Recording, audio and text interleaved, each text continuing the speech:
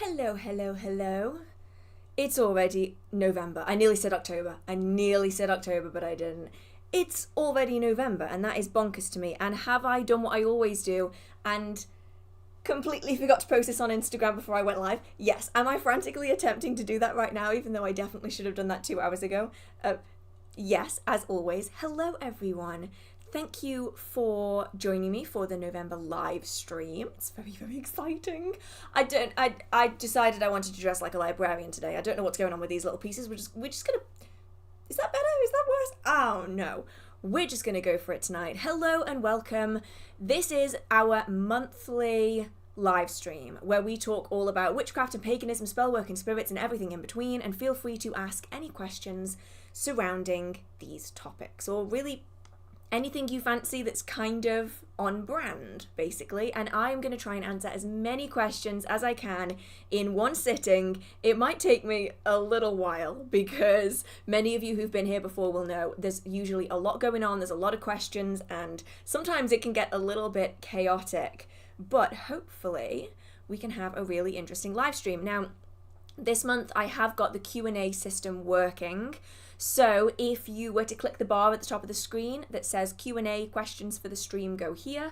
It means that you can put all of your questions for the live stream in that section, and hopefully, fingers crossed, it means that we aren't going to lose some of the stream in the process. Oh, thank you. It's my my dark academia outfit of choice at the moment. I'm not sure what happened. I kind of just went from alternative goth to cottagecore dark academia at some point in September. And so now, I just look like a completely different person. I'm just gonna really quickly post this on Instagram because I forgot, because of course I did. My default is to forget. And yeah, let me know where everyone is from tonight. I always love getting to check out where people are coming from, because if you didn't already know from the accent alone, I'm from England, and yet people are from all over the world that come in. Who have we got here? We've got Minnesota, Canada, Wisconsin, Texas, France, Connecticut, India, wow, Colorado, Washington, Delaware, Georgia, Austria, so many people. Warrington, yeah. I always like seeing places where I recognise the names on a personal level. Netherlands, Denmark, New York, Indiana, Virginia, Devon, Missouri, India, Philadelphia, Florida. So many people from so many places. I always think it's so cool, because I'll be honest, these streams are probably the most personal interactions that a lot of you have with me, unless you come to the events and shows and stuff. And so I just love getting to see names that go with numbers, because obviously from my end I'm usually just talking to a phone or a camera or a webcam in this case, and I just see numbers, and sometimes it feels like I'm quite distant from people who are watching, and I love getting to actually interact with you on a one-on-one level. I think that's just really, really cool, and get to see where everyone's from. Buckinghamshire, Chicago, Michigan, Salem. Wow, I've always wanted to go to Salem. For obvious reasons, clearly. Utah, California, South Coast of the UK, Portugal, Missouri, Philadelphia. So many people from so many places. I'm distracting myself. I should be attempting to do this. I don't know why I'm so disorganized. I set this stream up at 5 p.m. I was ready to go, and I've been twiddling my thumbs ever since. And of course, the one thing I bloody forget to do is to post it on Instagram, which is so annoying. Tonight is the November, not Bovember, November. I can't spell. So if you see thumbnails with incorrect spellings in it, it's me. It's always me not being able to spell. Damn my dyslexic brain. Okay, and then I've got to pick a song without getting copyrighted. Salem is very, very busy. Yeah, so I've been told that I need to go around Halloween, Samhain, but then there's so many people, and that's what kind of stops me from doing it. Is one, I'm absolutely terrified. Terrified of going, but also I'm terrified of flying mostly, but there's just so many people. Let's go with that. That's the first song. If you're watching this later and you're Hearth, why did you pick that piece of music? Just know I actually only listened to about 2.5 seconds of it, and that is why I chose it. Okay, so what I'm going to do is, as always, I'm going to go to the top of the chat as best as I can, and I'm going to try and bounce around answering as many questions as possible. Now, there's no guarantee that I'm going to be able to answer every single question because I am just one person. I am not the font of all knowledge. And so sometimes I might have to direct you to other resources. That might be a book, that might be a video that I've already done on a particular subject, and point you in the right direction. And if I have already answered a question multiple times in this stream, I might mention that I have already answered the question, because some of you are so dedicated and you stick around till the very, very end, and that's like 5 hours. You are true dedicated people, and so I don't want it to get overly repetitive for people. So as always, please be kind, please try not to repeat questions, and yeah, let's scroll up and let's see what we've got. I put the heater on in here because it was so cold earlier, and now I'm regretting it because I'm wearing a jumper and it's boiling. Okay, let's turn that off so I don't absolutely melt, because no doubt I definitely will. Okay, so we're going to scroll all the way up and let's have a look at the questions. Right. Bum ba-dum, bum ba-dum, bum bum ba-dum, bum ba-dum. Let's have a look at what this one is. So first question we have, what are the best ways to put simple rituals and practices into everyday life that are easy to continue every day? So I'll be very honest in that I don't have a consistent daily practice. And that's because consistency has never been my forte. And I find that I prioritize workings that I need at that given moment. So for me, I will do my spells and rituals as and when I need to, and the rest of the time I often won't do anything at all. And so for me, daily practice has not been something I've ever stuck to, but the bits and pieces that I do find myself doing are usually small, manageable, and you can do them alongside other things. I think that's probably the best way to have something that's effective, especially if you don't know whether it's something you can stick to. So by this I mean, when you're having your morning coffee, your morning drink, you might want to also say hi to your spirits, servitors, familiars, the house itself, because the house has its own energy and spirit, and have it be part and parcel of the same routine. So you go downstairs in the morning to get a cup of coffee or to feed the animals, or, you know, whatever it is that you need to do. And while you are there, you say hello to what needs to be said. Or while you're already getting your own drinks, you also get a drink for your ancestor altar and you get water to put on that space. If, for instance, you know that of an evening you will spend an hour journaling, or you spend a couple of hours watching TV with your family, then it could be worth taking that time to light an incense or to light a candle, because you know that you're going to be in that room for at least an hour, 2 hours. And so you can allow the incense to burn down, or you can allow the candle to burn through while you're in that space.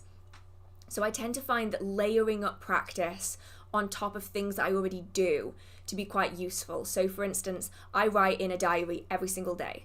And so if I'm already in the process of sitting down and writing in that diary, then it could be a case of me also doing a single card reading with a tarot deck or with an oracle deck, so that I am adding it into something I'm already doing. That way it's not super overwhelming. So whether it is saying hi to the spirits, leaving offerings, whether it is doing a cleanse every single time you have a shower, or you are stirring magic into your cooking, or you're using herbs with intention, perhaps every time you use salt in a dish, you're adding a little blessing of cleansing and protection into it. It's essentially a way of adding the magic into the mundane. I'm sure I just saw someone else say that as well. And everything bounces around so quickly that sometimes I lose it. But it's very much about adding kind of the magic into mundane spaces of our life. Otherwise, you can start feeling a little bit like you are play acting through your life. Like if you have to have such big rituals regularly throughout your day or your week, sometimes it can kind of feel like you're disjointed in your life, and then you end up not maintaining it. So let's have a look, see which other ones we've got. Okay, so I do actually have an entire video on this, but I will speak kind of briefly on it, because I'll be honest, my video on burnout was my attempt at fixing my own burnout.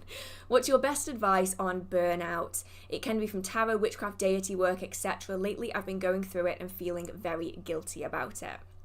So my first kind of instinct with this is to say the best way to fix burnout is to not feel bad about being burnt out, because everyone is going to get burned out on anything that they do regularly, and especially things that we feel a great deal of requirement for.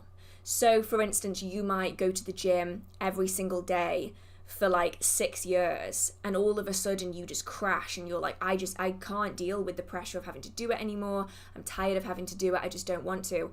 You can get burnout from something as simple as just, exercise every single day. You can get burnout from even reading. I mean, a lot of people call it a book hangover, where you get to the point with reading where you're like, I just don't want to do it anymore. And then you feel bad because you're like, oh, but my to be read pile is so massive and I need to read, but like I'm really not in the right headspace to read. And the best advice I can give is the hardest thing to actually do, and that is to not feel upset or stressed or frustrated at the fact that you can't do something. And it's so hard to do that because our first instinct is to kick ourselves. Like, why don't I feel like I can do a working today? Why are my readings not working? Why am I not in the right headspace? You start kind of almost bullying yourself, and then it gets harder and harder and harder. So the first thing I'd say is to just give yourself grace, to have a pause in your practice. Having a pause for an hour, a day, a week, a month, even a year is not going to severely damage your magical practice, but it will massively improve your mental health if you are struggling with a burnout. Like, if it helps anyone else feel better, I did not practice witchcraft outside of a coven setting because I was required as part of a group, but in my own personal life, I didn't read a book, I didn't practice, I didn't do any divination for 3 solid years. And it took a lot, and it took a long time for me to not feel bad about doing that. But then I realized that other things in life need to be a priority, because it's a part of who we are, but it does impact the way we live our lives. And if that burnout is starting to negatively impact you, take the time. Like, you are not going to be no longer a magical practitioner if you take the time that you need to heal from that energetic burnout and that mental burnout. And like, I still consider myself to be a practitioner of, I actually don't know how many years it is now. Oh no, I'm going to have to do the maths, aren't I, really quickly. The last time I did the maths, it was 18 years. So I'm going to assume it's like 18, 19 years. I still consider myself a practitioner for that entire time, because even though I wasn't doing active spell work and ritual for 3 years of that, the way I perceive the world is through the lens of my magical practice. I perceive things energetically. I perceive the spiritual realm. And so that didn't go away just because I didn't practice. So it's a case of just separating like your integrity of who you are from the things that you do. And then it's about finding yourself in your practice again and in the world again. So that could be not doing anything witchcraft related and actually picking up a new hobby, something different, whether that's reading, whether that's writing, whether that's going on walks, whether that's rock climbing or painting or, whatever it is. Find something else that inspires passion in you, that can distract you away from that burnt out, shameful feeling, because I find that distraction can be really, really helpful in that regard.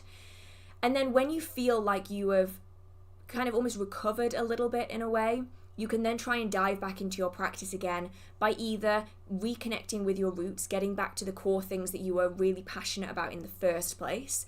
That could be getting back into nature again, that could be reconnecting with the spirit of the land, or that could be diving into something completely new. So I will often find that if I'm burnt out, if I find a topic that I'm super interested in that I've never looked into before and I dive into it, all of a sudden it's like that burnout just never happened and I'm super invested in what I'm doing and I want to read all of the books and I want to do all of the things. But yeah, the hardest thing is always the easiest sounding thing is always the hardest to do, and that is to not feel ashamed or burnt out over the fact that you are burnt out. It's so easy to get kind of trapped in this cycle, but yeah, take a step back, because ultimately your magical practice is still going to be there when you come back to it again. So, I did not see these. Thank you so much, Manny. Thank you so much. I need to figure out where this is in the chat so I can will it give me the option to heart it this time? The option to heart it is gone. I'm really sorry. Thank you so much though for all of your support. And also, thank you so much to Trish and Mickey. Have you read any books that you enjoyed recently? See, I brought a book downstairs specifically for this purpose. So, there's one that I'm actually currently reading, and I've rediscovered the library, and I've been reading a lot of books from the library, and I found this one. And this is a podcast originally. And if you're in the UK, you will probably have heard of Danny Robbins. So Danny Robbins is a journalist, I believe, but he's written plays and he's written books, and he does a podcast called Uncanny. And this is the book Into the Uncanny. And he's also the brainchild behind the Battersea Poltergeist and a lot of the really big BBC Sounds, I believe, BBC Sounds podcasts on hauntings. And this one is called Danny Robbins Into the Uncanny. And it is a range of different stories from normal everyday people. Some of them are really big in the kind of world of the BBC and like news and television. Some of them are just people that he's met along the way who have explained to him their paranormal stories. And I just think it's so fascinating to read. I just think it's fascinating to read people's stories about hauntings and stuff, because a lot of the people involved are actually quite ashamed of their stories. They feel kind of guilty about it's maybe not the right word, but they don't want to talk about it to other people. And so it's very cathartic to them to have had interviews with Danny and to share their experiences, and then you can this is in loads and loads of different libraries. I got it from my local library and it's amazing. It's really good. So it's not necessarily like witchcraft themed, but it is one of my other like massive passions in this. Team believer, 1,000%. Always have been, always will be. I've had way too many experiences to not be team believer. But yeah, this is the kind of book where even if you don't believe in spirits, he's still on the fence as well in his own life. And throughout the book, there's like check-ins where he asks you at the very start, like, your gut instinct, are you team believer or are you team skeptic? And throughout the book, he will like give check-ins to be like, are you still team believer? Is skeptics giving you a run for your money, or have you actually switched sides? And you can like check in throughout the book. It's like, yeah, really good. And I've burned through this. For me, this is really fast. I started reading this like yesterday and I'm already like a third of the way through. It is just so good. And also for anyone who is curious, this is what the size of the font looks like. Pretty average kind of size 12 font. And the chapters are really manageable. So it's super easy if you do just want to read like a chapter at a time. It's really effective. So yeah, I'm not affiliated in any way. You know that I basically never am. It's just a really good book.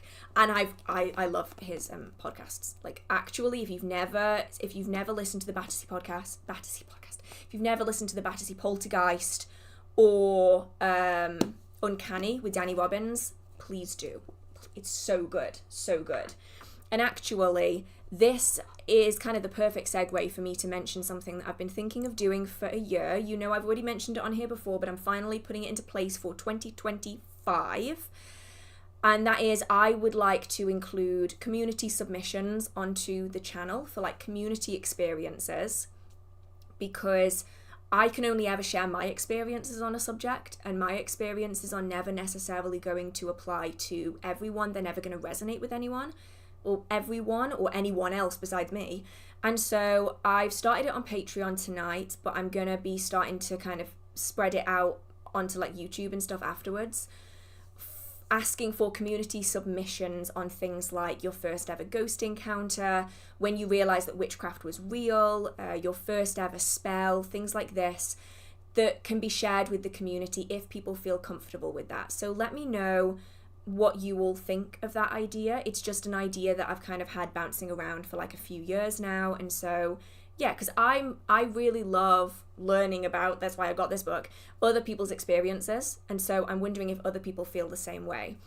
But yeah, you can be completely anonymous as well. Like, you don't have to like be open about it. You don't have to like give your name or anything unless you want to. Then you're perfectly welcome to do that. If you want to put your like social media on the stories or like your name on them, you can do that as well. You can give like your location, like not like an address or anything, but like if you live in like India, or if you live in like America, you can put like your location. Just because I think it's really interesting to learn how other people experience the spiritual world. My experiences are literally just like a tiny little bit of it. So yeah, at the minute that is on the Google Doc for it is on Patreon, but it's open for all members, even free members, to go and have a look at. So even if you don't support me on Patreon, do not feel like you need to. It is available for even my free members on there, so that you can check it out and see if a story particularly resonates that you want to share. Because at the minute, the first one that we're doing is first ever ghost encounter, because it's a topic that I'm particularly fascinated by. So I'm going to share my experiences and then also other people's as weeks go on and that kind of thing. I have plans. I have lots of plans for 2025. So yeah, that is there for anyone who is interested. So have always a skeptic until it happens. Yeah, that's the thing, isn't it? See, I've always had kind of ghostly experiences, so for me, I've never really considered being a skeptic, just because for me, like, whether it is like knocking on doors and walls, full body apparitions, whether it is, as happened a couple months back, I'm lying on the sofa, I'm reading my book, over the top of the book I can see it, my tissue box sitting on my little side table, I can see my tissue box, and I hear it, I look up and then I watch a tissue being pulled out of the tissue box. And when that happens a few times, you're like, you know what? I think I'm just going to have to accept that I've got something spooky ooky in the house. And yeah, that's just kind of how that ended up. But like, I love, maybe not especially, because I love all the stories, but I love stories where people are like, oh, okay, this is like actually legit real now. Like that was like the thing that sealed the deal for them, is this like one encounter. Now my stream is frozen, so I'm hoping that it's not frozen for anyone else. But yeah, I don't understand why my stream is frozen. Oh, that's not a good sign. Okay. I think it's back. Okay, that was scary. I don't want to have to deal with that again. I'm going to go back to the questions then, before it like glitches out any more than it already has. Let's have a look, see where are we on the questions. Here we go. Oh, this is an interesting one. Oh, but just beforehand, I want to say thank you so much for everyone who has congratulated for 200,000. Thank you so much. It's like the biggest thing that I wanted to, well, no, it's not the biggest thing that I wanted to get. My biggest thing, I never thought I'd get 1,000, and I nearly like fully had to sit down the day that I got 1,000 subscribers. That was a complete shock to me. And then ultimately I ended up with like these little milestones along the way, and like my next big one was like 200, and it absolutely stuns me every single time that 200,000 people, that's a very big number, have any interest in what I have to say. So thank you. If you are subscribed, thank you so much. If you're not subscribed and you just watch the content, thank you. I'm still confused on a daily basis as to how I got here, but it genuinely means so much to me that people care to subscribe. And yeah, that's why I like getting to see people on the streams, because it makes it feel kind of real, because when you just see a number, it kind of doesn't feel real, but like getting to see people is always really nice. So thank you so much everyone for your massive support. Like, even if you just watch the content and you don't interact in any way and you just lurk on the sidelines, I appreciate you. Even if you don't feel comfortable like interacting or anything, you do you. I'm just, yeah. Thank you so much. Okay, anyway, back to the questions. I feel like I had to say that in this stream, otherwise it would have been like too long in the past that it happened. I stayed awake till 3:30 in the morning to screenshot it going to 200,000. Oh my goodness, have you seriously, Relic? That's incredible. Oh my god, thank you so much for your dedication. Oh my goodness, that is a long time ago. I was so cringe. I was so cringe at the start of my channel. You don't even want to know. So many of the earlier videos, like the 2018 videos, are gone because I cannot watch them. The orange hair was a choice. I don't think it was a good choice, but it was a choice. Okay, questions. I am French. I live in France, but I feel more at ease speaking English while I practice witchcraft. Is this okay? Yes. Absolutely. Completely. Like, and it goes multiple ways as well. So if you, for instance, speak multiple different languages, and you find that in your day-to-day life you speak one language, but you find that when you're doing spells and rituals, you're more drawn to speak a different language, then you can definitely do that. The only requirement when it comes to using language in spells and rituals is that you understand what it is that you're saying. But usually this isn't because of people who are bilingual or multilingual. This is usually people who want to make their spells and rituals sound a certain way. I come from a time at the start of my practice, like early 2000s, where people would write spells in Latin to make it sound more magical. But what would usually happen is that they would use Google Translate to speak in Latin, and then the Google Translate would not be accurate, and so they would be saying things that they don't entirely mean. So a good example for this, if anyone is on the Witchcraft side of Facebook, you'll have seen the meme where the wizard is attempting to summon a demon, but because it's in cursive, he actually summons a lemon instead. That's kind of the mindset behind it, is that it's completely fine if you are, say, in this instance, like when you're working with particular demons or particular spirits, where they require certain wording to be used, as long as you're taking it from a reliable resource, where you are using the text and the words that have been used for, say, 200, 300 years, that is completely fine because you're using a reliable resource. But if you are just going to be using Google Translate to, say, translate Mother Maiden Crone, I summon you into this circle space to aid me in this working, to call upon the elements of earth, air, fire, and water, and you're trying to translate that in Google Translate, you are going to end up with some garbage mess. And that comes directly from my Latin teacher of about 9 years. It was his one pet peeve, is people who use Google Translate for Latin, and having translated other people's Latin spells into English, they do not say what you expect them to say. So yeah, basically you can use whatever language you feel most comfortable with. This could be the language or perhaps your native tongue that your ancestors used. This could be English because a lot of the books that you've read on the subject are in English, and so it makes sense for you to be using that in this purpose.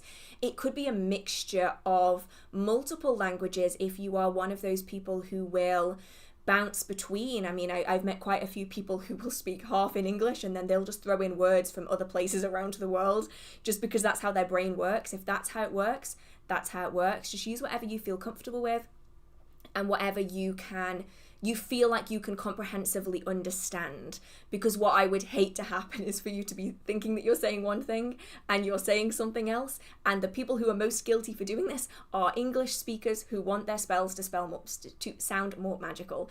And yeah, the Latin, the bad Latin translations were everywhere in the early 2000s. Okay, let's have a look. Where are we? Oh, okay.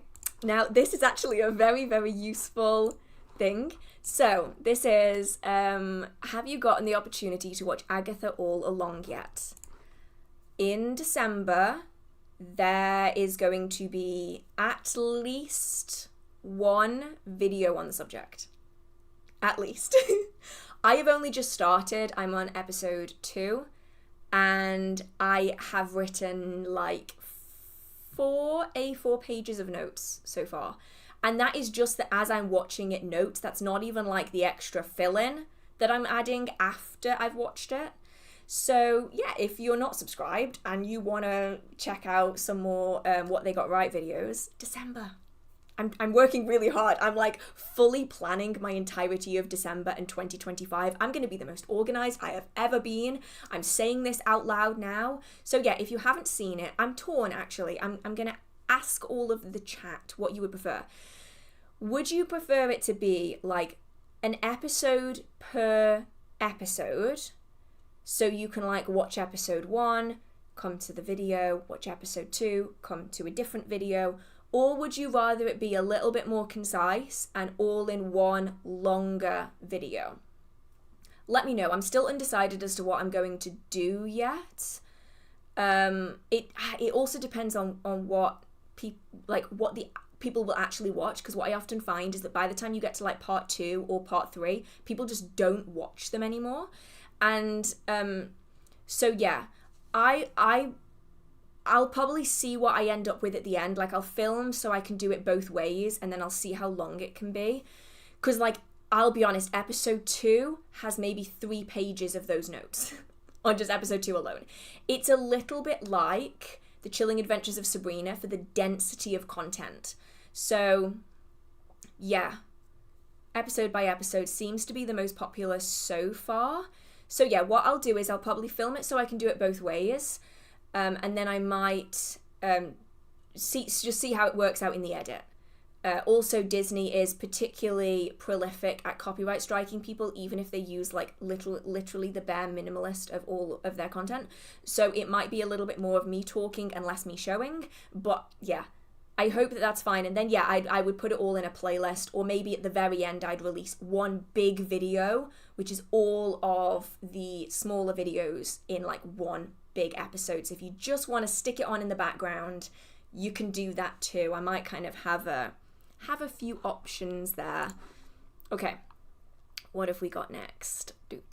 Also, if anyone has any more videos like the What They Got Right episodes, feel free to post it on like any of the previous episodes, like any TV shows that you want me to watch, any movies, whatever, and I'm going to try and work through them as best as I can. So yeah, let's have a look-see. Okay, so this is one where it's gonna vary depending on context, and I'm not going to ask you for any kind of context because I don't want to make anyone feel uncomfortable. So, hey Hearth, I was wondering if there are ways to help my anxiety in my witchcraft practice. I'm currently in therapy and taking medications. Just lately it's been hard and overwhelming. So, I've always been really open about what I deal with, so I can only really share what has helped me in this circumstance. And that is, I have OCD and generalized anxiety disorder. I also have panic attacks, funsies, lots going on there. And so for me, I find that documenting my thought process in journals to be massively helpful. And so it could be a case of, if this works particularly well for you, you can take it a step further. So write down the things that are irking you, the things that are like eating away at you, because for me it's a lot of like OCD, like I've always had contamination OCD, which is like a particular group of it. So it's always like, what if this touched that? And then this is going to happen, and then that's going to happen. And so what I would do is I would write down these thoughts as they were happening. I would write them on a piece of paper, and then I would tear them off that piece of paper and then use a candle to kind of light these things that I've been thinking and kind of set them free and release them. And then I found that to be particularly useful because it's very cathartic to write down all of your thoughts on paper, but then you can also imbue that into your magical practice as well. So if you have any deities that you work with, so for me during this time it would have been Bridget, then you can ask for their assistance in this as well, and you can try and work together alongside the therapy and everything else to try to help bolster how you feel in the situation for the positive. So this could be wearing something to help relax you, whether that's a locket that has specific herbs and items in it, whether it is drawing sigils on your skin in like eyeliner pen so that you can you can feel like that energy is with you all of the time, whether it is carrying a crystal bracelet, so like the crystal bead bracelet, so you can like pass them through your fingers, almost like a rosary charm. If you're feeling particularly anxious, you can have a stone bracelet that's made of something like amethyst is really good for this, clear quartz is really good for this, to help calm down that way. You can use particular pieces of music, so there's lots of chants out there. So for instance, I'm trying to think off the top of my head, like, you know, when you try and think of something and your brain just goes completely empty. If I can find some, I'll try to put them in the chat. But there's lots of chants out there that are just repetitive repeats of phrases, and they're very pagan and witchy themed. And you might find that if you are feeling particularly anxious in that moment, listening to this repeated music, I find repetition really helps to kind of calm any anxiety down. Or you can try to remember the words of that chant and repeat it in your own head to kind of distract you from the things that might be causing anxiety. There is a lot out there that you can do. Maybe I'll need to put it in like a full video, the kind of things that I found to be particularly useful and cathartic in that way. But obviously everyone is going to be very unique in what works for them, because while for me it's primarily the OCD that was causing me issues, for other people it might be very different in what they find useful. But I hope that something in that you might want to try and see if it works in some way. Okay, let's have a look, see. Are you going to watch the Wicked movie? No. And that is not because I don't think it's going to be phenomenal. It's because I want to see the theatre production first. And now you might be thinking to yourself, Hearth, it has been out for 20-something years. And you'd be right, it has been. And I have never gone to see it. But I want to go and see it first before I then watch the movie, because I always find that that is the best way of doing it. So like I saw Les Mis before I saw the movie, and it massively helped me to kind of get the vibe of what it was going for, like to see it in its original format like first. Like I know it was based off a book, and that book was then based off The Wizard of Oz, but like the theatre is kind of where everyone's like heart lies with it. So yeah, that's what I'd like to do first, and then I will probably end up watching it like when it comes out on streaming or something, because I'll be honest, I hate going to the theatre. I know exactly what going to the theatre to see Wicked is going to be like. It's going to be a whole bunch of theatre kids screaming the lyrics at the top of their lungs because they feel like they should, or that they can, because they want to prove that they actually know the lyrics. And then you're not going to hear anything. Because that's just what it's like here. So yeah, I feel like I'll probably wait for it to come on at home cinema, I think. Somewhere down the line. Let's have a look. Okay. Oh, okay. How long should I give a spell to observe results before seeing if I need to try another? So, first, I would say, okay. This one is a little bit complicated, and this is another one where I feel like I might need to do a full video, like deep diving into the subject and like the different ways that you can do it. If you do, okay, I'm trying to like get my words in order. So, firstly, it's a case of looking at how big the intention is that you're aiming for. This is going to massively influence how much energy and time is going to be needed for that working. So, an example would be if you are trying to move house. That's quite a big ask, and it's quite a big goal, and if you don't already have your ducks in a line, that's going to require a lot of energy and a lot of time. Whereas if you are casting a spell perhaps to help with finding new friends, that's something that as long as you are going out and you are attempting to make friends, you're not just full goblin mode in your house, that's something that's probably going to manifest quite quickly. You're going to have like people coming into your life, options for friends that you can then kind of look into, see whether you vibe as a person. Those two are going to take vastly different amounts of time in order to manifest. So I'd say firstly, it's going to depend on how long a time it would take anyway, and how much energy is going to be required for it to manifest. Then it's also about what kind of wording was involved in that spell. Did you include any kind of end cap for it? So for instance, if you do a spell for good luck in an exam. It's really useful for you to tell that working which exam it is that you're actually aiming for. Because what could happen is you do a working for good luck in an exam and your GCSEs come and go. I don't know if everywhere in the world does GCSEs, they probably don't. They're the exams that you take at the end of high school here in the UK. If you've done a good luck spell for your GCSEs, but you didn't actually tell that it was for the GCSEs, and instead you don't get good luck for the GCSE exam, but you actually get it for your A levels, which are the next step up.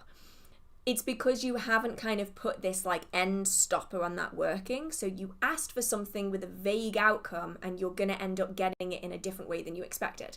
So when you do workings, it can be quite useful to say, I would like to have good luck for the next 2 weeks, or I would like to have good luck for this particular working. Or, well, obviously you would do the revision too. This isn't a substitute for it. This is simply an example.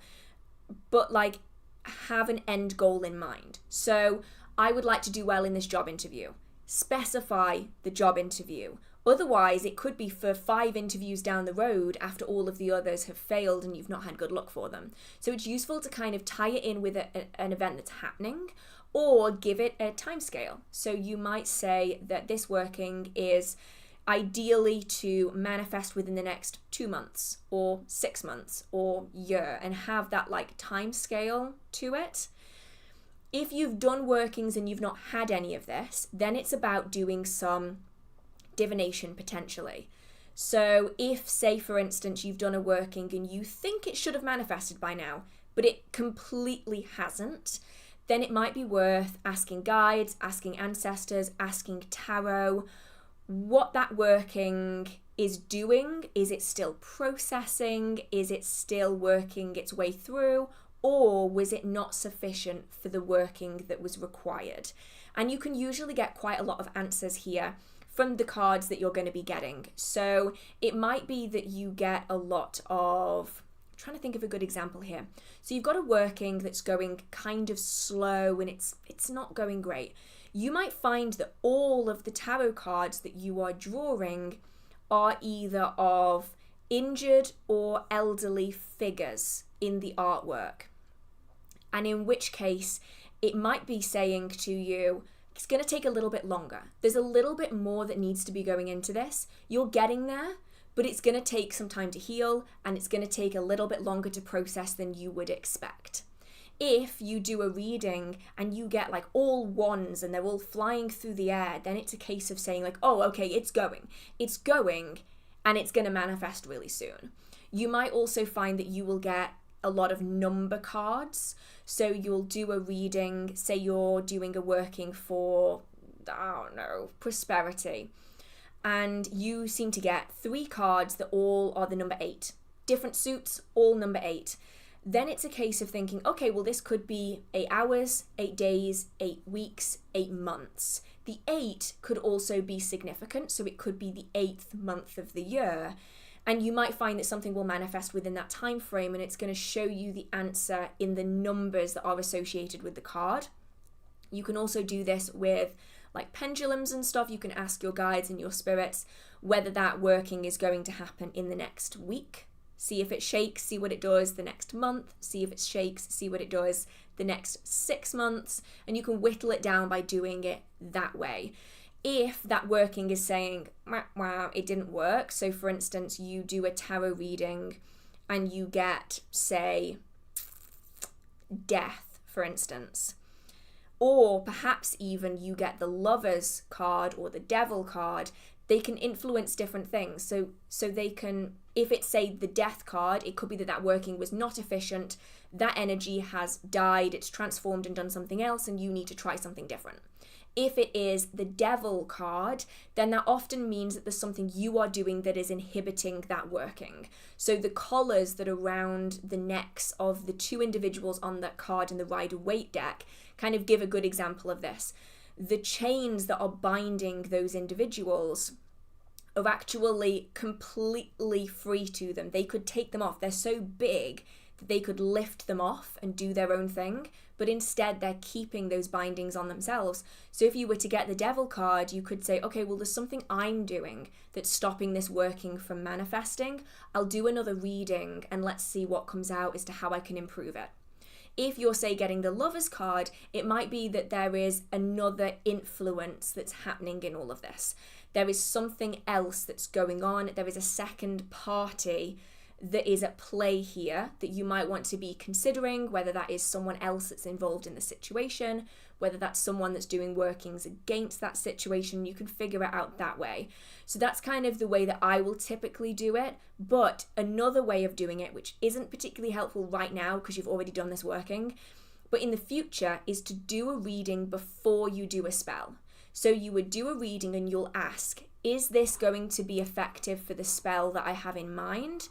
Is this outcome possible with the energy that I'm putting into it? Is there anything that I need to change? Anything that I need to add? And how long would this working take, give or take, based off the situation that's happening at that given moment? And then once you've had that kind of a reading, you can figure out whether there's things that you need to alter, whether there's things that you can tweak and improve, and you'll have an idea going in as to what you can change and improve and expect. So yeah, kind of a long-winded one, I'm afraid. I might end up having to do like a full video with like spreads that I would recommend and that kind of thing if that's something people would be interested in. Does working with Brigid boost encounters with the fair folk?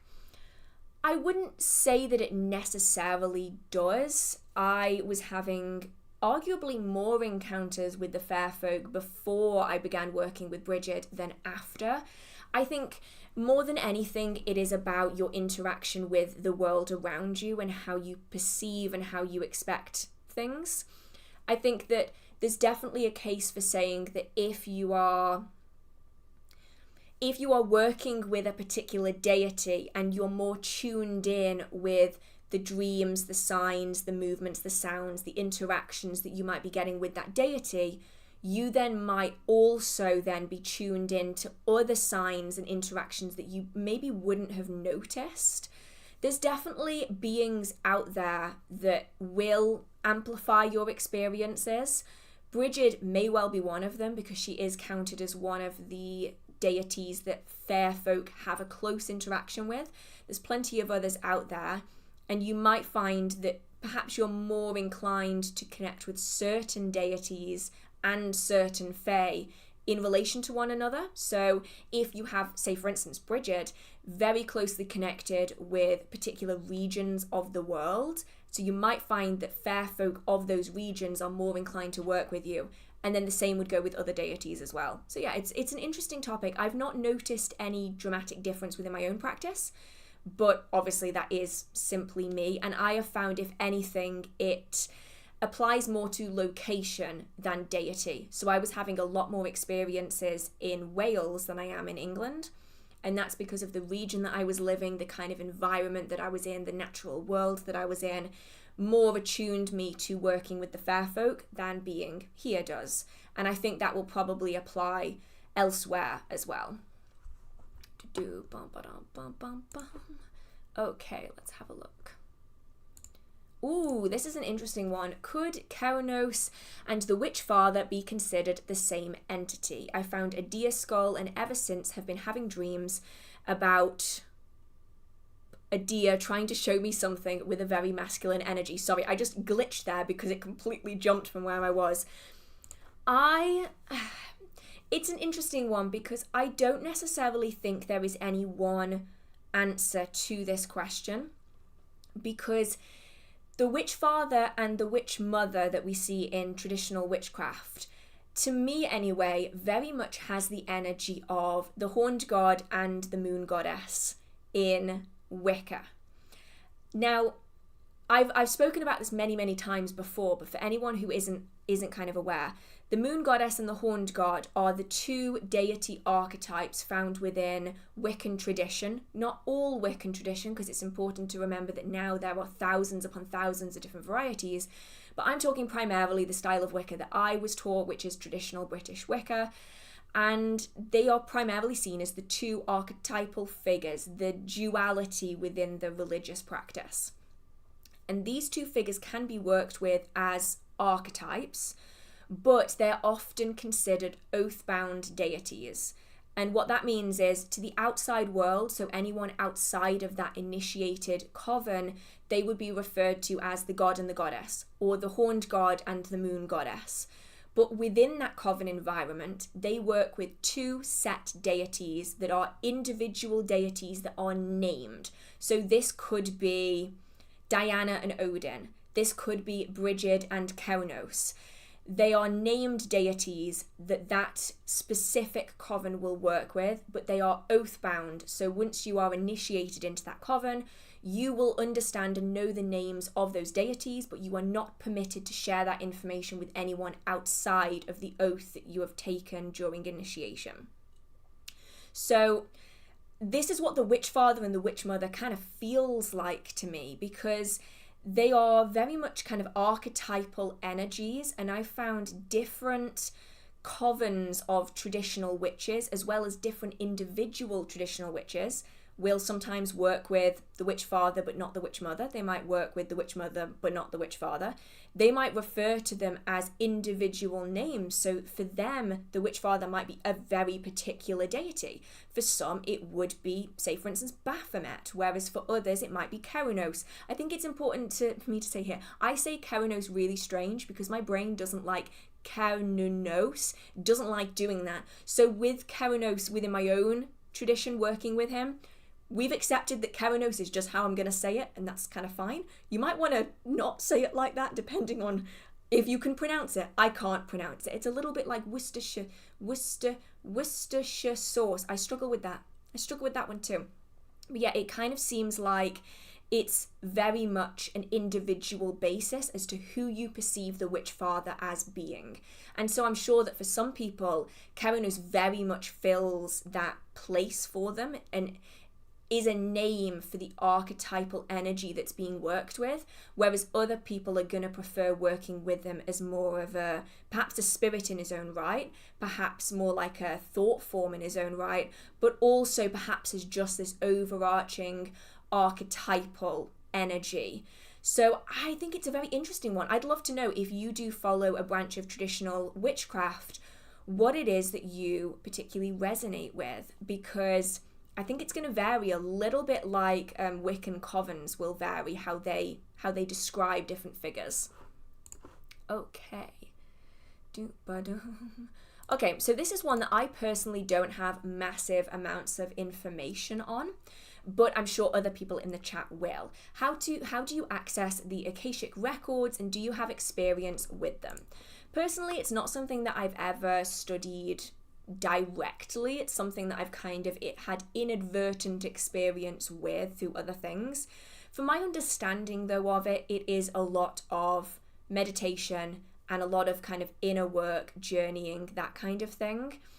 But I would love to know if anyone has personal experiences with this, how you do it, what is your process involved. You don't have to go super in depth if you don't feel comfortable, but that is obviously an option if you would like to. Okay.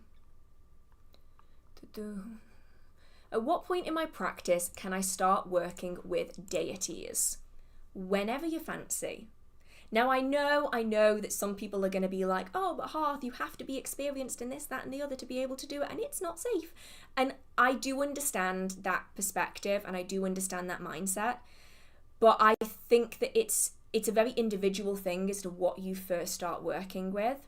Now, there's obviously things that I would recommend that you know first. So I would say that you would ideally want to learn how to sense energy. So knowing how to sense your own energy as well as the energy of your space and the energy around you, because that's going to give you an understanding when something or the deity in question has entered into your environment, whether things are accepted or not, so that you know what offerings are best and all this kind of stuff. I think energy sensing is incredibly useful, and with that comes energy manipulation and energy control. So I think that those things are really useful to learn in advance. I think that learning how to meditate and how to visualize, if you can, as best as you can, is also really useful, because it's going to give you the ability to enter into trance states, to meditate with your deity, and also to be able to visualize situations with a deity. If you do choose to do things like guided meditations and that kind of thing, can be incredibly useful to help working with and meeting deities. And then I also think learning how to protect yourself is very important as well, because while I would love to say that all deities and spirits and entities are perfectly fine all of the time, you never entirely know what you're going to be dealing with, and you might be finding something coming through that isn't what you were expecting. So I think that you can start working with deities at any point from the very start of your practice all the way through to the very end of your practice, as long as you feel comfortable doing that and you can get yourself out of any tricky situations that you might get yourself into. And I know that that's probably kind of contradictory, because I know a lot of people will say that you shouldn't do it when you're a beginner, and no, don't do it.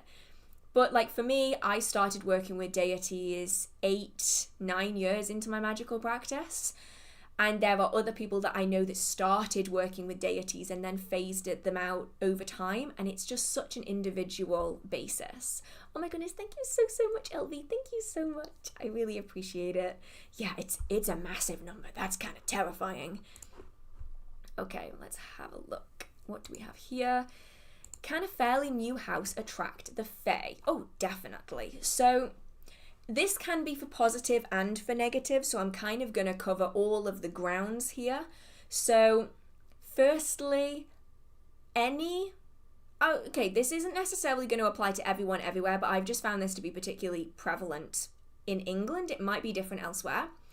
There are what's known as ley lines, fairy paths, dragon lines. They have loads of different names, and I'll often find that people who have new houses built on top of ley lines tend to have a lot of activity, and that is often spirit activity, including ghosts, ancestors, unwanted energies like demonic energies, occasionally elementals, fair folk.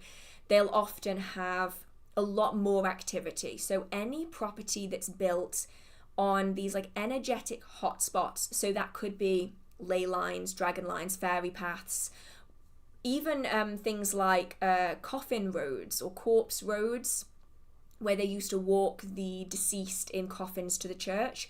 They tend to have very, very strong energies to them, as well as buildings that were on sites that were very sacred.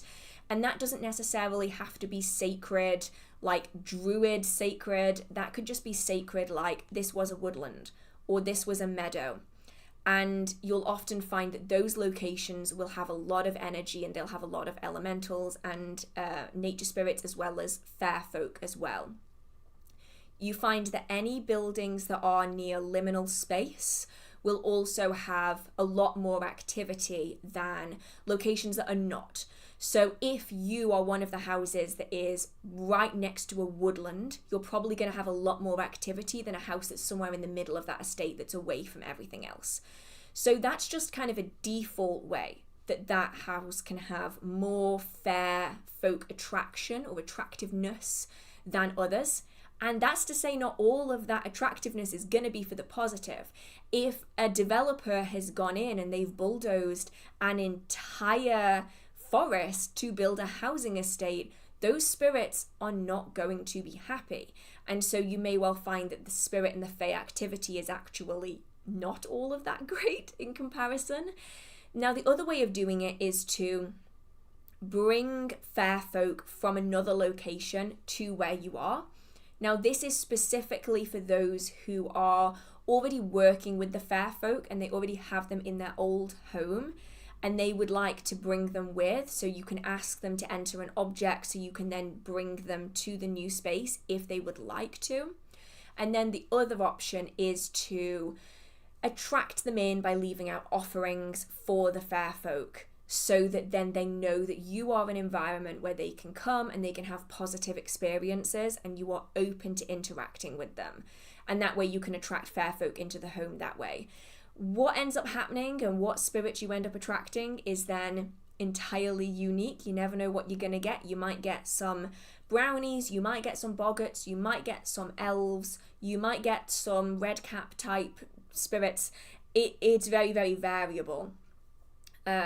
So it ultimately depends on whether you're starting from scratch or whether you are kind of in a situation where you're able to ask them to tag along and join you wherever you end up going.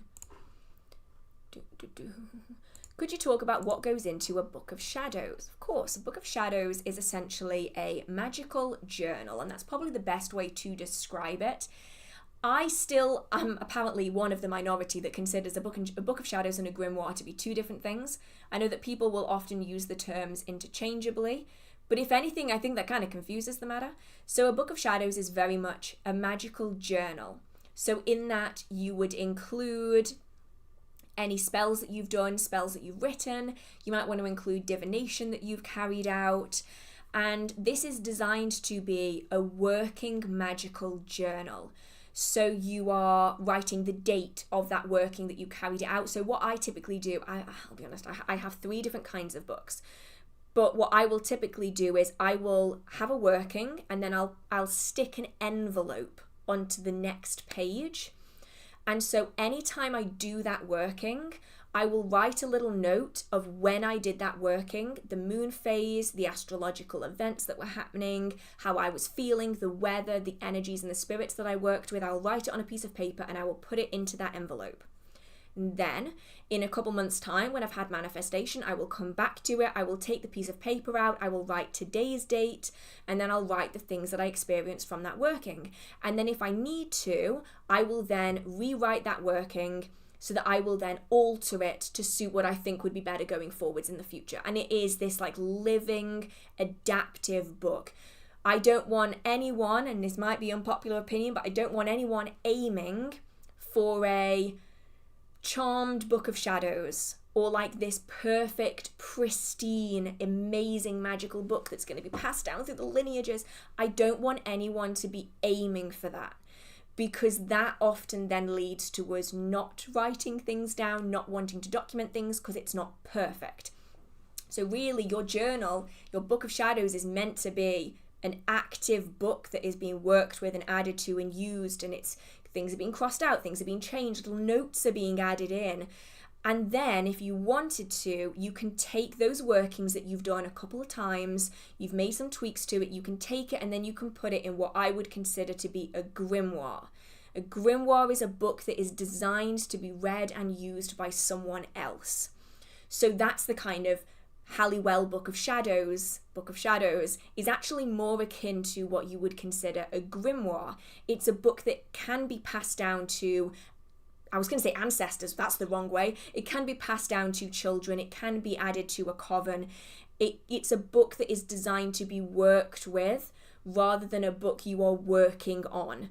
And so that's kind of the distinction there. So a grimoire can be as fancy and decorative and beautiful as you want, and it's like this beautiful thing that you'll pass down to your children and your grandchildren if that's something that ends up happening.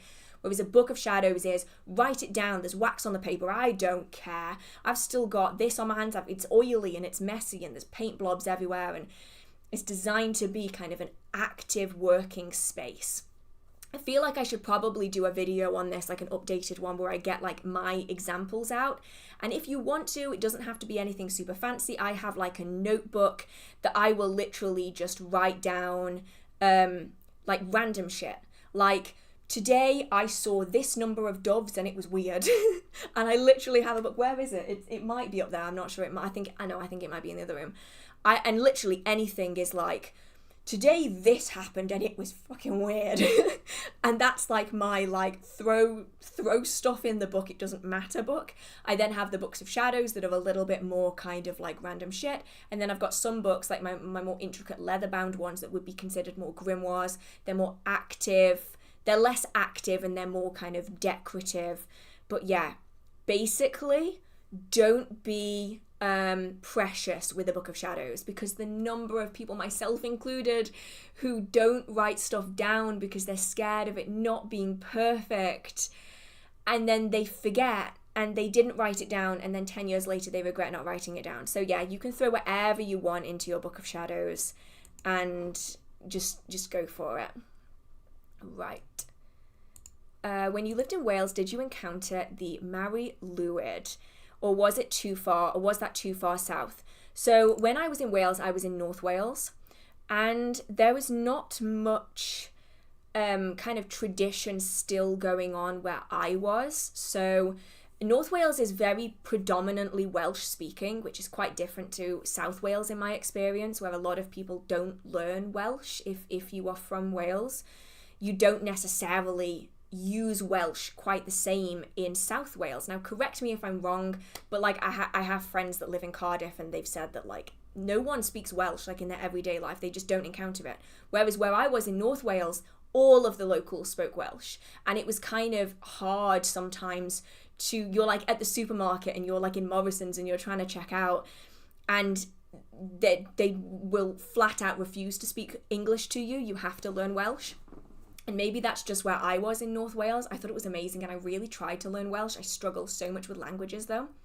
So Welsh was very predominant. That doesn't sound right. I'm going to go with it. In where I was in North Wales, but we didn't have a lot of the traditions that you might see elsewhere. Isn't Welsh the same as English? No, Welsh is its own language in and of itself. It's a very beautiful language. It's very complicated, but yeah, very, very different.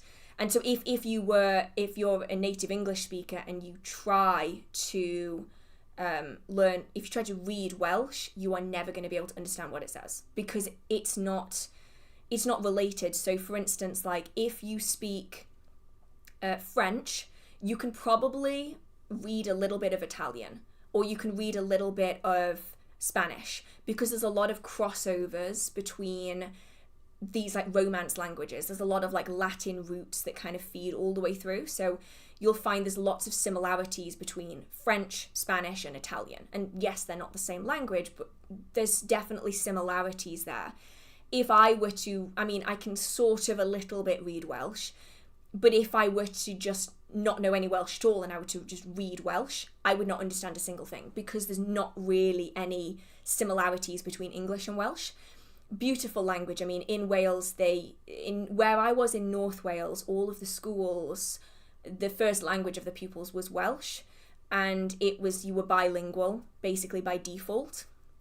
So yeah, it's one of those where we didn't have a lot of the traditions, but we had a lot of the language. And I think different regions, like different counties in Wales, are going to be different in that regard. And I think a lot of the smaller villages will likely also have a lot more of their traditional heritage and their folklore embedded in their like yearly rituals.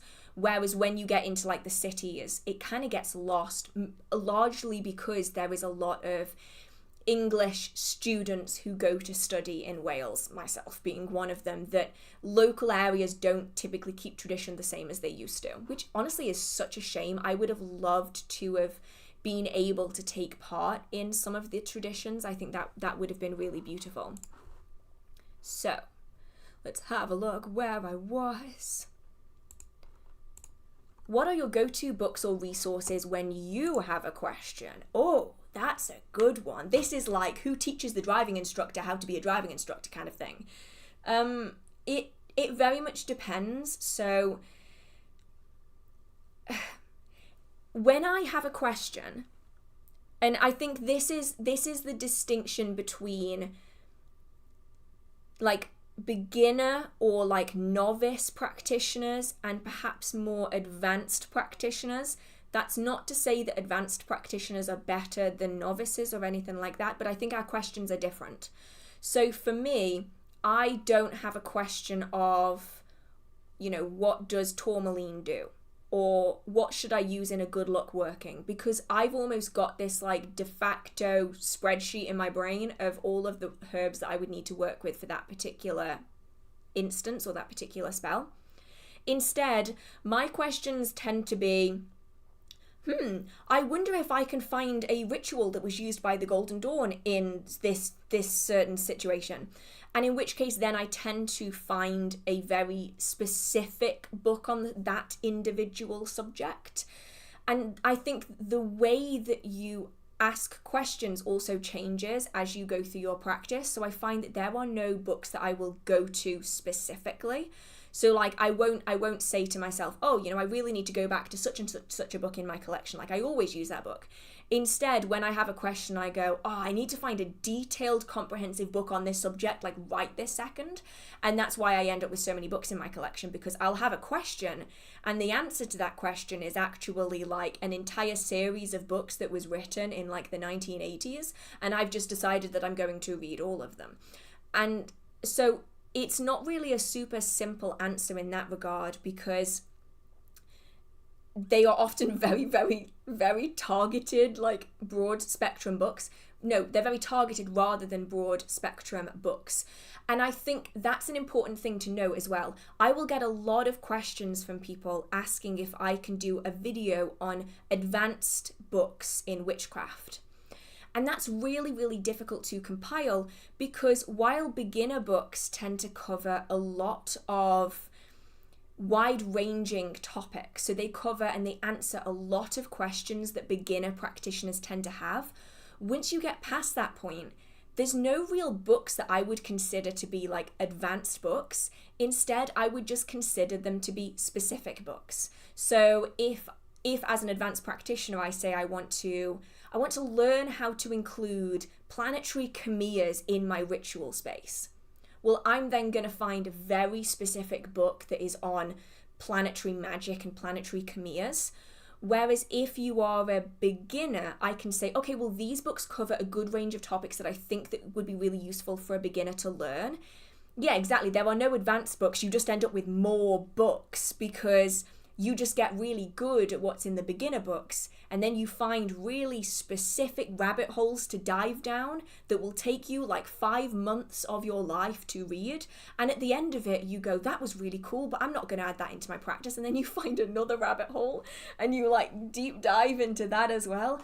Yeah, I don't have like any set books that I would say go to if I had like a specific question, unless it is, for instance, that I want inspiration for a spell. And so like recently I've wanted inspiration for spells that work with the moon, because I've got like a few things that I want to do, but like I need a bit of inspiration. So I'll go to like Moon Spells by Diane Elquist as like the book that I go to for that. But otherwise I just end up buying more books, and then my to be read pile becomes massive, and then it becomes a bit of a problem. Like, I'm not even joking. You can just kind of see that pile of books there is one of 3. And that goes all the way to the floor, which you can't even see.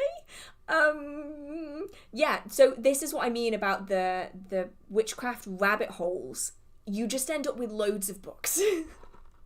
Okay, where am I? I am. Oh, okay, this is a cool one. Okay, do you believe in aliens and UFOs? Do you have personal experience with them? Does magic work on them, such as protection magic? Okay. So, just before I answer this question, I have something that I want to implement next year. Next year I want to be, and I'm putting this out there so that I have to at least try and hold myself to it. I would like to post more content like every week, and have some of the content be witchcraft adjacent. So it is more like spirit work. It is like different spirits that are out there. It's like spirity stuff. And with that is going to come a little bit of like the oddity kind of cryptid type stuff. And you can choose to only watch like the witchy videos, or you can watch like all of the videos, or whatever you fancy, pick and choose. Would anyone be interested in that kind of like spirit-based content from me? Because that's something that I'm really passionate about in like my spare time. And I like the idea of adding like a little bit of it in alongside all of the normal content. So it wouldn't be like a replacement for my normal content. It would be like an addition to.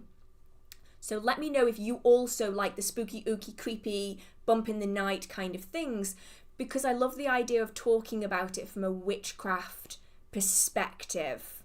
I think that could be really cool to like, as a witch, let's talk about spirits, or as a witch, let's talk about how this can apply in.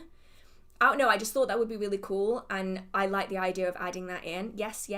Oh, Good, I'm glad it's not just me that thought the idea was a good one. Okay, because like I've got so many things I want to talk about that I used to put them in like the podcast, but I'm finding the podcast so hard to edit at the minute. Like my brain is just like not in podcast mode right now. So yeah, yes, okay, so 2025 is going to be a very interesting year. I have plans. Okay, but back to the question, which is what sparked all of this for me, is do you believe in aliens and UFOs, and have you had any personal experiences of it? So the one thing I will say, and it's what I always say when it comes to aliens, is I think it is a very self-absorbed mindset to believe that we are somehow the only planet in the entirety of the universe, known and unknown, that miraculously has life on it. If we're talking like Occam's razor here, like what is more likely? That we are so unique, special snowflake that we are the only planet in the entirety of existence to have ever had life on it?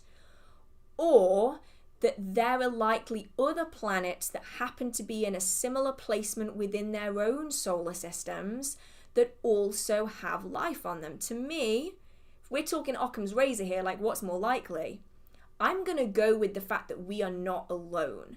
Now, that doesn't necessarily mean that I believe in like the greys or like these aliens that are like kidnapping and probing people. But I do think that life exists outside of our planet in some form. That might be amoebas, that might not be carbon-based life, that might be like silica-based life. Like, I think that realistically speaking, us being the special snowflakes is not particularly likely. Like, this is like massive like main character syndrome, you know. And that's not to say that there necessarily is. But I think statistically speaking, it's not that likely that we are that special. Now, that being said, I have had experiences that I fully cannot explain. And I don't know if I've ever actually spoken about this before, mostly because I don't have any idea what this was or what happened. And so I'm just going to put this out there and let you decide what you think of this. But I was probably about 12. Yeah, I'm going to say I was about 12. And in the street where I grew up, there were a whole bunch of kids, and we would all play, what was it called? It wasn't tag. It was a game where, is it called Bulldog? I don't remember what it was called. But essentially you had to, one person was like chasing people around and you had to get to like the safe point fastest, and you could hide to stop yourself from being found and being chased. And I remember it being late one summer. It was nearly dark, so it must have been like 10:30. It was the summer holidays, so like we were all given a little bit more free rein. And I remember hiding, and I was hidden in this like cove of conifer trees. And I remember having this like gut feeling of like, I need to look up. Something is around and I need to like see what it is. It wasn't hide and seek. It's got a very, very particular name, and I think that it's different depending on where you are. Anyway, I remember like having this feeling of like, I need to look up. And I remember looking up and I see this massive thing. Thing is the only way I can describe it. Going across, like over the top of my head and away from me. And it wasn't like a meteorite, because it wasn't like on fire. It was like metallic, big, kind of circular, kind of like a tablet shape, like a little bit oblong, moving away from me. And I remember looking up at this and thinking, I should be hearing noise right now. It was completely silent. Like the only noise was from like the kids that were being caught and being chased. It was just this completely silent thing. I don't even know if I could call it like a ship or anything. It was just this like metallic thing that was just coming across the sky. And there was literally no sound. Like, if it was like a helicopter or a plane, even at 40,000 feet, you can still hear planes. So, like, there was no noise at all from whatever this was. And I just remember, oh no, it was huge. And I mean, like, massive. It was like, from what I could see standing on Earth, it was like, in my vision, it was like the size of a tennis ball going across. Like, if I were holding a tennis ball in front of me, that's how big it was. But it was so far away, it was above the clouds. So it was absolutely massive, whatever it was. And it just literally, it just went and went and went and went and went until it disappeared past, like, the hedge line that I could see. And that was it. And I literally just got on with the game that I was playing. Like, I was just like, I didn't think anything of it at the time. But one thing I do remember was thinking that it was weird that no one else noticed that it was there, because they were all, like, engrossed in, like, the game that they were playing. And to this day, I have zero idea what that was. I can't even say, like, oh yeah, it was definitely aliens. It was literally the definition of a UFO, an unidentified object, an unidentified flying object. I've got no idea what that was. And so I definitely can't say that, like, it was this or it was that.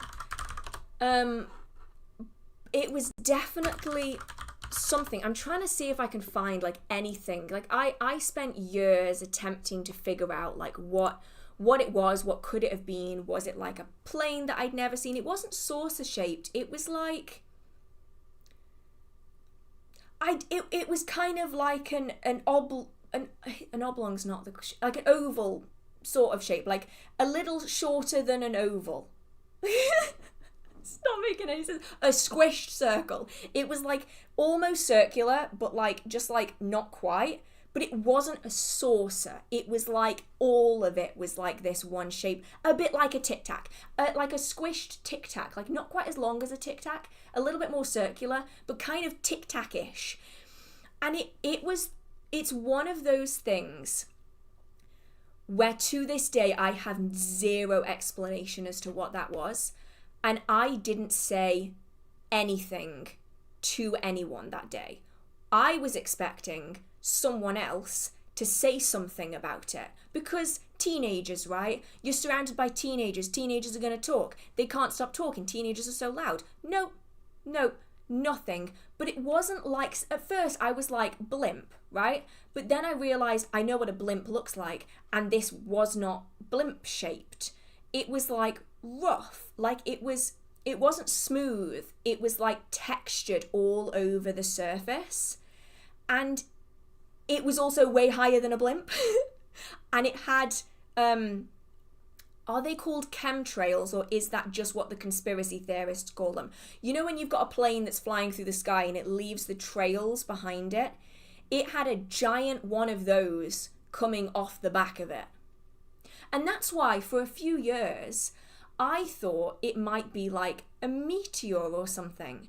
But then I did research and was like looking for other people who'd like experienced this and see like what was happening. Contrails. So it is just the conspiracy theorists that call them chemtrails. Okay, got it.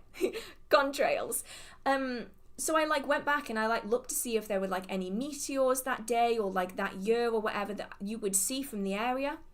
Nothing. Absolutely diddly squat. And you would think that someone who is interested in meteorites would have said something. No, nothing. So that's my kind of weird UFO experience. And that's a true UFO because I genuinely don't know what that was. Like, I'm not saying aliens, I'm not saying meteor, no idea, absolutely none. And what stunned me, I think, more than anything is it was silent. And that's the thing that scared me the most, was if it was a low meteor that was burning up in the atmosphere, I think that would have been on the news.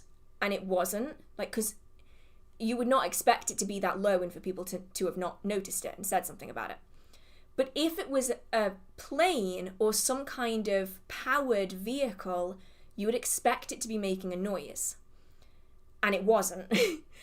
And so, yeah, confusing. But here, I've spoken about this one before. Very interesting topic is at some point during the 1940s, especially the 1950s, 1960s, we went from people being abducted by the Fae to people being abducted by aliens. And Fae, their abductions were often, they were beings of light, so they would often wake up in a room and they were very brightly lit, and like these light beings would be all around them, like observing them. And then all of a sudden, at some point in the 1940s, 1950s, we ended up with people being abducted by aliens in a bright room with these alien figures watching them. I don't know, it just makes me question. Like, I'm not a massive, like, conspiracy theory person. I enjoy, like, learning them just for curiosity's sake. Like, not, like, diving in and believing them or anything, personally. Like, everyone, up to you what you choose to do. But I just find it interesting that at some point there's this, like, click where we go from Fae abduction to alien abduction. And yet they seem to have almost identical associations with them. I think that's just really, really cool. Belladonna, if you have lots of paranormal experiences and you would like to share them, and you happen to remember your first ever paranormal, like, ghost experience or spirit experience, if you would like to be included in a video, you can be. I will actually, while I'm here, while I'm remembering it, I will see if I can get it up, actually, for community submissions. At the minute, we're doing this on Patreon. But if you do, they're not going to be posted on Patreon. I've just reached out to the people on Patreon first. I believe this is the right link. Let me just double check. Make sure I'm not sending you the YouTube link for the live stream. Yeah, so it's this that we're doing. I'm just going to see and give it a go and see if it works. And this link is for anyone who wants to contribute a story to the channel about your first ever spirit encounter. And the point of this is so that I can tell other people's stories, because my experiences with spirits might not align with everyone else's. You can do it completely anonymously. They're going to be additional videos that I do on the channel if it works out. And it's just an option for anyone who likes the idea of sharing their story but maybe doesn't want to do it themselves or doesn't have a platform to share on it. So yeah, that, and just throwing that out there for anyone who is interested, because I might end up doing these for aliens as well.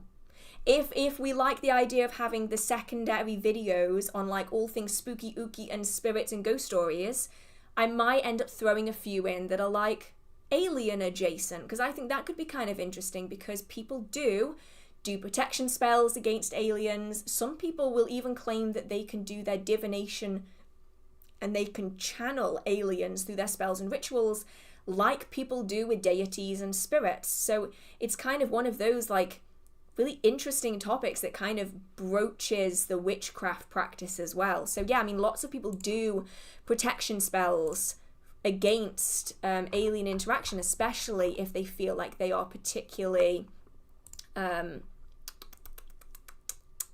susceptible to them. So if we're talking something like Skinwalker Ranch, for instance, that's the kind of situation where people are going to be like, okay, I need to be doing some protection work for this.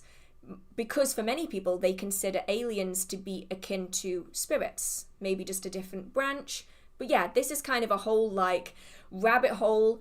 I want to reiterate here that you do not need to believe in aliens and conspiracy theories to practice witchcraft, not at all. I just think it's a really interesting thing to learn about, even if I don't really add it into my magical practice. Does she? Sorry. In her book Welsh Fairies, Mara Starling questions whether alien abductions are actually the Fae. This is what I'm talking about. When you look at, like, the stories, like, there's a few in the books that I recommend on the Fae. There is a video on that coming, I promise. It's taking me a while to read them all. Where people are being, like, taken, like stolen by the Fae. And when you read the stories from the 1800s, the early 1900s, you become kind of entranced by the similarities with alien abductions and fairy abductions. Like, they are so similar. Yeah, I checked that one too, Gem, and no military bases around where I am at all, well, at the time. And yeah, nothing that I could explain for it. It was also so high as well, like way higher than I was ever expecting something like that to be. Okay. Okay, the answer to this is not at all. But I will share the question anyway. So this is, how important are mind-altering plants and fungi to understanding and developing the craft? Not at all. You don't need to be using any such substances if you do not feel comfortable doing so within your magical practice. And if you do, I would recommend only doing it safely, ideally with supervision, and making sure that you are staying entirely safe. Now, of course, we are looking back through history. We do see the use of certain plants. I believe the term is entheogenic plants, used in witches' ointment or flying ointment, which was designed to drop people into an altered state of consciousness or a trance-like state. And people will still do that to this day. But there are also many other ways of entering into a trance-like state that don't require such substances. So this could be drumming, repeated chanting, repetitive singing and movements in a certain way, music and sound. There's lots of other things that can be done as well, if that's something you don't feel comfortable with and you don't need to use it to be successful in your magical practice.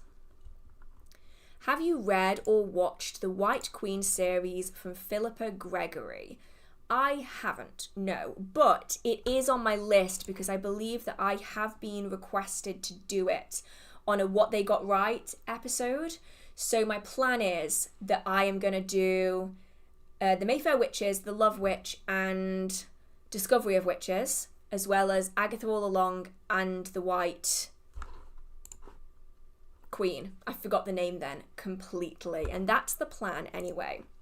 So for just a moment, I am going to go and use the ladies' room. So I'm going to leave you guys to entertain yourself.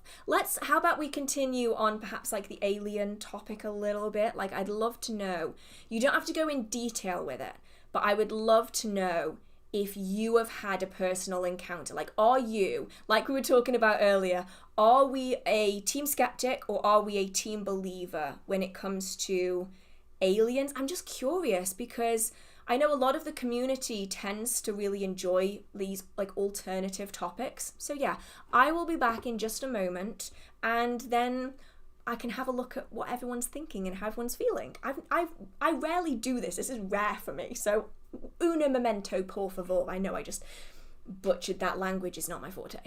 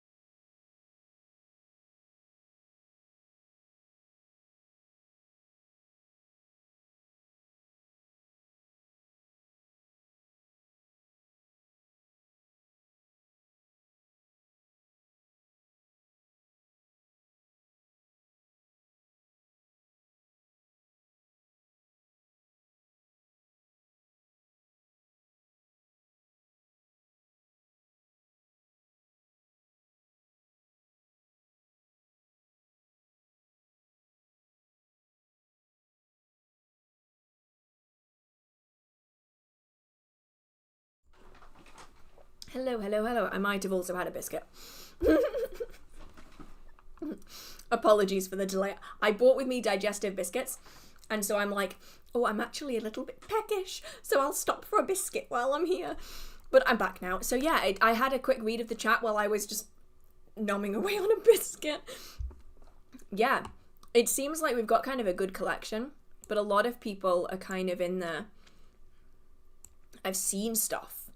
And like, when you have seen stuff, it's kind of hard to like pretend like you haven't. What is a digestive biscuit? Oh, a digestive biscuit.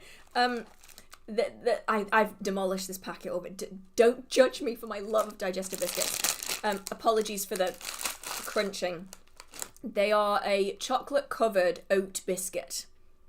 And they're called digestive biscuits because they were historically used for fibre, and so they were very good for digestion, but now they're covered in chocolate and they are delicious. Digestive biscuit.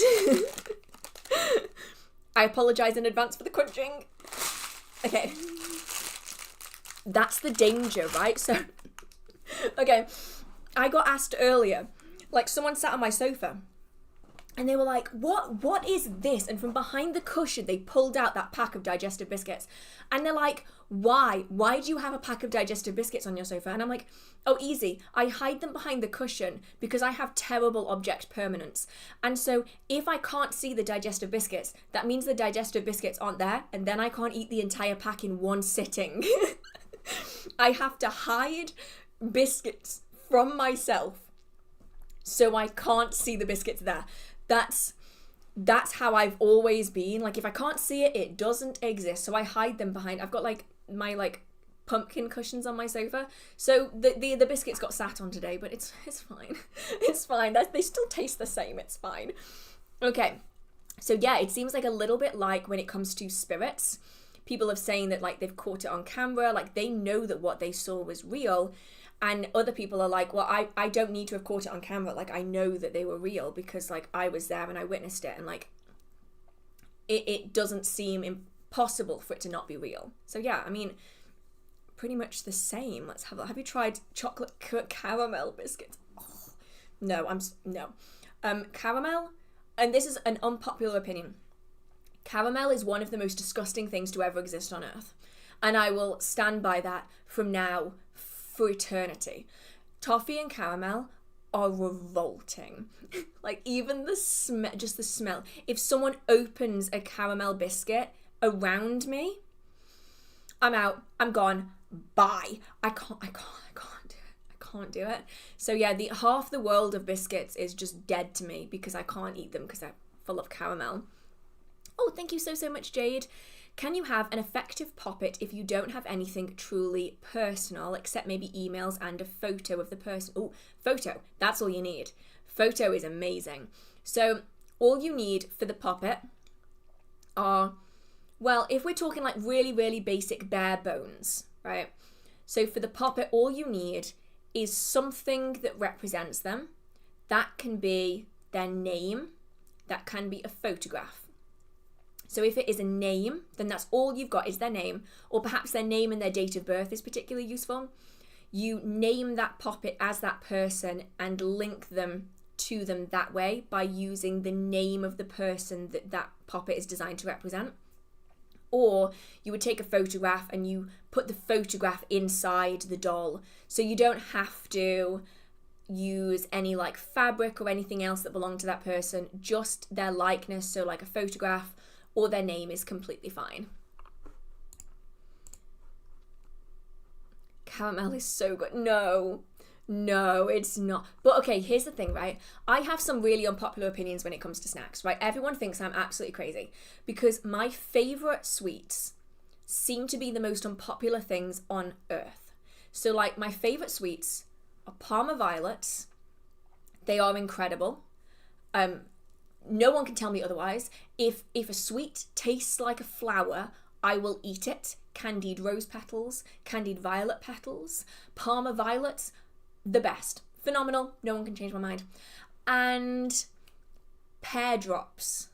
Oh, pear drops are incredible. No one seems to like pear drops. They think that they're like an old lady sweet, but no.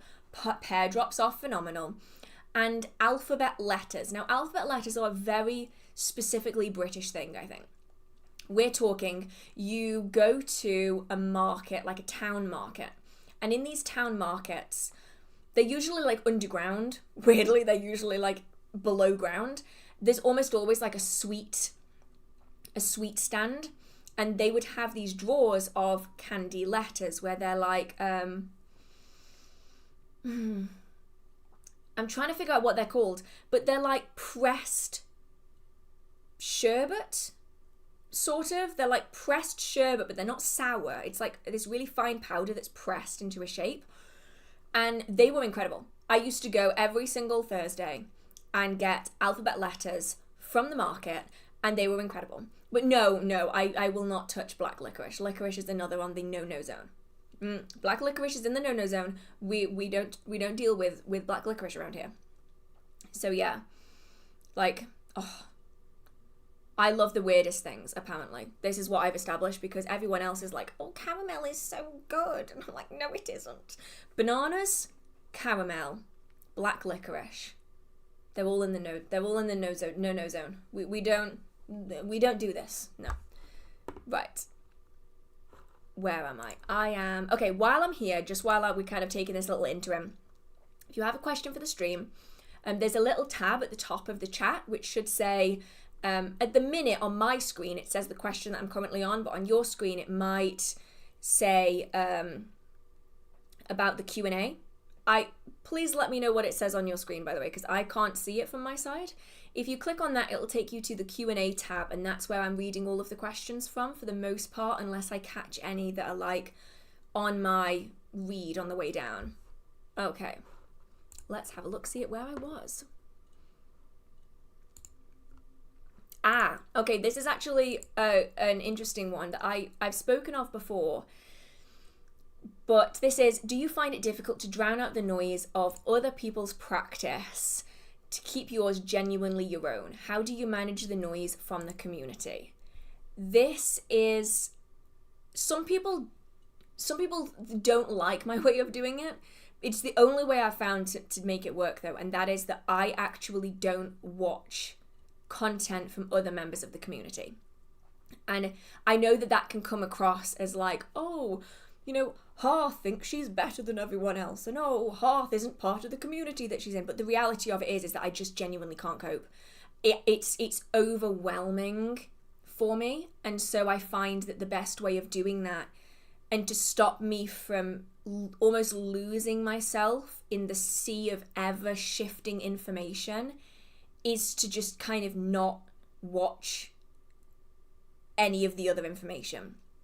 And so for me, I used to watch a lot of witchcraft YouTube. And then when I started making content on witchcraft YouTube, I realized that a lot of my content, I would often find my own practice as well, following the trends of social media witchcraft. And when I realized that I was being influenced so heavily by kind of the noise in the community, I decided to kind of take a step back from it and see how my practice was, how successful it was when I wasn't doing that. And I found it to be really useful to me. But in all of this, I do think it's important to remember that this is my job, like this is one of my jobs. So I have a witchcraft store, like an online store. I trade at events and shows. I am writing witchcraft content. I am researching for the scripts. I'm writing the scripts. I'm filming the videos. I'm editing all of the videos. I'm then also doing like bits and pieces on other social media platforms. And then I'm also practicing it in my own day-to-day life. And to then add watching witchcraft content into that, it would just be witchcraft 24/7. And as much as I love the craft and I love the community, I know that would be way too overwhelming for me personally. And so I love everyone in the community, and like I try to like follow people as best I can on like social media platforms that aren't YouTube.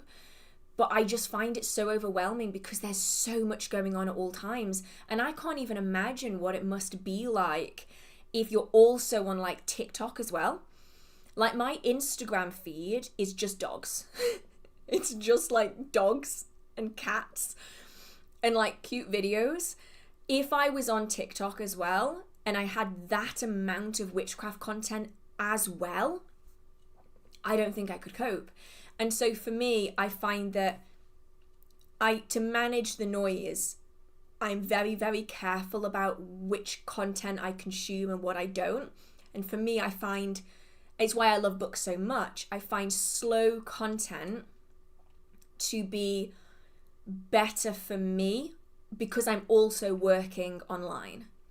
And I think it's going to very much depend on what you can deal with, like how much you can cope with. But for me, because it's also my job as well, my YouTube content would just be so overwhelming.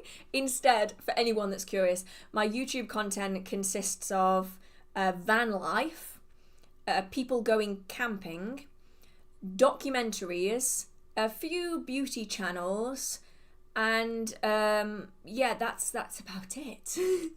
That's my spare time. Game content. At the minute, I'm watching people build a lot on Sims 4. That's like my downtime from it. So if you are also struggling with the sheer volume of information, because believe me, I'm fully aware how much there is, I think it's about being discerning about what you put your time and energy into. My word is not gospel on this. You do not have to take anything I say as meaning anything. But I typically put the majority of my focus within witchcraft on primarily my own experiences. So the things that I've had success with, the things that I find to be useful, my deities, my spirits, my divination. And then it would be slow content. So it would be learning from other practitioners, going to talks, going to events, learning the experiences of other people, whether that is through kind of longer form content or whether that is book content. And then I put a really small amount of my time into short form content, because I find that short form content has the majority of the misinformation in it. And that's not necessarily because the content creators are less knowledgeable. It's often because content is moving so quickly that it gets misconstrued a lot faster than longer form book content or long form video content does. And so that's kind of the hierarchy of things. And like I've been told even today, I need to invest more time into like TikTok and like real content. I struggle so much with it because I find it so overwhelming. I can't even imagine what it must be like to be consuming all of this content. Like if your For You page or like your homepage on like TikTok, whatever it's called, is just witchcraft content, that's so overwhelming, and you are far better at coping with it than I am if that is what your For You page looks like. Okay, how do you connect with your house spirit? Mine walks around my house and I don't have problems with them, but sometimes they follow me at school. Interesting. And I kind of want to get to know them, but I'm scared. Okay. I'm about to throw a spanner in the works here, and you might not like this, but what is that noise? Something is tapping somewhere. And it stopped. Never mind. What was I saying? I got distracted by the tapping noise. Oh yeah, you might not like this, but I'm just going to throw it out there as an option. So if we're talking like, there's multiple different kinds of house spirits, right? So if we're talking like the spirit of the house, this is usually this like protective, homely energy that the house itself has created. You know, the idea of like safety is where the home is. Sorry, that same tapping noise just came back again. What is that noise? And it's gone again. Okay, never mind. Never mind. So it's the energy of that house and kind of the nurturing energy that you put into your space will also reflect back again. And it almost becomes kind of like a thought form that belongs to the house and the home. And then you have house spirits such as, say, brownies or fae or other spirits that reside within your home. Primarily, these spirits will remain within the space, because the spirit of the house is the spirit of the house. It resides within the home. And then house spirits will typically remain within the house. So I've had like brownies, I've had shades and stuff that I would consider to be house spirits because they reside within my home, but they have not followed me anywhere else. So I'm not saying that it isn't a house spirit. What I'm saying is it could be worth considering that it might not be, because typically house spirits care more about the house. Oh, it's not my house spirit. No, my house spirits don't communicate through taps. They communicate through feelings and thought, not noise, which is typically how I know that there's something else going on. Anyway, regardless, it doesn't feel like it's anything bad, so I'm just gonna keep going. I would just consider the fact that it might not be the house spirit, because house spirits, while they can come and go and leave, they usually care more about the house than they do about the people within it. Now, they do obviously care about the safety of the people in that home, but they will prioritize the house over the individual staying in it, especially if they've resided in that house for multiple generations of people. They're usually going to care more about the house because they outlive the individuals that pass through that space. So you could be dealing with a completely different spirit here. It just happens to be in your home as well. So it could be worth thinking about whether this has been like a long-standing thing. Is this a more modern experience? So if you've lived in this house for 15 years, but you've only noticed this spirit's presence in the last year, 2 years, it's probably something else going on. Whereas if this is something that's been happening for like 15, 20 years, then obviously then you're looking at something that may well be a house spirit. If it's something that's newer, then I would say have a look back in time, like just think back through things as to whether you've bought anything or brought anything into that home that is new and that might have started all of these experiences. And I have a full video. It's called something about, is my house haunted? I'll be honest, I can never remember what my own videos are called. You'd think I'd be better at this by now, but I'm honestly terrible at being a YouTuber. As soon as I film a video, that content is just gone. Oh, it's called Haunted at Home, Reasons for House Hauntings. It's still up on the channel. It's 46 minutes long, so it's quite old and quite long.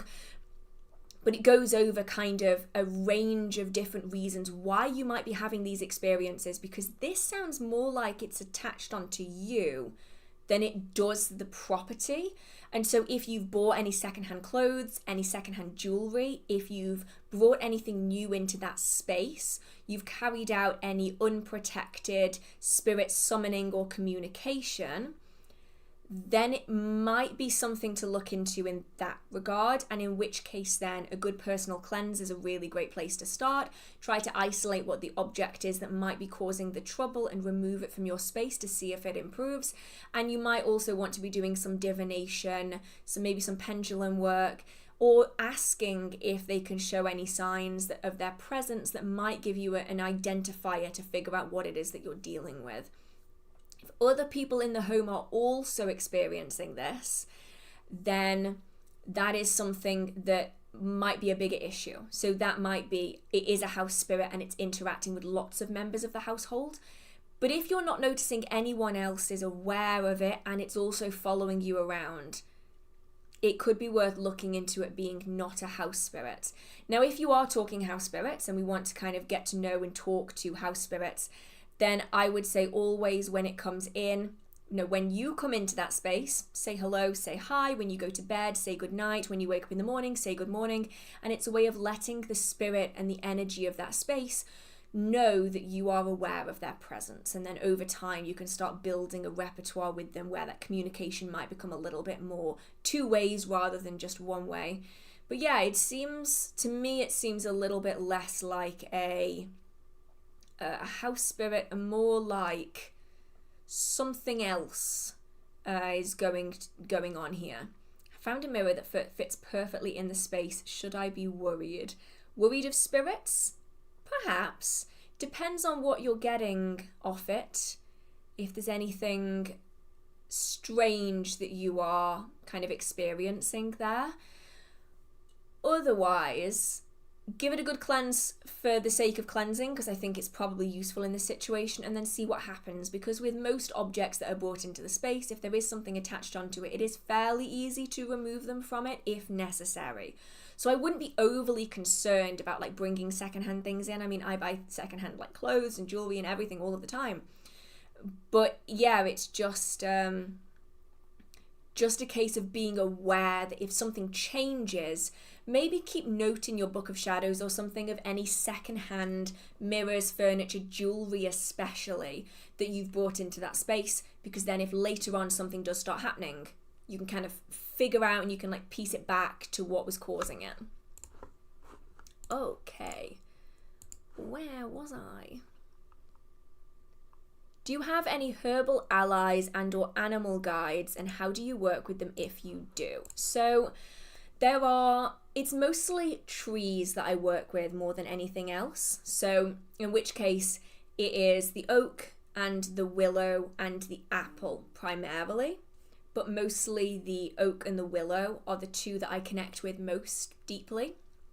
And with that, I work a lot with the Ogham. Well, not actually, surprisingly, not so much recently, but over the past few years, from like 2018 onwards, I worked a lot with tree spirits in the Ogham, and so I ended up forming connections that way. And so you'll often see me use a lot of apple oil and apple blossom, as well as just apples in my spells and rituals. You'll see me also use a lot of oak related products as well as willow related products, and it's because I find that I connect very deeply with them and I call upon their energy quite a lot. So for healing works, I will often call upon the energy of the willow, and that might be in the leaves of the willow, in the bark of the willow. It might also be the oil as well, and incenses and the like. And when it comes to any working that needs stability, steadfastness, strength, that kind of resilience, I will typically end up using the oak, and I will call forth the energy of that oak through my workings. But there are individual spirits that I do find myself working with. So like individual tree spirits, where it's not the collective spirit that I work with, it's the individual spirit of that specific tree that I'll work with. So I will do that. And that varies very much person to person, I think. Some people will have really strong... Oh, God, the screen froze for a minute then. Oh, that was scary. Whew. They will have very specific ways that they work with them. For me, it's very much more fluid. If I'm walking past a willow tree or an oak tree, especially willow trees, I will tend to always say hi. I'll interact with them. I'll talk to them, commune with them. Whereas some people have like set rituals that they would carry out where they go out on a certain day at a certain time and they'll work with a particular plant.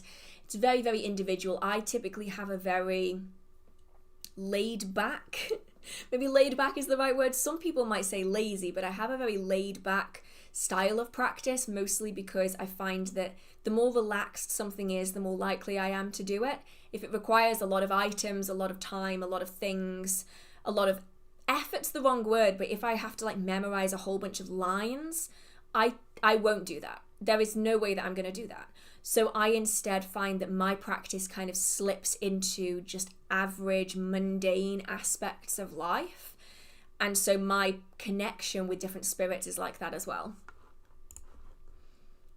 Right. Ooh, okay. How often are vision boards made? Yearly, once in 6 months for manifestation. So personally, I don't use vision boards. It's not something that's ever been part of my practice. But if we're talking about setting intentions just in general, I'd say a lot of people do them for a year. I wouldn't do them for a year. If I were going to, I would do them for like 3 to 6 month blocks of time. Because what you might find starts happening if you've had like a singular goal in mind for like a really long period of time is that you're aiming for this thing, but some of those things on that board you might already have in your life. And so you're putting energy towards things that you don't need to put energy toward because you already have them. So I'd say like 3 to 6 months is kind of a good gauge, because then you can take things off the board that you've already manifested and you can have it constantly moving forwards. I think there's definitely a tendency to say, oh, I'm not going to change anything until everything is manifested, but then you're putting energy to things that have already manifested, so that's kind of a waste of energy.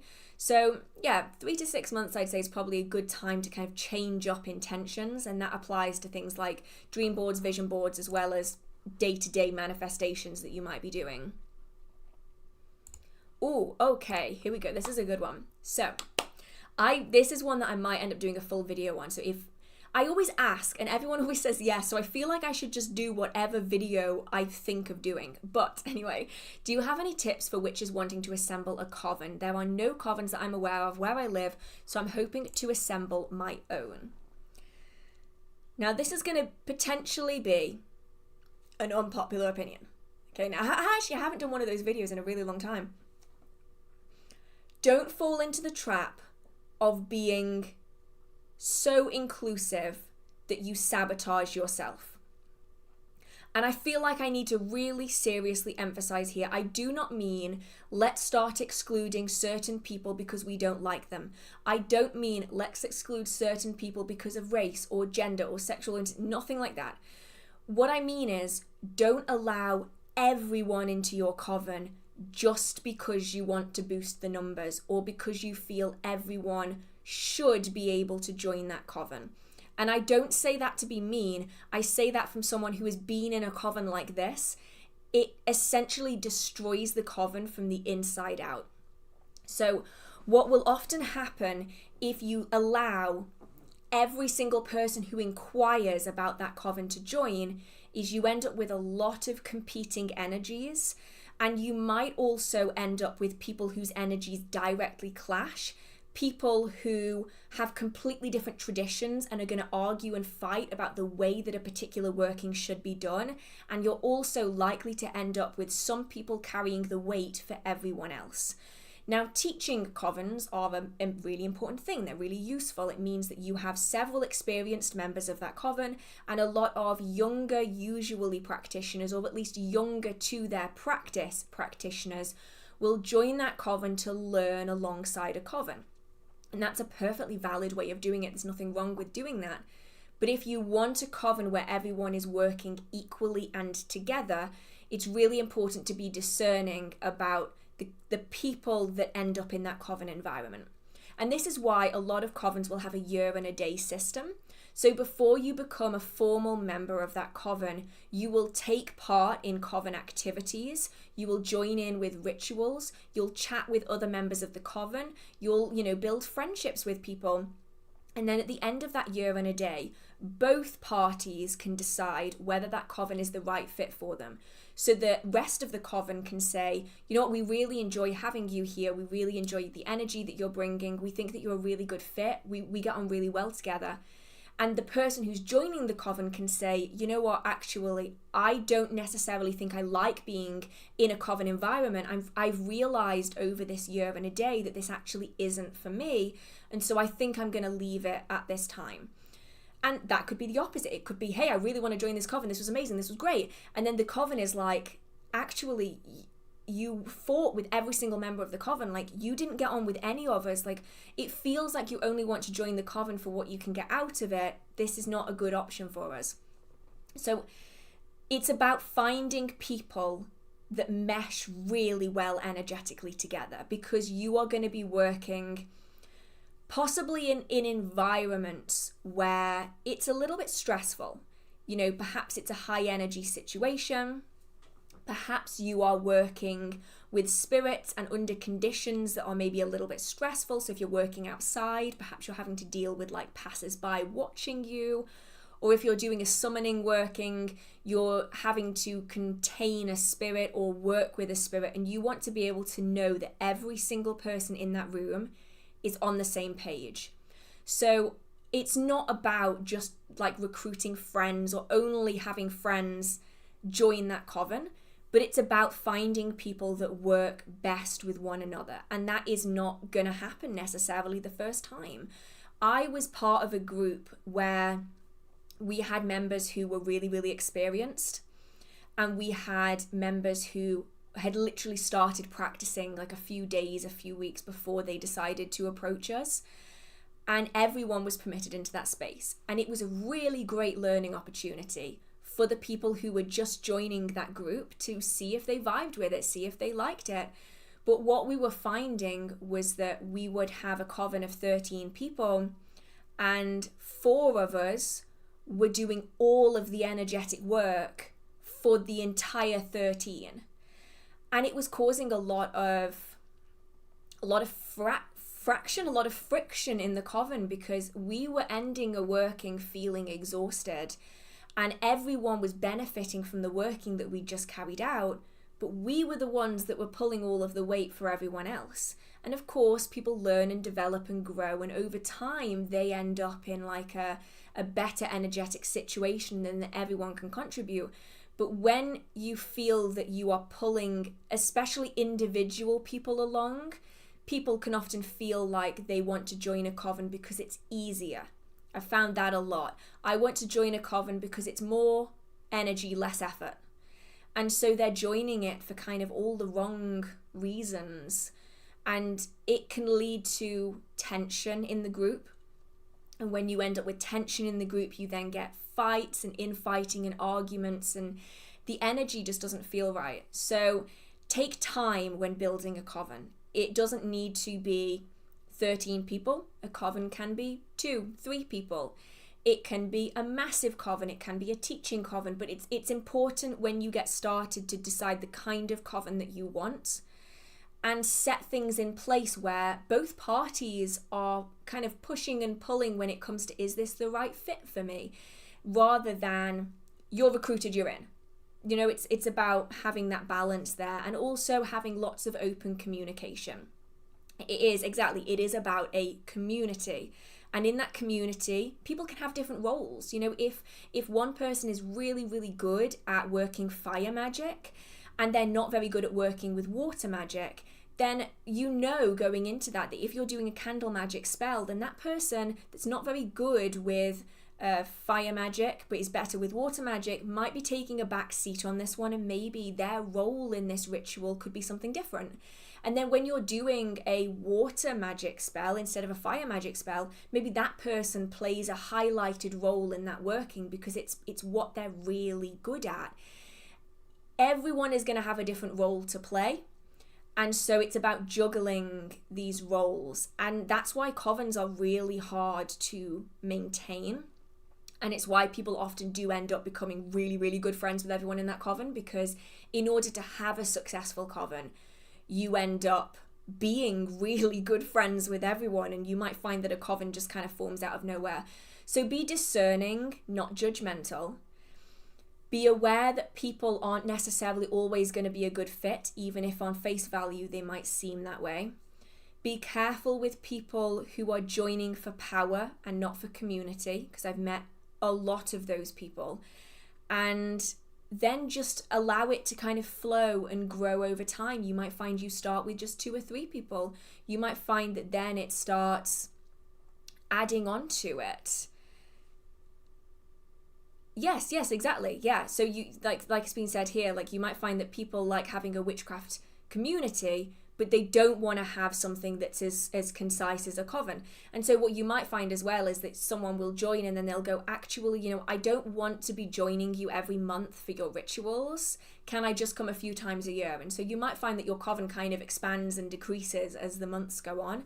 It's a complicated topic because it's all very, very nuanced. But I saw something up here earlier about, some covens end up being bitchcraft, and they definitely do.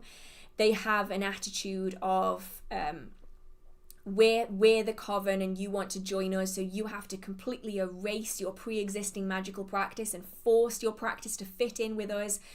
And they can be kind of weird and cliquey and not that nice, and that's why finding a good coven is incredible. Yeah, that's the annoying thing, isn't it? Kono Gorst has said, the only coven I ever met was in high school, and three young ladies bullied me because I practiced magic the wrong way. Yeah, that's so sad, and it's so infuriatingly common, but coven kind of fits. It's so common. Because you tend to get extremes of it, you tend to get very, very cliquey covens, and then you tend to get overly open covens. And I don't think any coven is kind of perfect. I think there's always going to be arguments with people or like small disagreements. But there's definitely ways of having something that's healthy, and the biggest core of that is having communication and allowing people to shine in their own individual ways. If everyone in a coven practiced the exact same thing in the exact same way, I think that would be really, really boring. And I think that instead it's really beautiful actually to have members of the coven who are perhaps, maybe they're better at kitchen magic, and so their primary focus might be the food that's happening at the end of that ritual, the cherry on top that's going to add even more intention into that working. Whereas you might have another member of the coven that's really good at ceremonial magic, and so for them, they're the ones that are laying the compass or sorting out that circle, and that's the lead that they're taking. And it doesn't surprise me at all that it was the 90s. It sounds exactly what I would expect, honestly. And our coven was very... It was at times it was very difficult. It was a very eye-opening experience, and I thoroughly enjoyed my time in that coven, but I can't deny that there were definitely strains and difficulties, because you had a lot of passionate people who wanted to do things their way, and the communication by the end just kind of broke down, and we weren't able to agree necessarily. I mean, I'm the kind of person, I'm a right pushover, I am. If someone else says they want to do something, I'm like, okay, that's fine.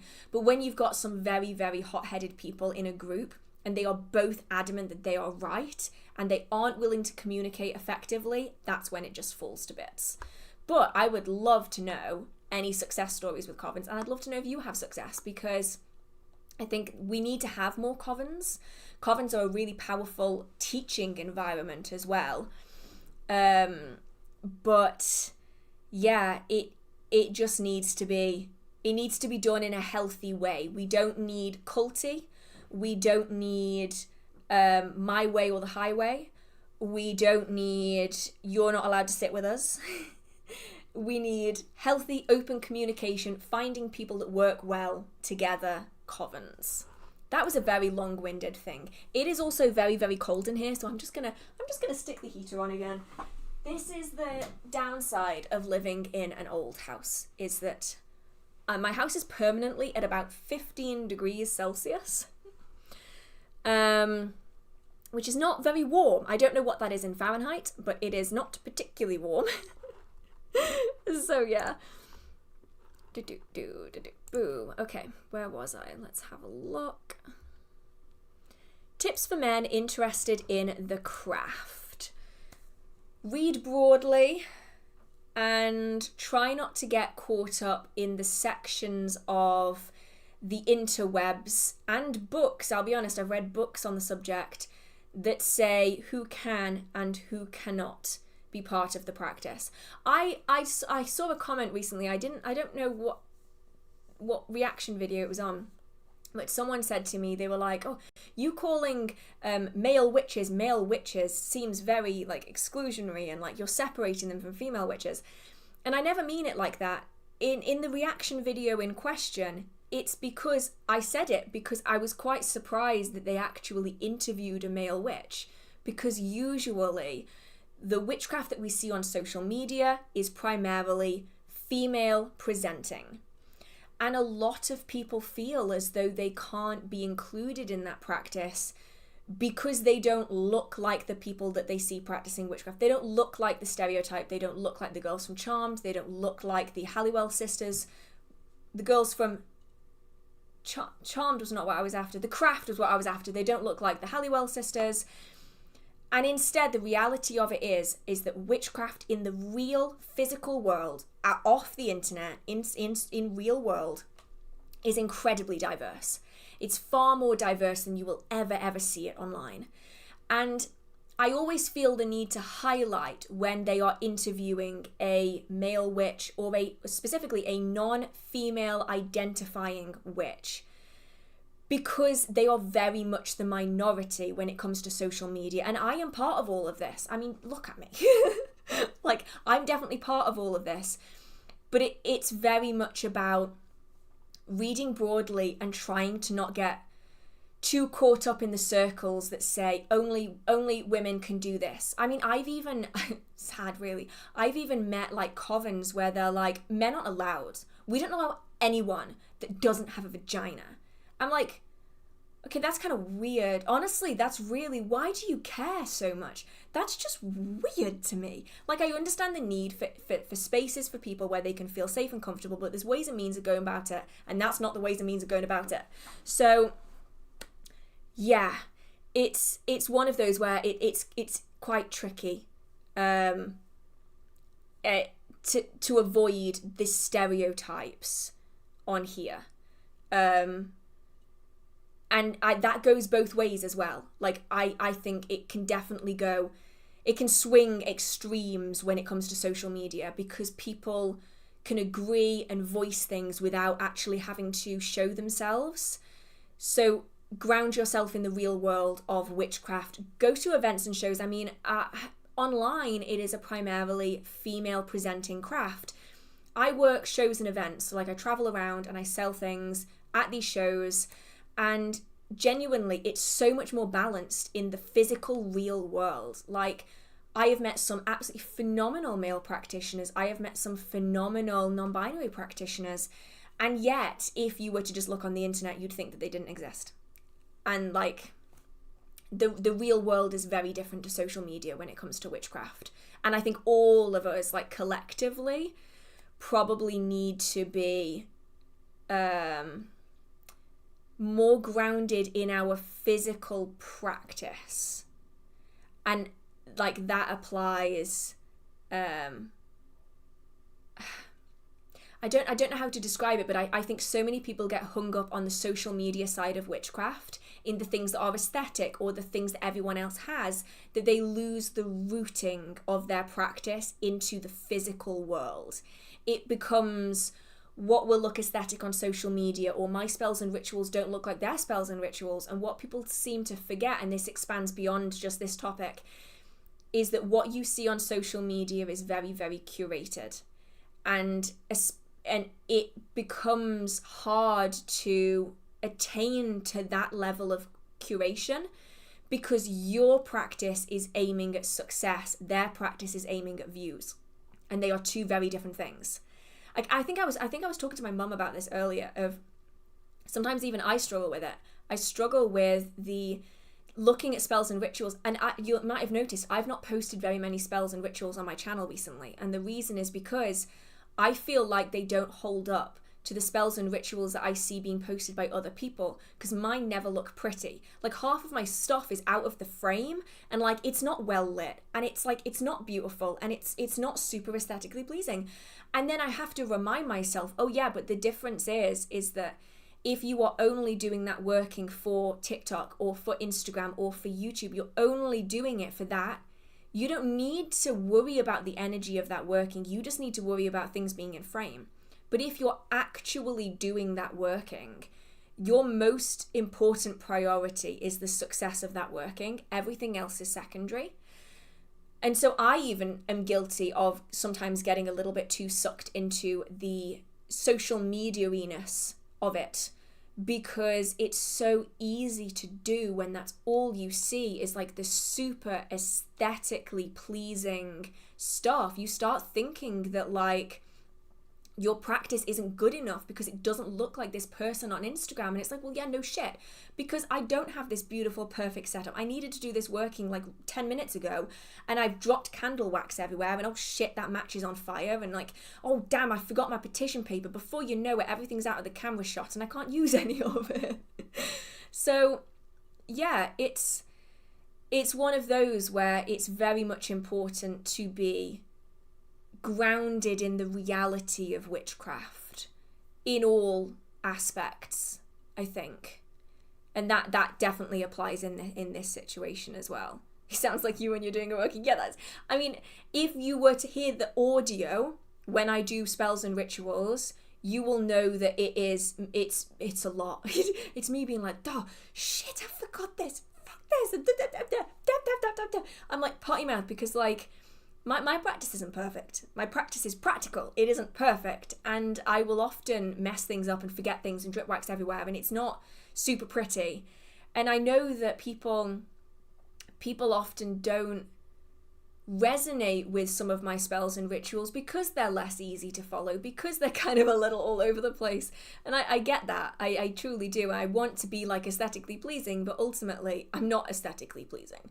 I am goblin mode on the floor at 3 o'clock in the morning because I need to do a working, and I'll use this and I'll use that, and I'll throw stuff together.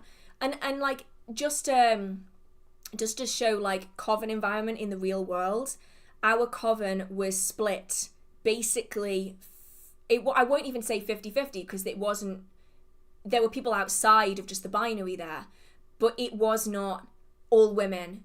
It was not more men than women. It was a complete hodgepodge of different people, different ages, different genders, different races, different religions. It was all sorts together, coming together. And that's what the real world of witchcraft is like. The whole like aesthetically pleasing, mid-20s white witch version of social media is, I mean, I'm kind of in that category in some ways, is often because that is what is seen as being socially acceptable. That is the content that was being pushed during 2020, because that is the content that is seen as being palatable by social media. And that is something that I think we definitely need to change. And that's why when we do a reaction video where there is a non-female presenting witch, I will usually point it out. And I don't mean to point it out as like a, oh my God, look, an oddity. Instead, I mean to point it out like, yes, this is what we need. Let's start talking to other people in the community. Let's hear the voices of other people, because not everyone can see themselves in my practice, because not everyone lives life the way that I do. People have different experiences. And that's why the real world in witchcraft is so important. So yeah, that was me going off on a proper ramble and a tangent. I'm so sorry if that was a bit of a rant, but like, yeah, that's why I primarily point it out. And I was tempted to reply to the comment, but then I thought that my reply isn't going to come across... my reply isn't necessarily going to come across in the way that I want it to via text, because tone is missing. Like, I don't want to take it as like this like defensive thing. Instead, it's more of just like, I acknowledge it. I acknowledge it because it's not acknowledged enough. I think, you know, we hear the voices of 20-something white women in the witchcraft community a lot, and I am not going to say that I'm not part of that, because, I mean, look at me, I look like a bloody ghost. So it's always good to hear other people. Right. Sorry, I will fully get into a different question now. Let's have a look.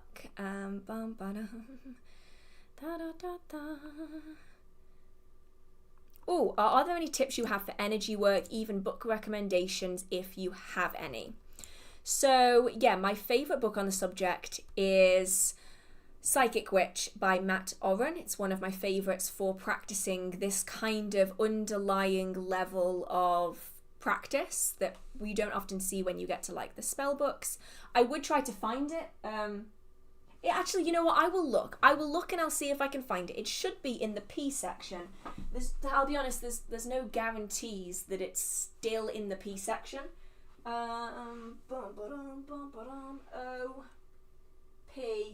You know what? It actually is. Let's move these crystals off this chair. This one. So this is the book in question. This is Psychic Witch by Matt Oren, and it is a really, really good book. I've got this in my beginner witchcraft book video for a reason. It's really, really good. So if I just go through some of the information on it, let's have a look. So we've got Psychic, an introduction, which is all about combining psychic power and witchcraft, and reality and energy, childlike wonder, affirmations and neuroplasticity. Honestly, I'm not really a massive fan of the titles of all of these sections, just because I feel like they're a little bit vague, but we've got kind of avoiding burnout and magical impact, energetic stability, closing down after you've done energy work, extrasensory perception, purification and shielding, the lower self and the shadow, the higher self and true will, flames of the witch's soul, between the worlds, elemental forces, terrestrial energy, celestial energies, multidimensional manifestation, and psychic spells and magic tricks. And there's loads and loads of exercises in here, so just on this section, for reference, that's what the font looks like size-wise. Same as typical, I'd say, about font size 12, 11, maybe 12. So it's a little smaller than maybe some people would be comfortable, but it's not unmanageable. I think any smaller and it would be a bit hard. But on this page, for instance, you have exercise number 37, which is all about hearing spirits. And you've got so much here, learning to focus with basic meditation, psychic immersion. What other ones have we got? Foundational shielding and protection, creating smell and taste associations. Lots of different practices for this kind of working. And so I find that this one is particularly good for that style of practice. But when it comes to energy work, it's a case of not trying to do too much in one go, and repeated practice is better than chunks of practice. So I will kind of elaborate on that because I know that that's kind of vague. If you were to do anything energy-wise to build up your skills in it, I would do 5-10 minutes of energy work every single day, rather than doing 2 hours worth of forced energy work over and over and over and over again, because it allows us to build this repeated energetic muscle memory for working with and manipulating energy. So start small, because it is something that you're going to build up over time, and you'll find that it starts to snowball. So you'll find that at the very start, it might take you a really, really long time to get up to the point where you can even sense anything. You might be trying for weeks and weeks on end and nothing is working, and then all of a sudden it'll click. And once it clicks, it then starts snowballing, and you'll notice it gets better and better and better and better. And then over time, you'll notice that as you regularly do your practices, like 5-10 minutes a day, it starts getting better. A little bit like exercise, I suppose. Like, it's really hard to get started, but if you do it in smaller, more manageable chunks, then it's easier for you to do it over time because you're not energetically exhausting yourself in the process. So yeah, that's kind of the best tips for that one. Oh, this is a good one. Okay. What's actually the difference between ghosts and spirits? So, okay, this is a good one. So, I'm going to use another example of this, right? So, a dolphin is a mammal. Not all mammals are dolphins. You can apply this to everything, right? So, all Labradors are dogs, but not all dogs are Labradors. Same applies, right? So, spirits are a classification of non-corporeal beings. So, this would include demons, elementals, nature spirits, ghosts, ancestors, fair folk. All of these kind of entities are spirits because they are non-corporeal beings that we have had interactions with. Some people would also probably classify things like angels as being spirits as well, although some people like to put them in a separate category because they like to think that angels are different than everything else. I've noticed this as a very, no shade, I know a little bit of shade to them, a little tiny bit of shade to them. There's some members of the community that are like, angels are superior to all other spirits and therefore they should be in their own category. And it's like, nah, I mean, they fit into the same category as everything else, but sure, whatever. Whereas ghosts are normally described as being the spirits of the human dead. So if someone has died and become a ghost, they are then a spirit. But you might find that you encounter a spirit that has never been human. So they might be a fair folk or a fairy. They might be a demon. They might be a nature spirit. And they wouldn't necessarily be considered ghosts, but they are still spirits. And so it's very much like an umbrella term. So for instance, I am a hearth witch. That means I am a witch, but not all other witches will also be hearth witches. So one is like a much larger overarching canopy or umbrella that covers the others. So when someone talks about communing with spirits, you aren't entirely certain at face value what kind of spirit they're working with. Whereas if someone says that they are working with ghosts or they are working with fairies, then you know what type of spirit that they are going to be working with. But I have noticed that sometimes people will put things in categories, like they will as an individual choose to put something in a different category and then confuse everyone else. So some people consider angels and demons to not be spirits. They consider them to be like their own individual categories.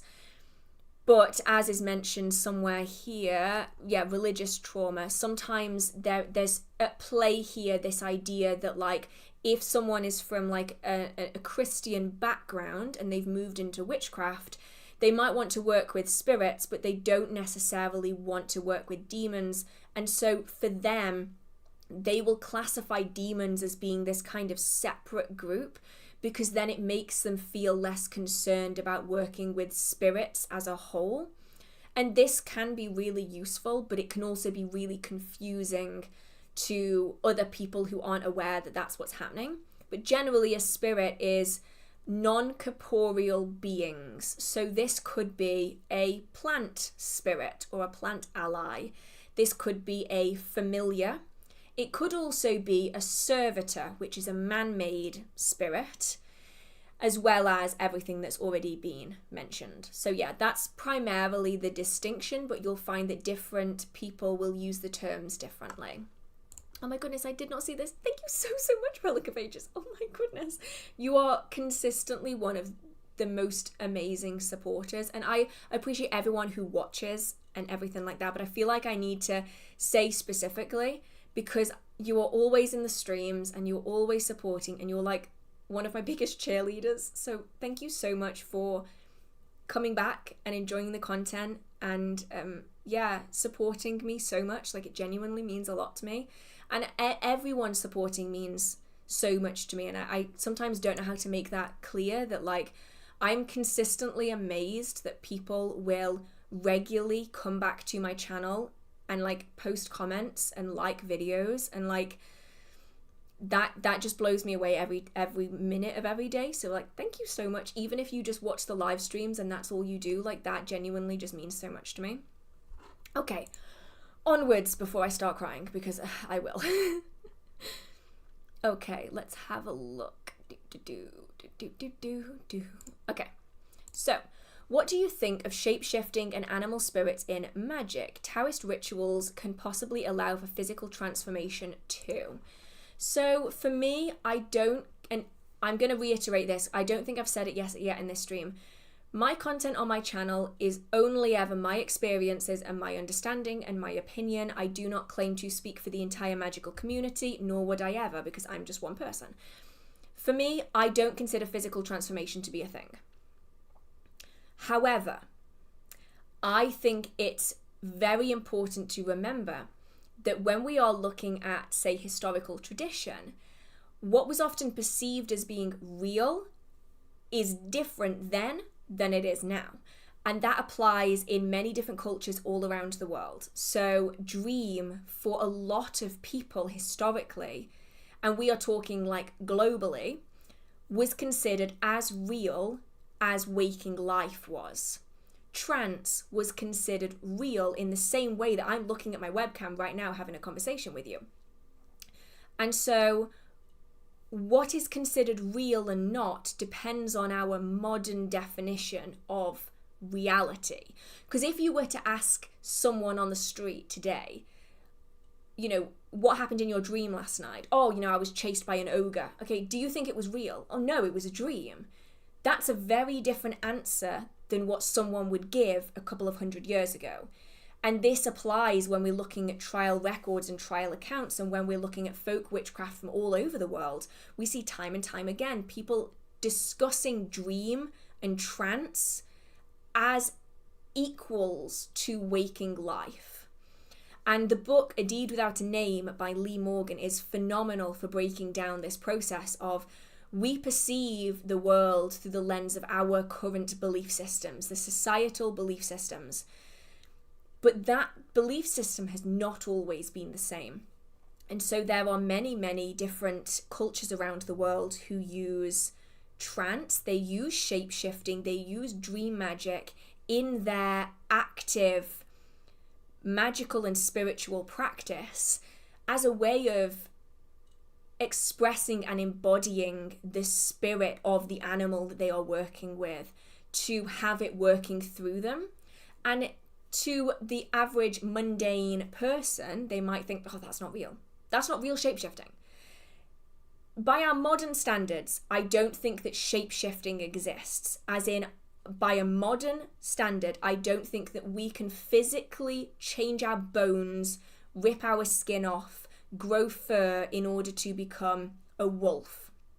However, shape-shifting historically, throughout time, in different cultures and different traditions, means something different.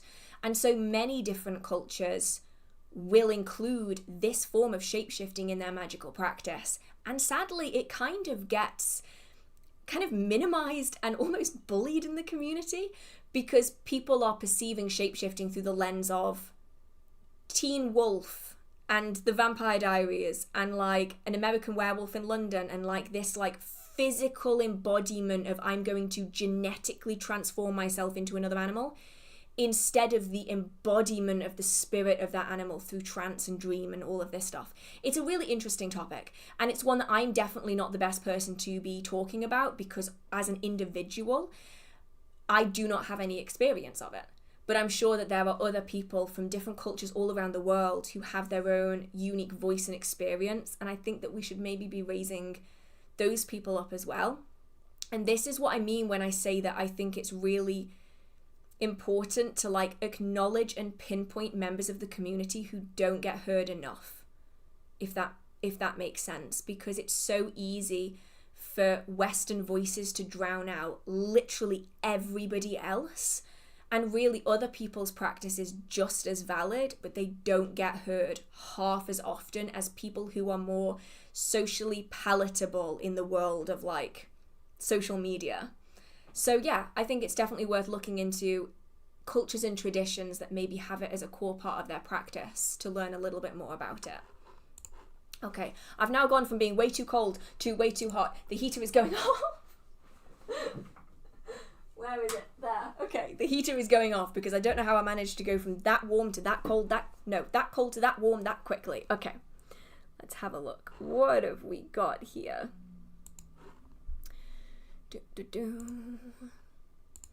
How did you get into practicing your craft, and do you practice in some tradition? So the easiest way that I can describe it is that I never didn't practice. And I know that's a double negative, but there was never a point in my life where I wasn't practicing witchcraft. I just didn't realize what it was until much, much later. So I was manifesting things and I was doing, I found series of events, like series of behaviors, like certain words and certain actions and certain plants and certain moon phases. If I did things in a certain way, it would work. And so I just kind of kept doing it. And then it wasn't until I found a book that I realized that what I was doing actually had a name. So I don't actually know at what point you would say that I started practicing witchcraft. The time scale that I put on it is when I began to actively and purposefully start practicing and researching witchcraft, because otherwise I would never have a start point, because I actually just don't know. And I don't follow necessarily a set tradition. I find that my practice is adapted folk practices from books that I've read, charms that I've found, bits and pieces like that, that falls kind of under the Hearth Witch overarching umbrella. It's not as simple as saying like, oh, you know, I'm an Alexandrian Wiccan or something. Like, it's a very much a a vague description by comparison, but it's just very individual to my practice. Ooh, okay. Many say that starting spirit work with the ancestors is the easiest. What's your opinion on this? Mine don't talk to me at all, but it works great with other spirits. I suspect that this is probably more aimed at people who are cautious of spirit work.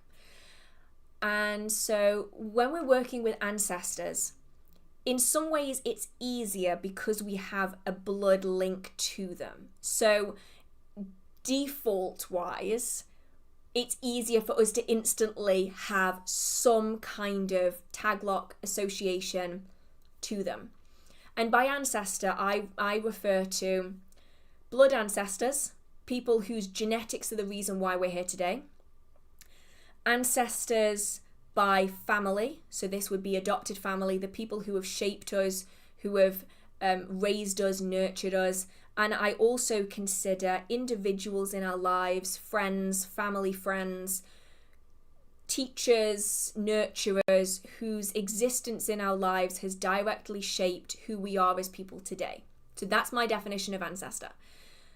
Because we either know them personally or have a genetic and biological link to them, it is easier to default have a connection to them because you act as a taglock to that person, whether it is the memory of them existing, whether it is the echo of everything that they've done in your life, or whether it is the genetics that they have left you with. You are a walking, talking taglock for that individual that you want to work with. And for some people, there is a comfort in ancestor work because it has less of a taboo about it than, say, wanting to work with demons or wanting to work with nature spirits. For some people, especially those that come from an Abrahamic faith, it feels less icky and it feels less stressful, and therefore it's going to be easier for them to relax into spirit work when it is an ancestor rather than a demon. But, and this is a massive but, and it's why witchcraft is so nuanced, yes, you can also tap into your spouse's ancestors as well, definitely.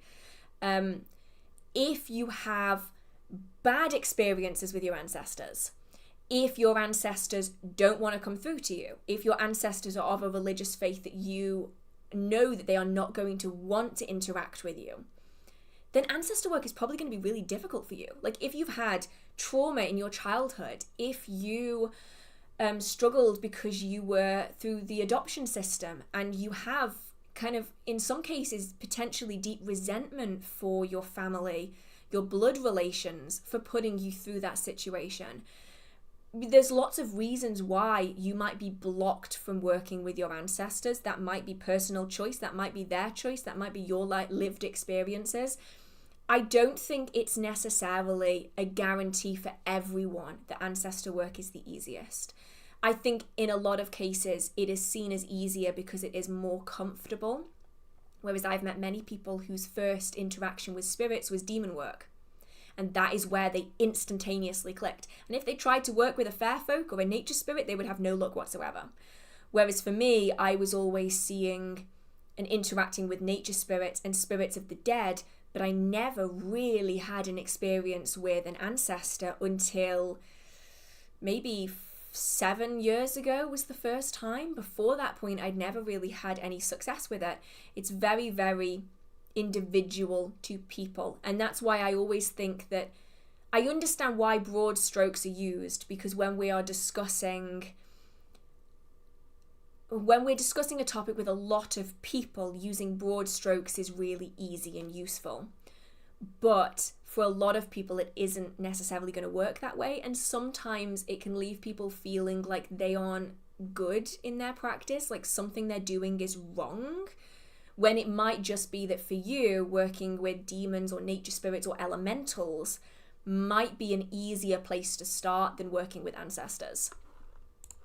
Okay, let's have a look-see. Ooh, do you know of any of the more traditional rules or ways for divination? I understand we don't have to follow them, but I think it's fascinating to know what they used to do. So, This one is very, very varied because it's going to depend on the origin of that style of divination. So if we're talking... Now, I'm not fully knowledgeable on the full history of all of these, so this really is like a shallow dive. But if we're talking, say, crystal ball gazing, the history of that would be in signs and symbols and scrying. So it's worth looking at augury. So that is divination with birds, or weather divination was a really significant one. Not divining what the weather is going to do, but divining the outcome of something based off the weather. If we are talking, say, tarot, that's kind of interesting in itself, because the tarot system that we know today is fairly modern by comparison to the style of divination. And the style of divination goes back to the use of playing cards and other styles of card reading. And so that has its own specific traditions to it.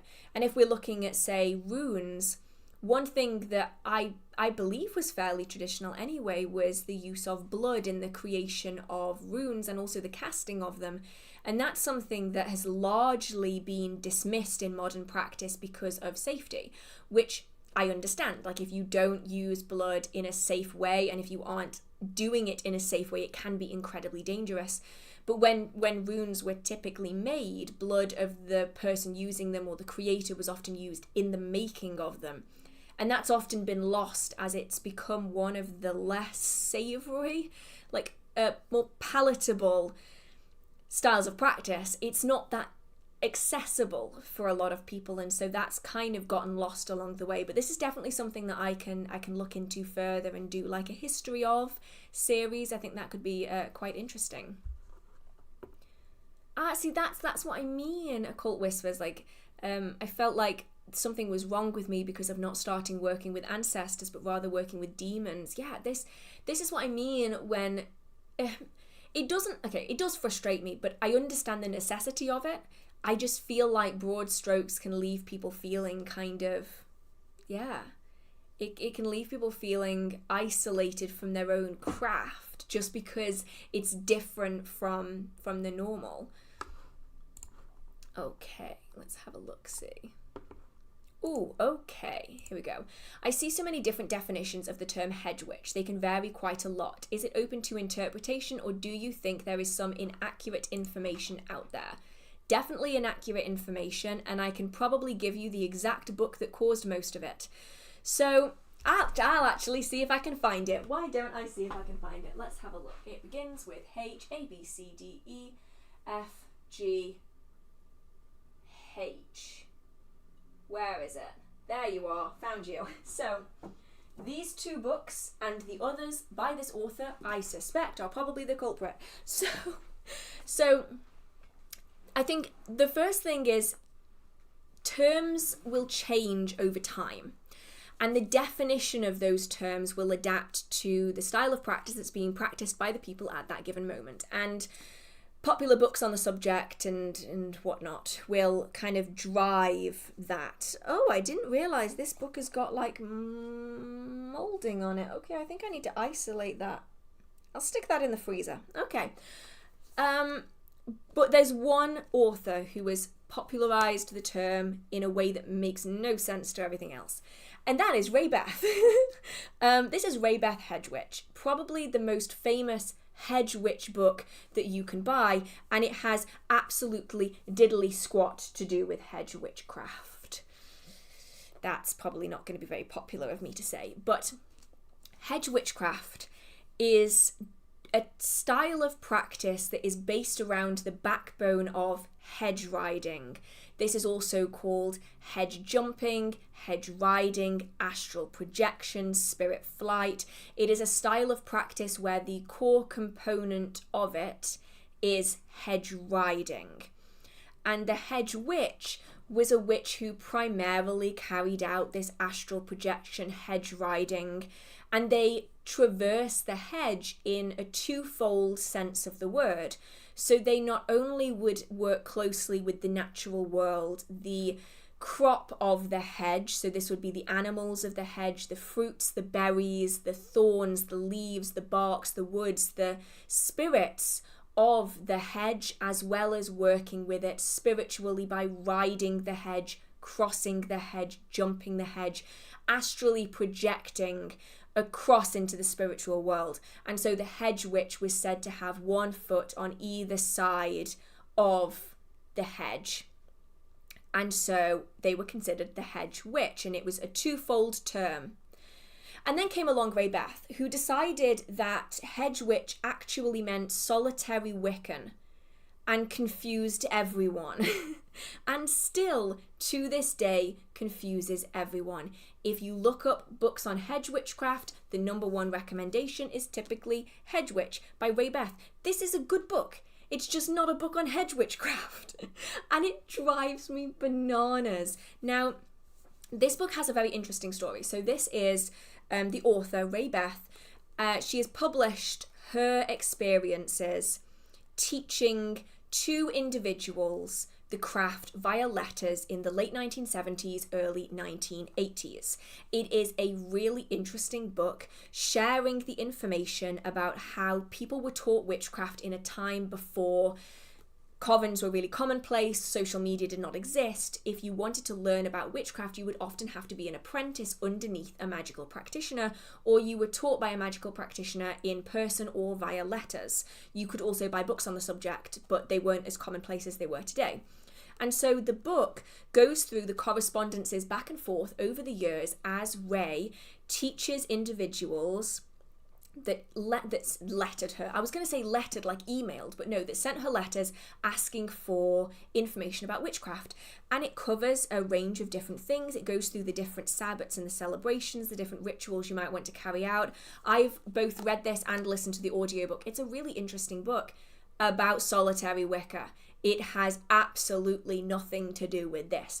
And more books have been published since this one. This was the first. I have another one in my collection called The Hedge Witch's Way, a Magical Spirituality for the Lone Spellcaster. Because in Ray Beth's world, hedge witch means solitary Wiccan witch. It confuses the shit out of everyone. Because... yeah, it's sorry, I might have peeped my mic there. That's not what hedge riding is, and that's not what hedge witchcraft is, and it gets confusing as hell. So essentially, what you're looking for in any book on hedge witchcraft is an emphasis on hedge riding. So often there will be a section, at least a section on hedge riding. It might be called spirit flight or astral projection or spirit travel or spirit journeying, some language like this.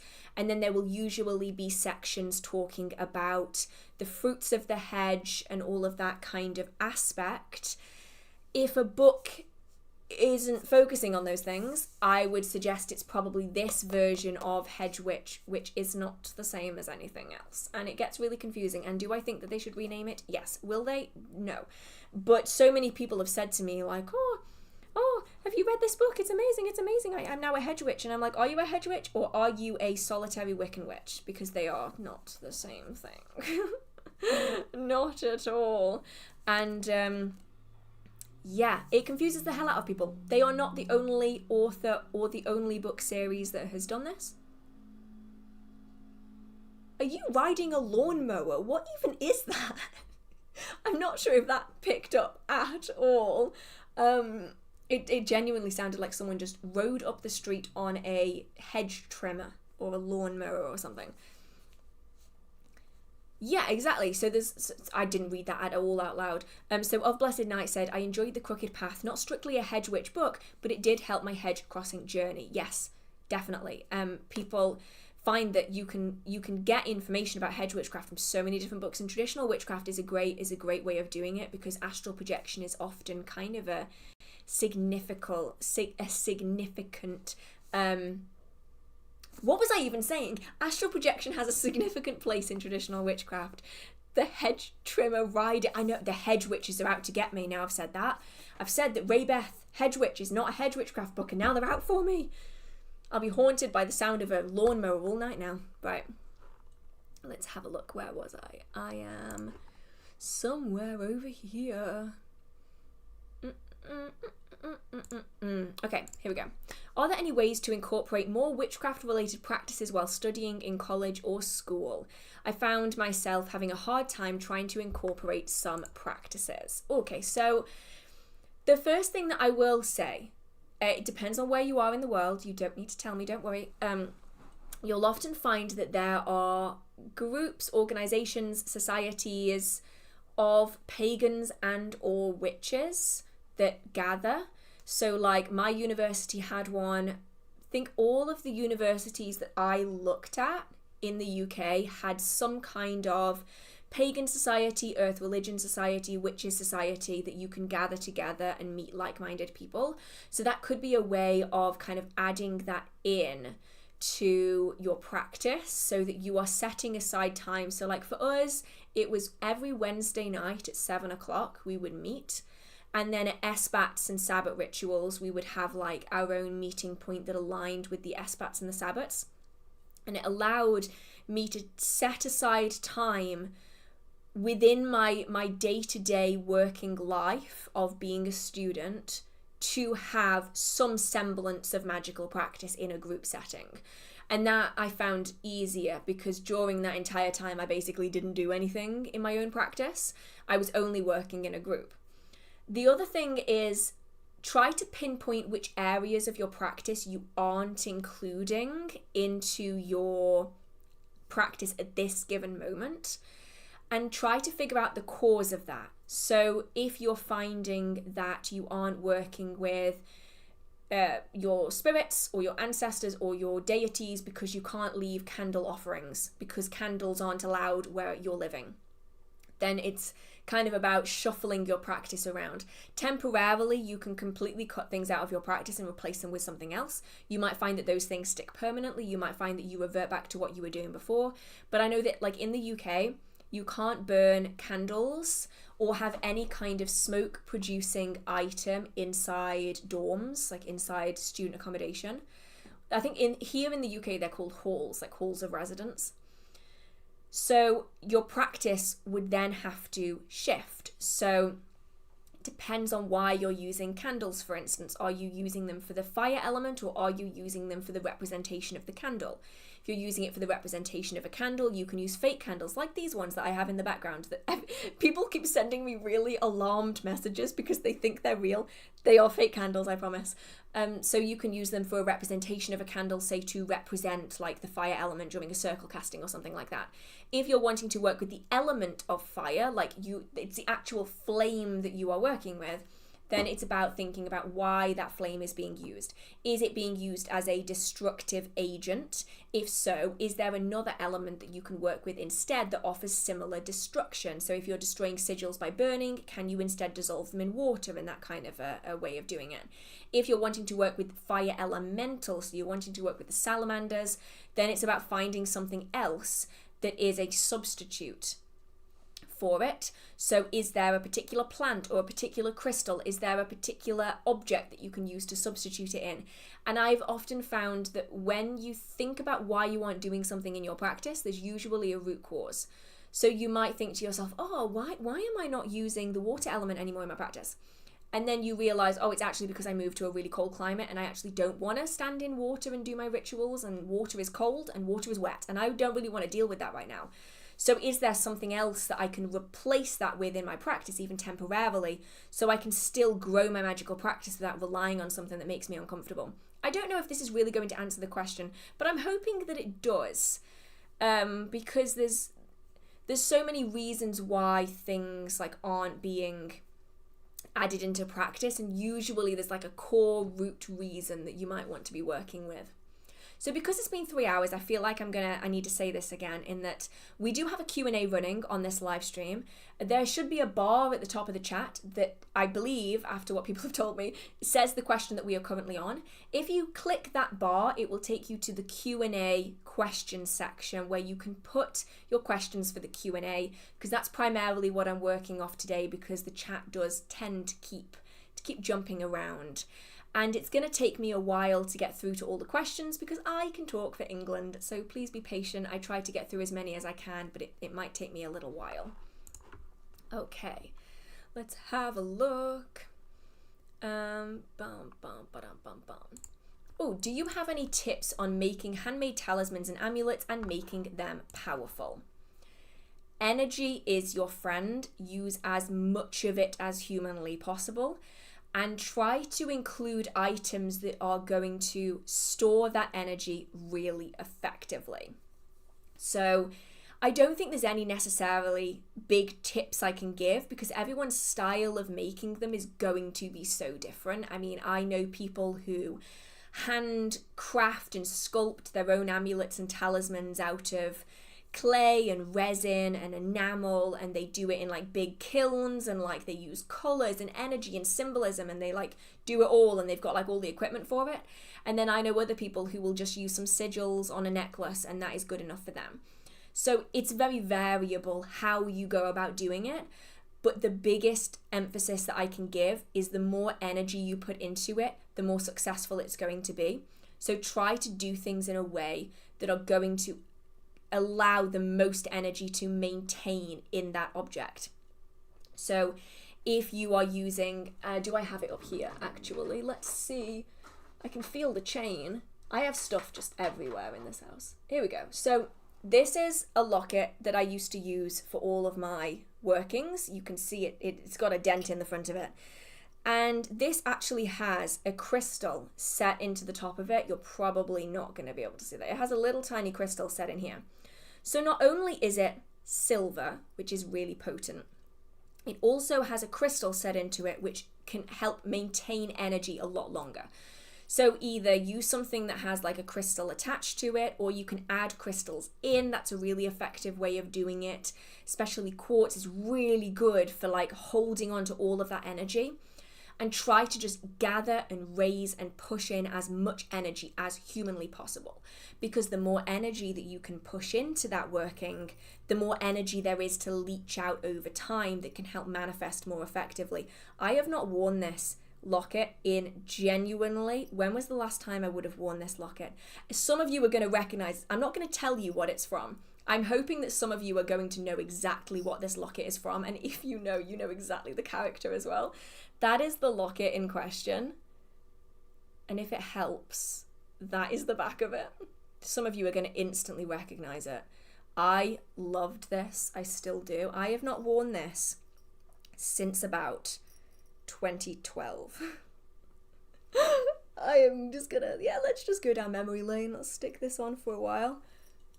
Oh, it feels good to have it back. I lost it for a very, very long time, and now I found it again. Okay. I'm sorry. Some people are already already in there on like, I know exactly what this is from. Yeah, I got it as a gift years and years ago, maybe like 2007, 2008, and yeah, absolutely obsessed with it. It's beautiful. And now I've got it again, and the problem is that you can't really wear it without people like recognizing it. So let's continue from where we were. Any recent audio or Kindle book recommendations?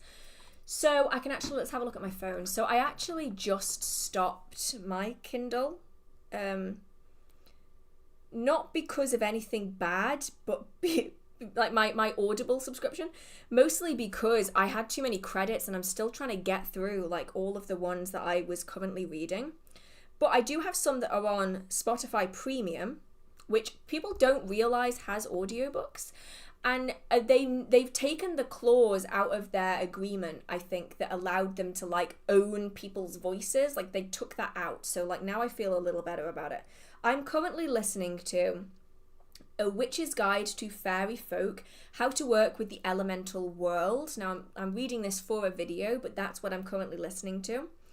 They have so many though on Spotify. If you do have Spotify Premium, that's an option.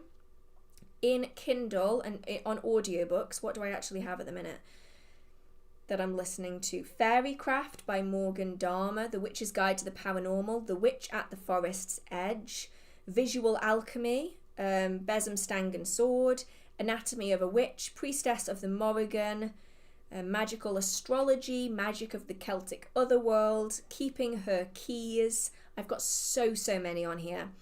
I would always say, though, check out the reviews of anything first and also listen to a snippet of it. There are some books I physically cannot sit through because of the sound of the narration.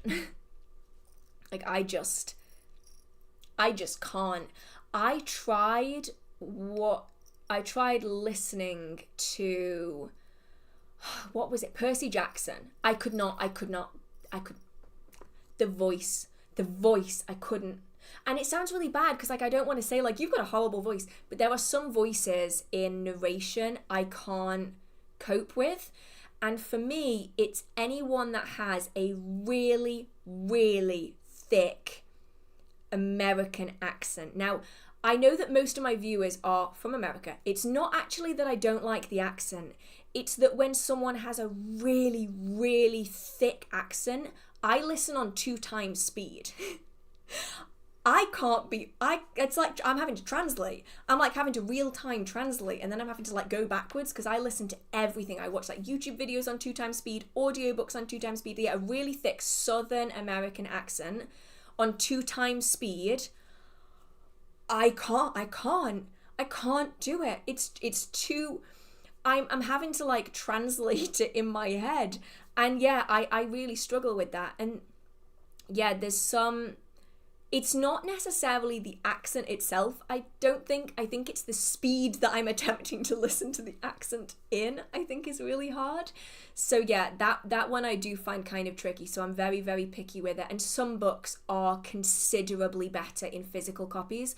So I'd say if it's a choice between, like, if you can do either, I would say, I didn't tell you either between. If you can do either like a Kindle book, like a digital book, or an audio book, for Witchcraft, I would always 1,000 times over choose a Kindle book, like an e-book, over an audio book, because I find that the illustrations are all easily accessible. You're going to have a much easier time working through it. And yeah, that's where I think novels have an easier time in audiobook form than educational books. Yeah, when I'm saying, I think it's the default here in England. If I don't specify an American accent, I usually mean Southern. And I don't know if that's like a general thing that everyone does, or if it's just something that I've always been brought up around. But like, if you were to say to me like a New York accent, I'm like, oh yeah, I know what that is. If you were to say like a Florida accent, I'm like, oh yeah, I know what that is. If you just say an American accent, my brain goes Southern United States. We're talking like Louisiana, that kind of area. Like, my brain just default, as soon as someone says American, they go like Southern United States. And I'm realizing that that's the same as people in America, when they say British accent, what they mean is posh London. What they mean is received, is it received pronunciation? Is that what it's called? RP. They're talking about like an RP accent. So my accent is typically what people think, what Americans think a British accent is my accent. It's a very RP, Queen's English sort of received pronunciation accent. Whereas if you were to actually come to like England or just Britain in general and listen, go up and down the country, every single county is going to have a completely different accent. But when people say British, they think my accent. And yeah, I think that's really interesting, depending on where you live around the world. Like, there will be like a default accent that everyone outside of that country will think that everyone speaks. I wonder if this is the same. I don't know if it's still called Queen's English. I think there's different levels. So you have Queen's English, which is really rare to find. And then you have traditional RP. And then you have modern RP, which is like what my accent is. And then you have regional accents. So my accent, the RP accent it used to be called BBC English because it was like the generic news presenter accent. It doesn't have you can't tell where I'm from based on my accent because I just have like a very generic, oh yeah, it's still called Queen's English. It's just now it's not that. it's not that common anymore. But like, if you come to like Yorkshire, people have a very, very different accent than if you were to go to Essex or Devon and Cornwall. Like, even just the small section that is like Cornwall, Devon, Somerset, the accents are completely different. So I'm curious, like, if you live somewhere like Australia, I always hear an Australian accent, and I don't necessarily recognize regional differences in the accent, but I'm guessing that there would be regional differences. Like, if you are from like Melbourne, your accent is probably going to be different than someone that's from like Canberra. I can't say that right. Canberra. I've read that word so many times, but I've never attempted to say it out loud. I'm going down the rabbit hole in here into accents, and I'm meant to be talking about witchcraft, but I just think it's interesting that when I think Australian, I think of one set accent, but it's guaranteed that there's going to be regional accents everywhere where you are. Anyway, I will get back to what I was doing now anyway. How should I use maple syrup and beaver statues in witchcraft? So, with maple, anything plant-based, you can essentially say you can work with the energy of the tree. So because the maple syrup comes from maple trees, you could use it as a connection to the tree itself. And so you can use it as that link. But you could also use it in workings that need a little bit more sweetness. You need something added in. So perhaps, for instance, you have had an argument in your friendship group and everyone is kind of irate with each other, you're not really on speaking terms, and you just need a little bit of you need a bit of a buffer going on there. You need people to be willing to give people an opportunity to speak. You know, you can't solve a problem if no one is willing to listen to anyone else.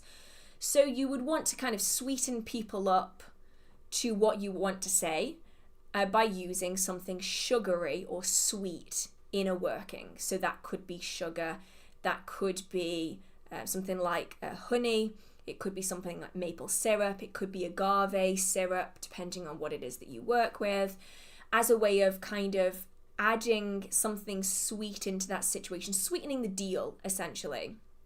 So you can use it in that way. Beaver statues, you're looking at working with the spirit of that animal, so kind of the collective spirit and what they represent.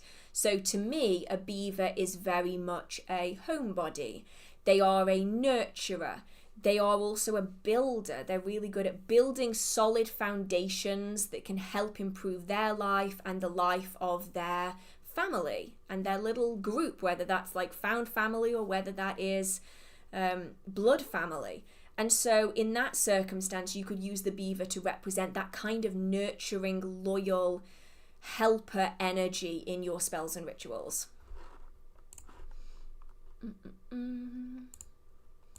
If you start a spell with specific recurring dates but got sick, would you still do the spell or postpone till you felt better? Ooh, okay, so I think this is going to depend on what it is that you are working with.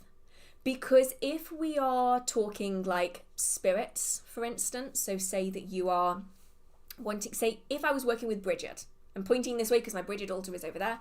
If I were to be working with Bridget and I had said to her, I am going to burn a candle on your altar every single day for a week. And partway through that week, I got ill and I wasn't able to do that. I could then commune with Bridget and I could explain what was happening and we could find a workaround for it.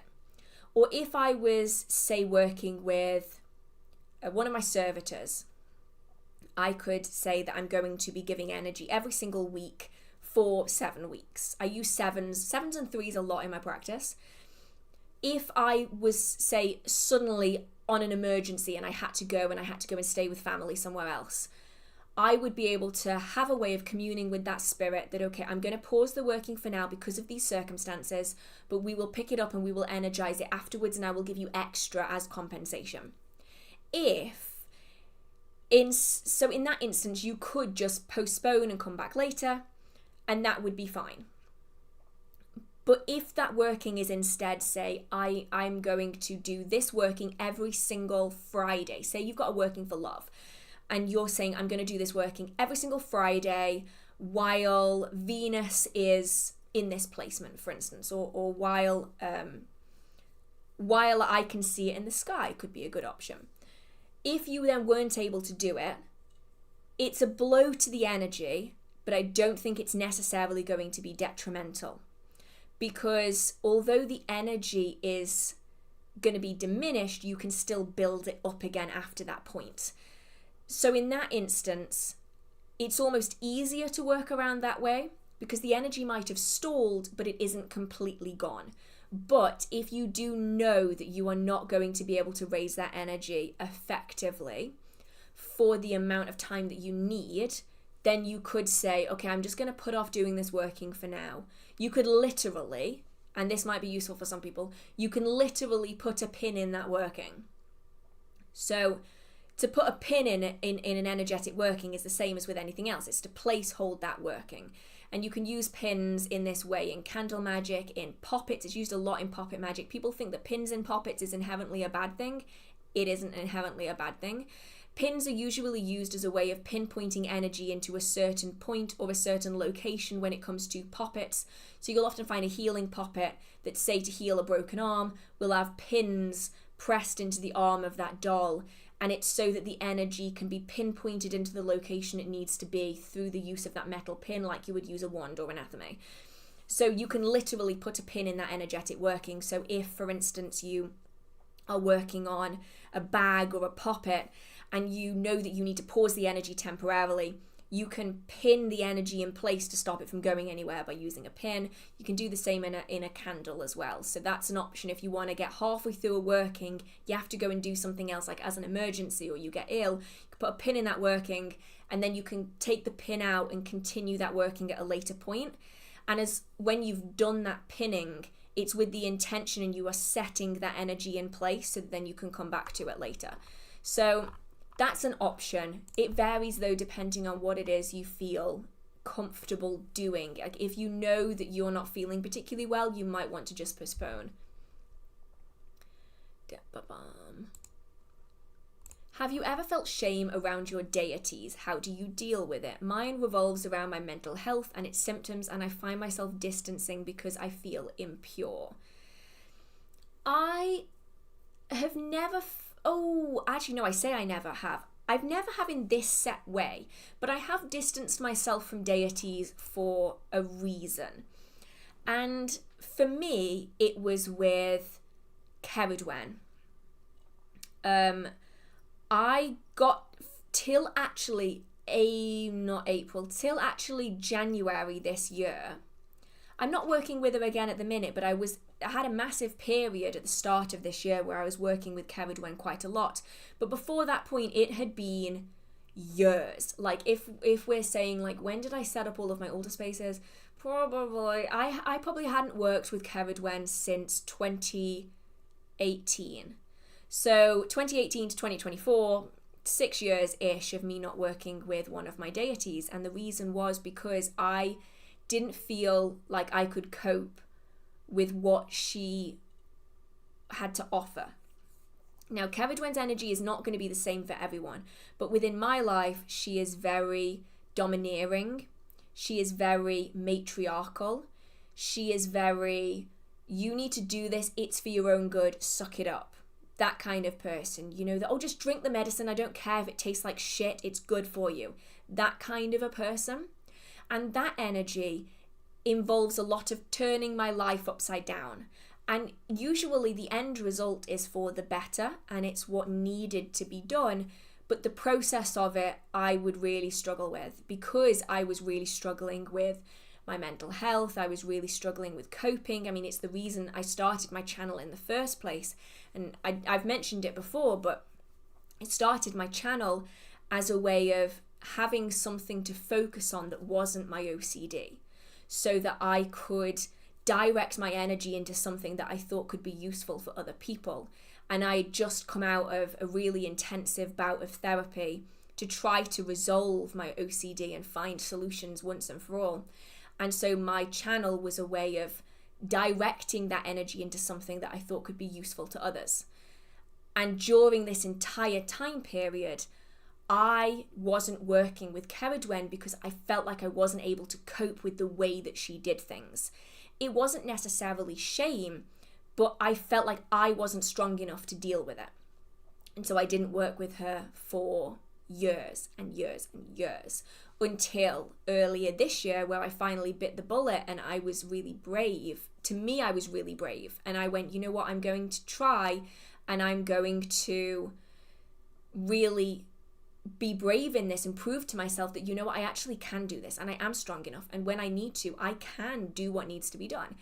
And so that's what happened. And turns out it was fine. And it took me 6 years to get to that point. 6. So I wouldn't necessarily say that anyone has anything to be ashamed about when it comes to their magical practice.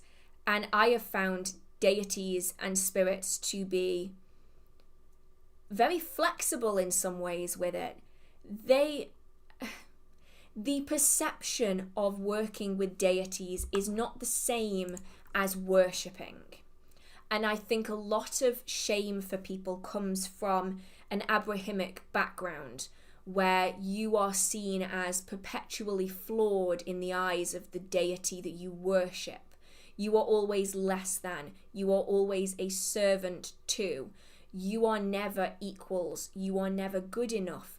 And I think, I don't follow, I've never really followed the Christian faith particularly much, but during my school life, we would go to church every single Thursday, and it was just part of going to school was you would go to a Christian church. And it was Church of England, it wasn't like Catholic or anything, but it was very, very obvious to me that no matter how much I was told during this time that God loves you and this, that and the other, there was something fundamental about the teachings telling you that you are flawed from the moment that you are born. You are a sinner from the minute you exist. And that deeply ingrained in someone can make people feel so ashamed of not being perfect. And I think it's very, very difficult for people, especially when you've come from that background, to shake it, to shake the idea that perfection doesn't exist. It never has, and it never will. And that is really, really hard to process when you have been brought up in a culture and in a religion that tells you that anything less than perfection is sin. That's really hard to shake. And I think that we collectively need to give ourselves and each other grace for not being perfect in this.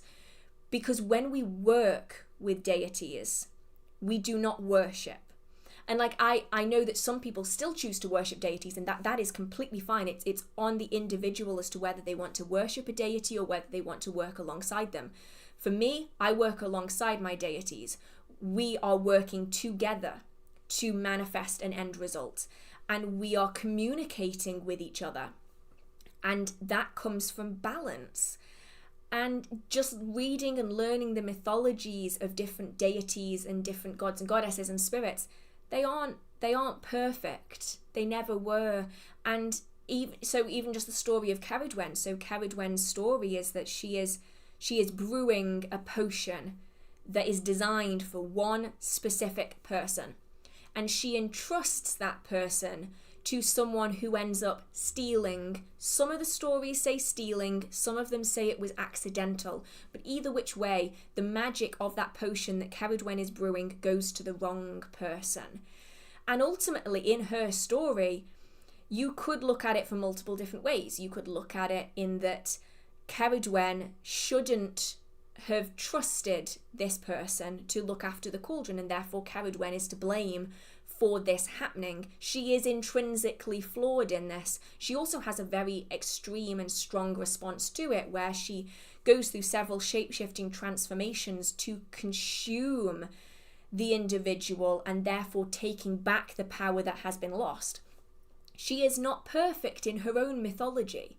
And so I think it's important, Taliesin is, so the story is, I believe it's Gwydion. The potion is meant to be going to someone else. and instead it is Gwydion who is looking after the cauldron. And it is said that as he is stirring that cauldron, a drop of the potion lands on his thumb, and instinctively he licks it off his thumb, and the moment that potion touches his lips, he is given all of the power in that cauldron is now inside him. And when Ceridwen finds out about this, they go through a range of shape-shifting transformations of a black hen and a what were they called? A kernel of corn, or something of corn, the little bit of corn. And ultimately it ends up with Ceridwen consuming this grain of corn. And when she consumes it, she then gives birth to Taliesin as a result of that. And Taliesin goes on to be the greatest bard the world has ever known. And in her own story, Ceridwen is not completely perfect. Like, if you look at all kind of mythologies, it's very rare to find a deity like Brigid, like Ceridwen, like Ceranos, who is perfectly perfect in their stories. It's really only in Abrahamic faiths where you have these deities being like these perfect figures that never do any wrong, like in the eyes of themselves. And so I think that's really important to remember when working with deities. They are not expecting perfection. They are expecting effort. And that doesn't mean like pushing all of your anxiety to the side and stopping and like being the most perfect person who can always work and always be present. It's about finding workarounds. It's about finding out, you know, today is a bad OCD day. Today is a really bad anxiety day. My mental health is just not good enough. You know, I'm really sorry I can't light my candle today. Can I light it tomorrow instead? And more often than not, you'll find that if you are open and honest and communicative, you will get the same open, honest communication back again. And they're usually very happy to accommodate and to adjust and to shift and to change.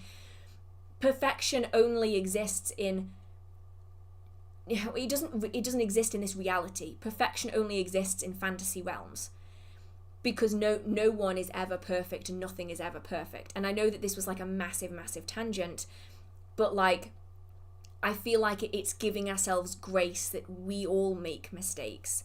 And genuinely, if you look into the mythology and the legends of your deities, you'll probably find their own slightly flawed backstories as well. They're never going to be entirely perfect, and that makes them easier to connect with in so many ways than these superior godly figures. Like, I might refer to deities as being gods and goddesses, but I do not necessarily perceive them as being godly in the way that you would with a capital G at the front of it when you're talking about the Abrahamic gods, for instance. So, let's have a look-see. Where am I?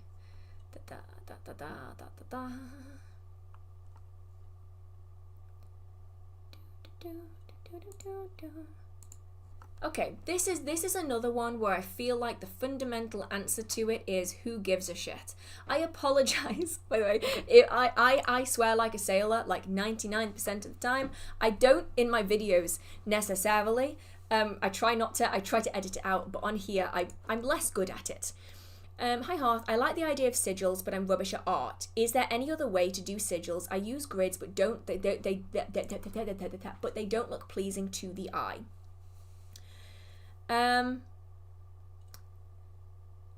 How do I say this in the nicest way possible that doesn't involve swearing? I'm not going to bother. Who gives a shit? And I think this applies to so many things in witchcraft. So many things. Aesthetically pleasing, beautiful, all of this stuff. Fundamentally, the core purpose of a sigil is to manifest a result. And so I think a better way of looking at it, instead of aesthetically pleasing, is does this represent what it is that I want to manifest? And ultimately, that is the only thing that really matters. Now, I understand the appeal of having things be aesthetically pleasing, and so there's definitely ways of tweaking and adjusting, adding colours and changing things around.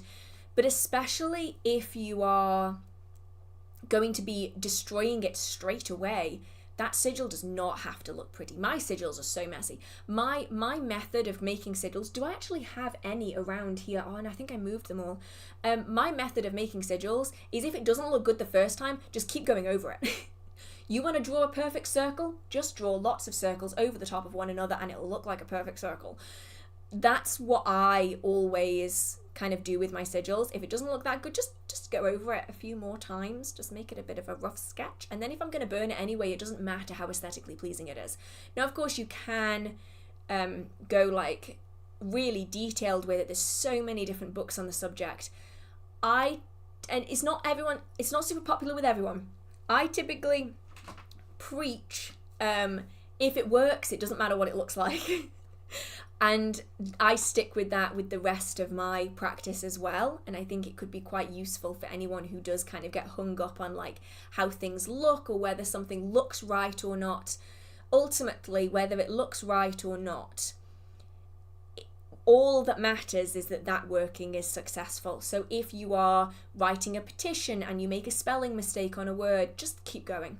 Just keep going. It doesn't have to be perfect unless it's something really, really fundamental. Like, the only example I can think of for this is diagonally, boof. Like, unless your idea of spelling a word is so wrong, it's going to fundamentally change the core meaning of it, it's not going to matter. Unless you're going to do a diagonally moment, which is the only reference that I can think of on the top of my head right now for this, it doesn't matter. And the same kind of goes with like sigils and like spell work and stuff. Is that it ultimately, as long as the core intention is there, that is really the most important thing. And everything else comes with time and comes with practice. So you might find that like 5 years of making sigils, they've all looked like shit, but they've worked really, really well. And then all of a sudden you might hear a video or listen to a podcast, or you might read a book, and then you might find a new technique that suddenly makes your sigils look so much better. And ultimately, as long as that sigil works, it doesn't matter either way, whether it's pretty or whether it's not. Right, what have we got? I'm going to Glastonbury in March. Could you advise all the must-see shops and sites? So, I would recommend walking the tour if you are able to. There's several different routes up. There's the route that goes up the steps. There is the back route that takes you through the Avalon Orchard. There's lots of options depending on the direction that you are approaching it, but I would recommend going to see the Glastonbury tour and walking it. It's really beautiful, especially if it is a nice crisp day. That's always nice for walking up. I would recommend, it ultimately depends on how much time that you've got and how much money you want to spend. Always the White Spring. Always. Though do be prepared that some days it isn't open. I will actually double and triple check when it's open. It is run by volunteers, so sometimes it might say that it's open online, but it isn't necessarily. If you ever want to have a look at what the White Spring looks like on the outside, if you go on their website, I've just realised you're never going to see that. That's just going to be a blown out blob. They do have a live stream of the outside of the White Spring, so you can kind of get a vibe of what it's like on the outside. Opening times, here we go. Tuesday, Thursday and Friday, it's 1:30 till 4:30. Saturday and Sunday, it's 1 p.m. till 5 p.m. So just make sure that you go within the times. Obviously, there are volunteers, so they might not be there necessarily. The White Spring is 100% though. Like you have to. It's on the way out to the tour. It's beautiful. It's gorgeous. You can usually tell you're getting close because there's loads of people making music outside and talking and laughing and all that stuff. If you are okay with spending a little bit of money on going to see something, then the Chalice Well is really nice. It's beautiful inside. There was a little bit of a hoo-ha about one of the statues earlier on in the year, but they've resolved it now. And so that one is just beautiful if you've got a nice day for it. If you don't have a nice day for it, there is no shelter really, so it might not be the best if it is like snowing or raining. When it comes to the shops, you might want to go into the Goddess Temple. I personally have never been inside. I have my own reasons for that, and I don't want to put anyone off by telling you my own reasons. So I will let people decide what they like about whether or not they feel like that energy vibes with them or not. But you do have the goddess temple, which is somewhere that you can go and you can be with the altars of different goddesses like Bridget and Ceridwen and people like that. Shop-wise though, I would always recommend going into Starchild, going into Labyrinth books, going into Wildwood, as well as Courtyard books, obviously, the Hollow Hills, Sons of Asgard. They are like the ones that I will consistently go to every single time. Like, even if I am just passing through Glastonbury and I'm just like stopping by for like an afternoon or like a day, I will whittle down what I go and see, and that will be kind of what I will go and see. There are, however, a lot of shops that are just really lovely just to pop into and have a look-see. Depends on how witchcraft focused you want it to be, because a lot of the shops are crystal shops, they are maybe a little bit more hippie shops, yoga shops, mindfulness, essential oils, that kind of thing. But those are the ones that I would typically go to for witchcraft content. I mean, many of you will know that I absolutely love the guys in Sons of Asgard. I will stand and I will talk to them for hours. So if you want good information on things, then Sons of Asgard and all that is great. If you want herbs and stuff, Sons of Asgard and Starchild. Candles are, Starchild is really great for candles. If you want books, it's those three. And if you want to know kind of where they are, any of the vlogs that I've done on Glastonbury will show you like where they are on the high street. So yeah, I need to go back again actually. I have not been since this time, nearly this time last year. And I need to go back, though my to be read pile is gonna hate me for it. Are they online? A lot of them are, yes. So Starchild and Sons of Asgard are both online, and the other ones perhaps not. Some of the books are a little bit, some of the bookshops are a little bit less online. I think the Labyrinth Books at least has an online shop through the bookshop.org. I think that's what it's called. Yeah. So many different options. Some of them are a little bit, though, smaller businesses. I mean, they're all small businesses, but some of them are smaller still, and they don't have online spaces the same. Oh, the Goddess and the Green Man, that's also pretty nice too. Okay, let's have a look-see. Can a balcony be a liminal space? I don't know. I would say that the doors to the balcony would be liminal space, because that's the liminality between inside and outside. But what would the liminality be for a balcony? I'm not sure. I'd say that simply the doorway to the balcony counts as liminal space. So if you want to be working with liminal space, then you can still do it with that kind of a setup. Let's have a look-see. Ooh, interesting. I have never heard of this. So this is not necessarily a question or anything that I can add anything to, but this is just interesting. I loved your Yule plants video. Have you ever heard of Befana? Befana sounds right, but it might not be right. I'm really, really sorry. The Italian witch who visits Italian children at Christmas time. I don't think I ever have.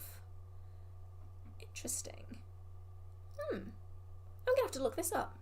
There's actually a book that I've got in my shop. I got it, right? I got it. And I got it under the guise that if I didn't sell it, I would keep it. And I did my last show of the year and I didn't sell it. So technically it is on the shop website. I'm so tempted to keep it though. It's called Fright Before Christmas. And it is just stories about Christmas time legends all around the world. And it's got like Krampus and like is it the Icelandic Christmas cat? And like I'm so tempted to keep it for myself, but I keep being like, oh no, I need it on the website. I'll keep it on the website because I'm notorious for it. I will get stock in and I will forget to put it on the website. But yeah, I need to consider getting that because the story will probably be in that. I will have to check. Okay, let's have a look-see.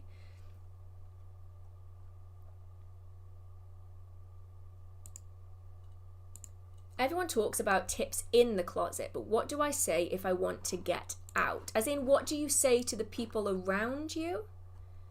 Is that what's being referenced here? If it is, it very much depends on circumstances, because everyone's environment is going to be different. People who are minors or who are in, and by minor I mean under the age of 18. I don't mean minor like in a mine. I've realized that the way I say it sound the same. But no, I mean like minor, like child. If someone is a child, or if they are in a particularly temperamental situation, so like family members might cause problems and that kind of thing, then I always recommend prioritizing safety over publicity.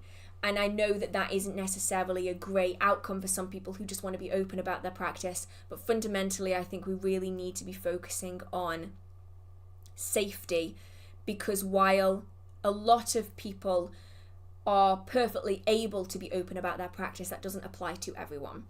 If we are talking someone who is an adult and just wants to share their practice with their friends and family, they want to be open about it, it's then going to depend on how open-minded people are.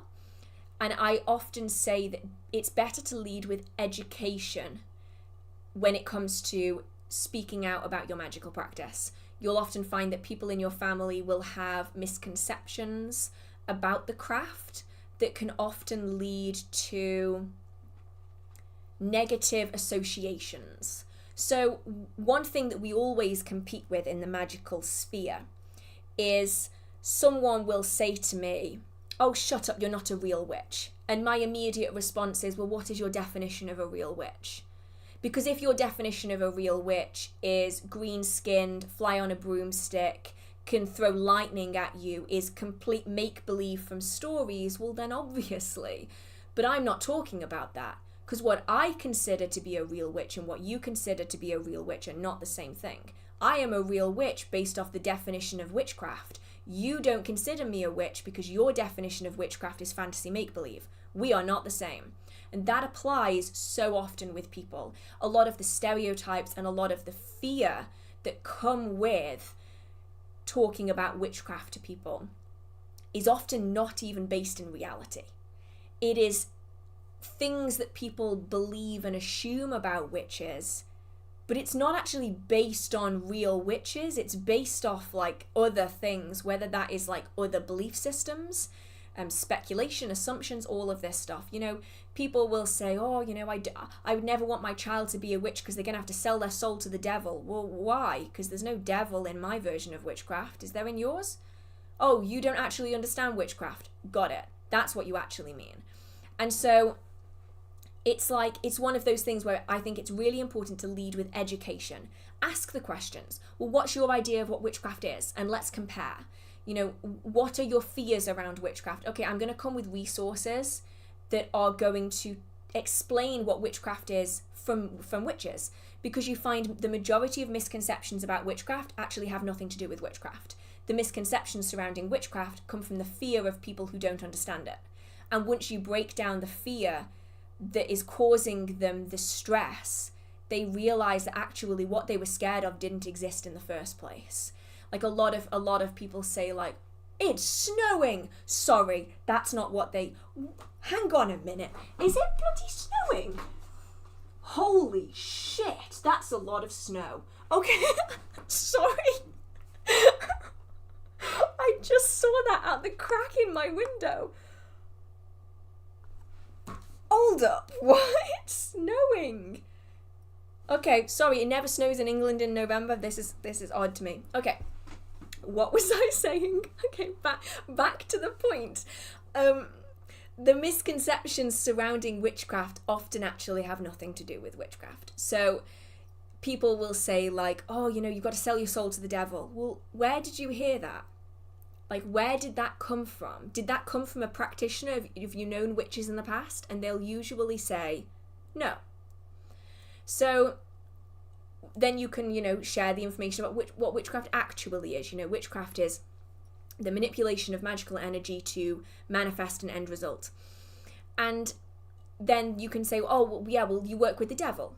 It's like, well, well, who did you hear that off? Where is that coming from? And usually you can pick apart the underlying reasons why they feel a certain way, and you can find the root cause to it. And that's typically the way I would recommend going about openly talking about your practice, is to come at it with all the resources. Come at it with everything that you need to counter someone's misunderstandings of the practice. And really quickly, if you give people the means to actually learn something, and if they care about you, they will usually do it. And if you know that that person wouldn't bother reading those resources anyway, then it's worth considering whether or not that person is someone safe that you even want to be talking about this to anyway. I'm absolutely entranced. It looks like a winter wonderland outside. What? To be fair, it snowed the other day. So we had a snow warning on, what day would it have been? Saturday? Sunday? Monday. No, we had a snow warning on Monday. And I kind of didn't believe it. I was like, I don't believe that this is what it was. But on Monday night, I literally went to lock up all of my doors, and I thought, it looks very white outside. What's going on out there? I opened my door. It's bloody snowing. Oh my God, it's snowing. So cool. So cool. Okay. Don't sell your soul, wait for the market price to go up. That is so, so true. Now, here somewhere, here we go. This is the one I missed. I knew I missed one. Thank you so, so much, Joe. Great live stream, as always. Have you ever read The Old Magic of Christmas by Linda Reedish? It contains old lore traditions, elves, Tomton, even some crafts. It might be your kind of book. Oh, that does sound like my kind of book. Okay, I'm going to have The Old Magic of Christmas. Let's have a look-see. Ooh. Oh, yes. This looks like exactly something that I would read. Oh, okay, yes, that's going on my list. Thank you very, very much for the recommendation. Thank you. And thank you so much for your support. Oh my goodness, another one to add to my to-be-read pile. Oh, I know someone who's going to be really unhappy that it's snowing tonight when they have to go to work in the morning. Oh dear. This is the bonus of working for myself, is that if I feel like not going outside, I don't have to. And it's okay. Right. Any recommendations on books for pointers for people wanting to learn about puppet magic? Now, I'm going to do what I always do, and I'm going to say I do have a video on puppet magic. It is called Dolls in Witchcraft, Puppets, How to Use Them. Now, I will forewarn you, it's an old video. Let's actually see, how old is the video? More specifically, what colour is my hair? Oh, it is 2020. That's fun. What colour is my hair? Oh, it's okay, it's purple and red. It's not that embarrassing, though I do look very, very weird in it. That video is it's 31 minutes of me just talking about puppets and how to use them and the different things about them. So that one could be quite useful in that regard. I do actually have a book. I need to see if I can find it. I will get it down. There's no guarantee that I will be able to find it though.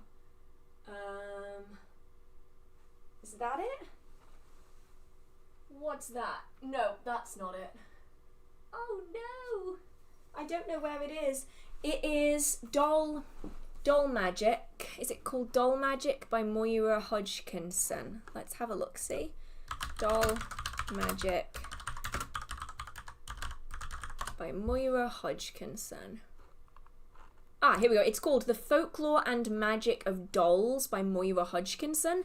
Now, it is a small indie publishers, so it might not necessarily be that easy to get, but that's the one that I do really like on the subject.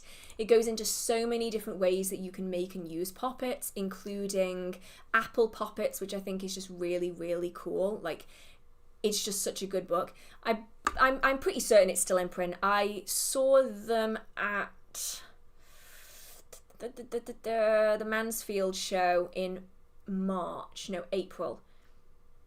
She was there selling the book there, so I'm assuming it's still in print. I keep looking that way. I'm so entranced by the snow. It is like thunder. We don't get it very often in the UK. So cool. I'm gonna go for a snowy walk tomorrow. That sounds like fun. Okay. So yeah, that's the one that I really like. There's lots of books out there, but generally with Poppet Magic, once you've got the fundamentals, you can just go crazy with it. And you can just go rogue with all kinds of stuff. Okay. Next up.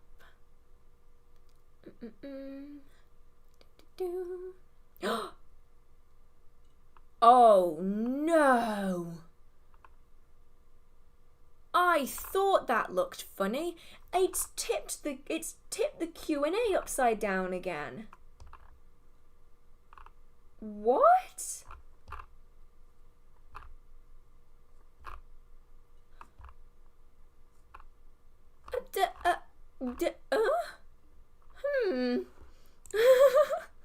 Oh no!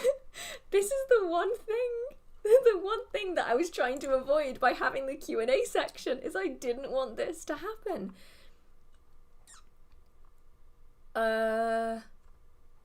Okay, I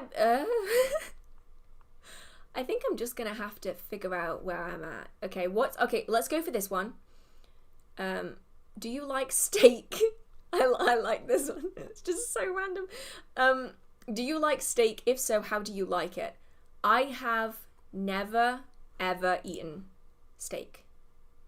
Ever. I've had like steak pie, like steak and ale pie. I have never eaten a steak. And I'll be honest, it looks like the most revolting meal on earth. I don't get the appeal, personally. I think it's probably because I've known people who have steak that looks like a good vet could revive it. And it's not my thing. No, I'm good. I think I'll stick to my veggie pastas. I think that's where I my comfort zone is in Italian food. And that is where I firmly sit. Right. I'm so confused. Some of the questions that I'm seeing are like questions from the very, very start of the stream. And then some of the questions that I'm seeing are new. So I think YouTube has just decided to hit shuffle and just kind of throw questions everywhere. So I'm just going to try and find as many of the ones that I can about I'm sorry if I miss any, and just try to figure it out. Find the ones that I can. A witch I know says cleansing other people is dangerous and shouldn't be done. Is that true? Now, I'm not going to be the person that's like, oh, that person is bullshit. Well, no, I will sometimes, but not in this instance, because there's probably a reason for this. There's probably some context that's missing in this that maybe they think is like a default information that they've given you and they just haven't. Cleansing someone else isn't dangerous. So for instance, like take an example for this. So every time we would do a coven meeting, we would walk down to a stone circle and we would cleanse each other of unwanted energy before we walked into that circle space. So it's something that is done very regularly, but context matters.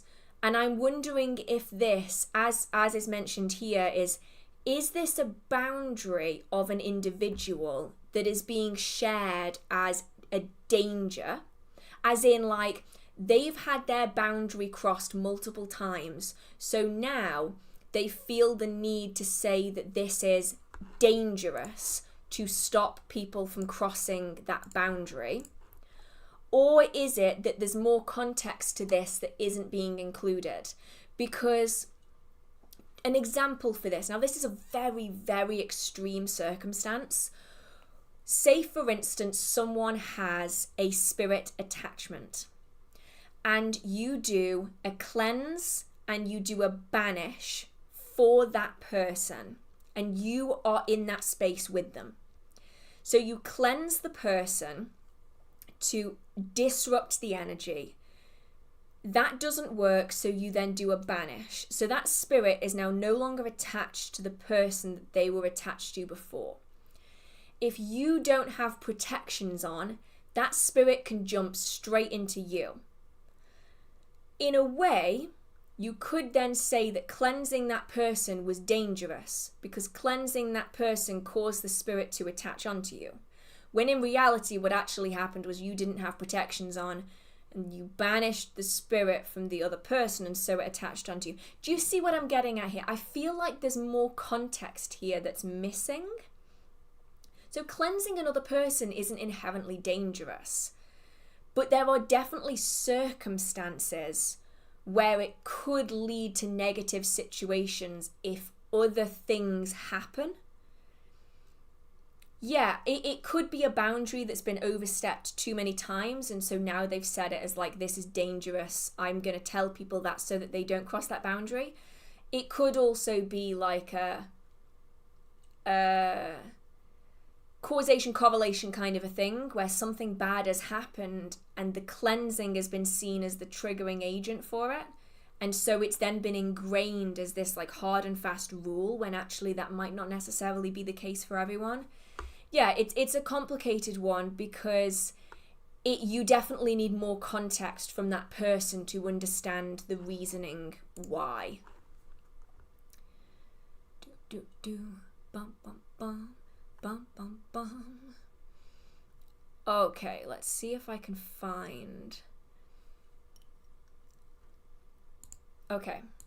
I've been doing very small spells since I'm fairly new to witchcraft, but I'm not sure if they actually work. How do I enhance and make my spells stronger? Okay. I'm going to say brutal. But it's not actually that brutal. It's just, to me, I don't like being brutal. And oh, I scratched myself again. When did I do that?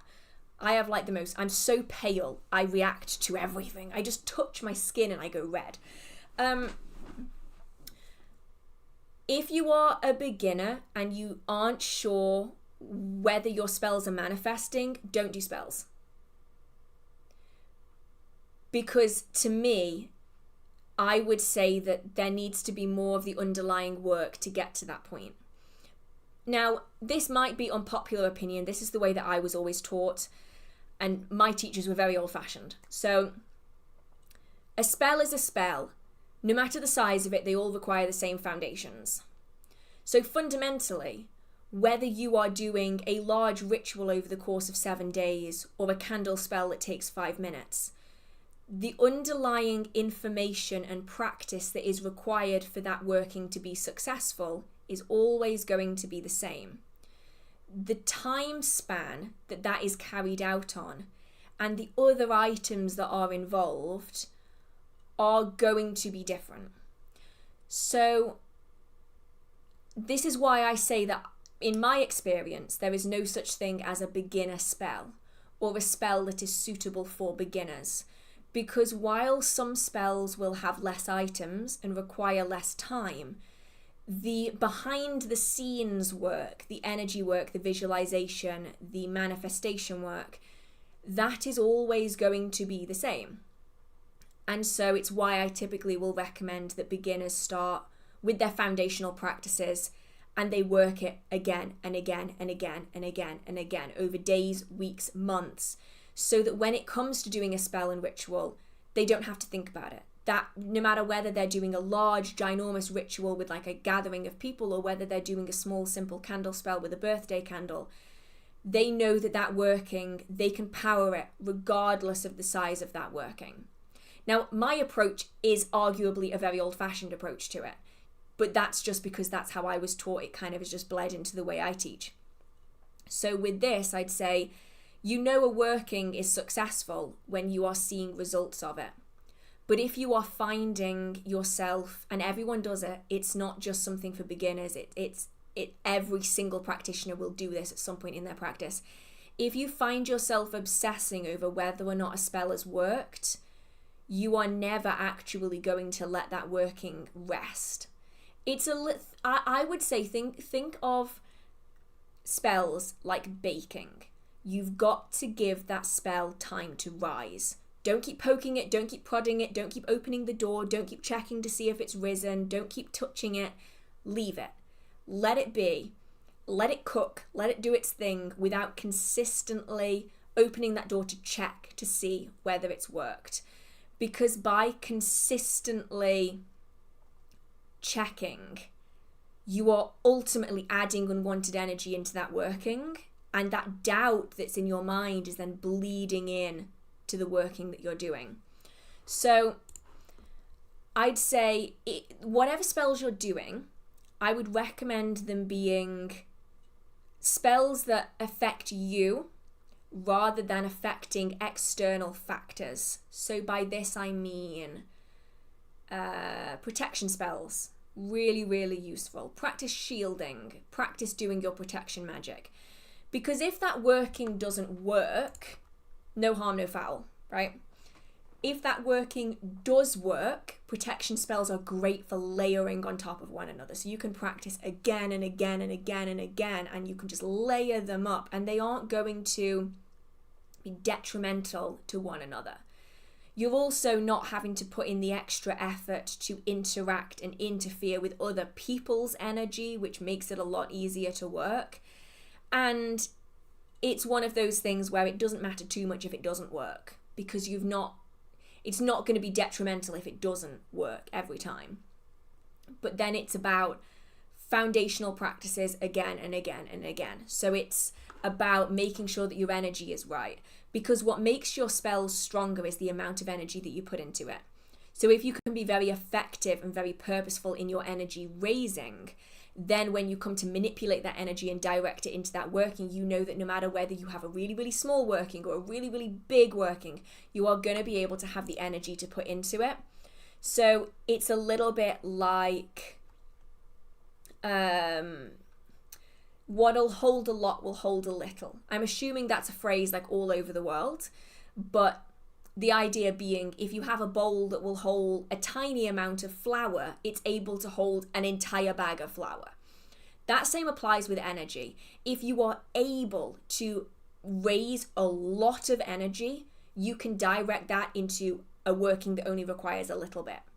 But if you are struggling to raise your energy, you're going to struggle to raise it for a small working, and you're definitely going to struggle to raise it for a big working, which is why getting the foundational practices right and effective is really, really powerful. Doop-a-doo.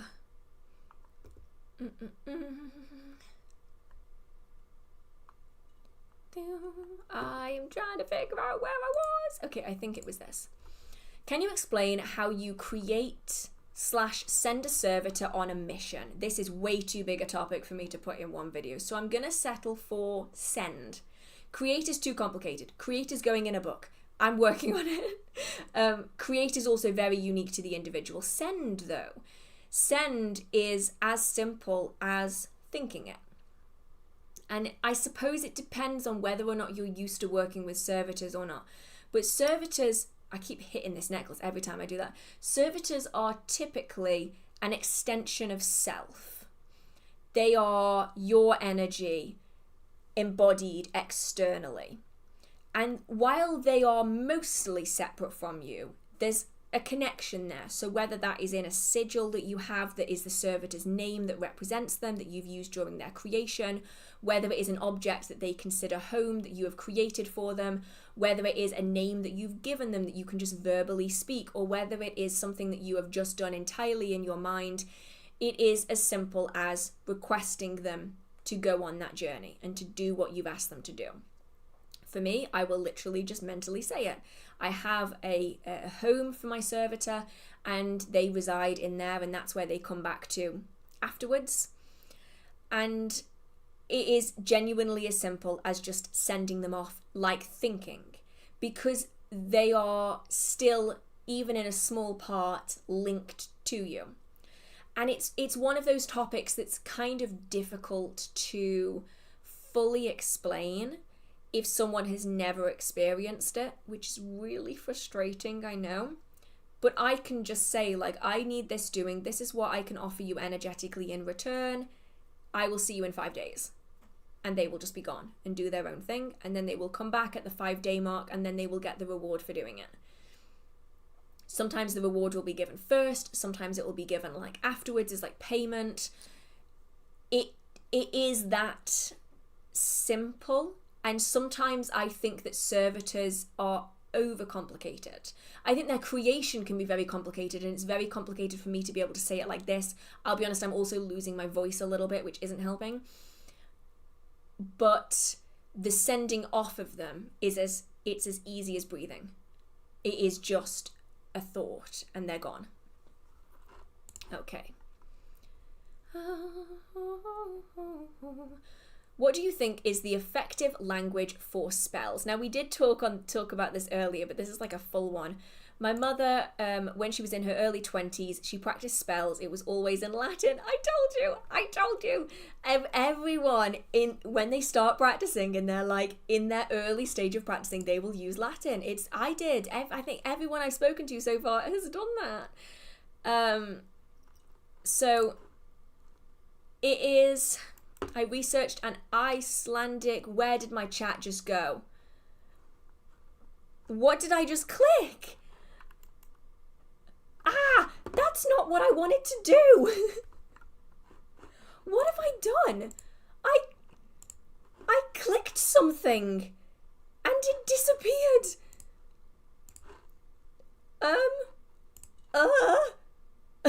Okay, I got it back. I fixed it. I shouldn't be allowed a mouse buttons on the side. This is dangerous. Yeah, as I mentioned earlier, the best language for the spells is the one that you understand. If you don't speak Latin, don't use Latin. Unless you are reading it word for word out of, say, like a grimoire. Unless you can trust the resource that you are using, Google Translate doesn't count. Don't use words that you don't understand. Because it's very, very, very easy to say the wrong thing. And I mean, how many times I have, the best way I can describe my job is my job has consistently been the agony aunt of witchcraft for the last 10 years. And that's not a bad thing. I love my job. I love it to pieces. But with my job, this is like well before YouTube as well. Like this is like Tumblr days. You see a lot of stuff. Like you see the shit that goes on behind the scenes. It's like the nurses who always have stories of people attempting to put objects where they shouldn't belong. You see the bits of the human condition that you were never expecting. That's kind of what this is like. As a witch, you see the bits of the witchcraft community you weren't expecting to see. And the number of times I have had people in a panic in my DMs, in my emails, asking me how to fix something. And because like my first step when people ask me like, something went wrong in a ritual, I don't know what to do, what should I do? Is to say, okay, well, what did you do? What spell did you do? Do you remember? Do you have it written down? Is it like a website? Is it a book? Let's work through it and let's see what the problem was. 9 times out of 10, if someone, this is back in like Tumblr days, if someone came to me with this kind of panicked thing, I can guarantee you 9 times out of 10, they would link me a web address to a spell that was Latin, that was clearly written by like a teenager who had used Google Translate as their translation method for this. And it was just all wrong. The words weren't even in the right order, for one, because what you can't do is you can't take English order and translate it into Latin, because the Latin order of words is not the same as it is in English. So you've got someone who is attempting to summon something with Latin that isn't even accurate. It's English that's been translated to Latin badly. And like even the names of like the demon haven't even been spelt right. And you get to the point where you're like, oh my God, like please. Like, I understand the appeal completely, because been there, done that. You know, I'm not going to say that I'm immune to all of this, because I've done it, right? I've been there and I've done that. I've seen it all. But with some workings, please don't go rogue with a language you don't know. If, for instance, you are needing to communicate with a French spirit, say it's a land spirit, and you want to connect with that land spirit, yes, French makes sense to be the language that you are going to be using, and it's okay if it's kind of broken and it's not super perfect French, because you can get the point across, right? But if we're talking like detailed verbal spell work that needs to be on point, Google Translate ain't gonna cut it. If you don't know the language, don't use the language. Use whatever works best for you. So if you are multilingual, use whichever language you feel best resonates with you for that particular working. But if you don't know Welsh at all, then doing a complicated summoning ritual in Welsh is a bad idea. So it's one of those, don't run before you can walk, essentially. Just because of this exact reason. Yeah, see, this is the thing, like, if this is the way she was taught and she understood exactly what she was doing, there's absolutely nothing wrong with doing your workings in Latin. Absolutely zilch wrong with it. As long as you know what you're saying, that's all that matters. The main problem, though, is the majority of people who do it will do it for the shock value. They will do it for, like, the arcaneness of Latin, and they won't know what they're talking about. And that's when they get into trouble. This isn't like a spell that they've taken out of a book that's been passed down through family members. This isn't word for word out of a grimoire that was used in a very specific way.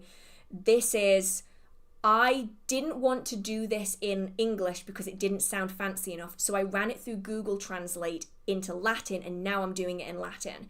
And that's when people run into problems. Okay, let's have a look-see. Oh, I've lost it again. Where's the Q&A? Here it is. Okay, is Etsy a good source to buy witchcraft supplies? Now, I'm going to self-plug. My shop is on Etsy. I think there are certain shops on Etsy that are absolutely incredible. Myself included, obviously. No, but like there are lots and lots of really, really good witchcraft shops on Etsy. Phenomenal ones, actually. And a lot of the witchcraft shops that's where they got their start, was on Etsy, and now they've got physical shops, and it's an amazing place for that. However, I'm about to shit all over Etsy, so if you love it to pieces, close your ears, because I'm about to rip it to shreds. Etsy recently is having massive issues with wholesalers using Etsy to sell their products. Now, if you don't know what Etsy is, you might have lived under a rock. It might just not be so prevalent where you live. Etsy is an online marketplace for handmade and vintage items. Everything on there has to be either vintage or handmade. But recently it seems like that's not been what they're sticking to, and more we are seeing wholesale products making it onto Etsy. And what's worse, we are seeing wholesale products being sponsored on Etsy. So they're paying Etsy extra to break their own terms of service, which blows my mind completely. And not only that, as of this week, I have found 3 clothing stores, because I like looking at like historical, like I want to get like corsets and like vintage dresses and stuff. Like I love that kind of fashion, like LARPing fashion, but in real life, love it. Like fantasy fashion. I have found not 1, not 2, but 3 sellers on Etsy where all of their products are AI generated. All of the photos are fake. The clothing doesn't even exist. The owner of the company isn't a real person. Their photo is AI generated. The entire place is entire bullshit, honestly, and Etsy just allows it, and I don't understand why. So when it comes to Etsy, don't just trust everything that you see. Please make sure that you do your due diligence and make sure that what you are getting is actually what you're after.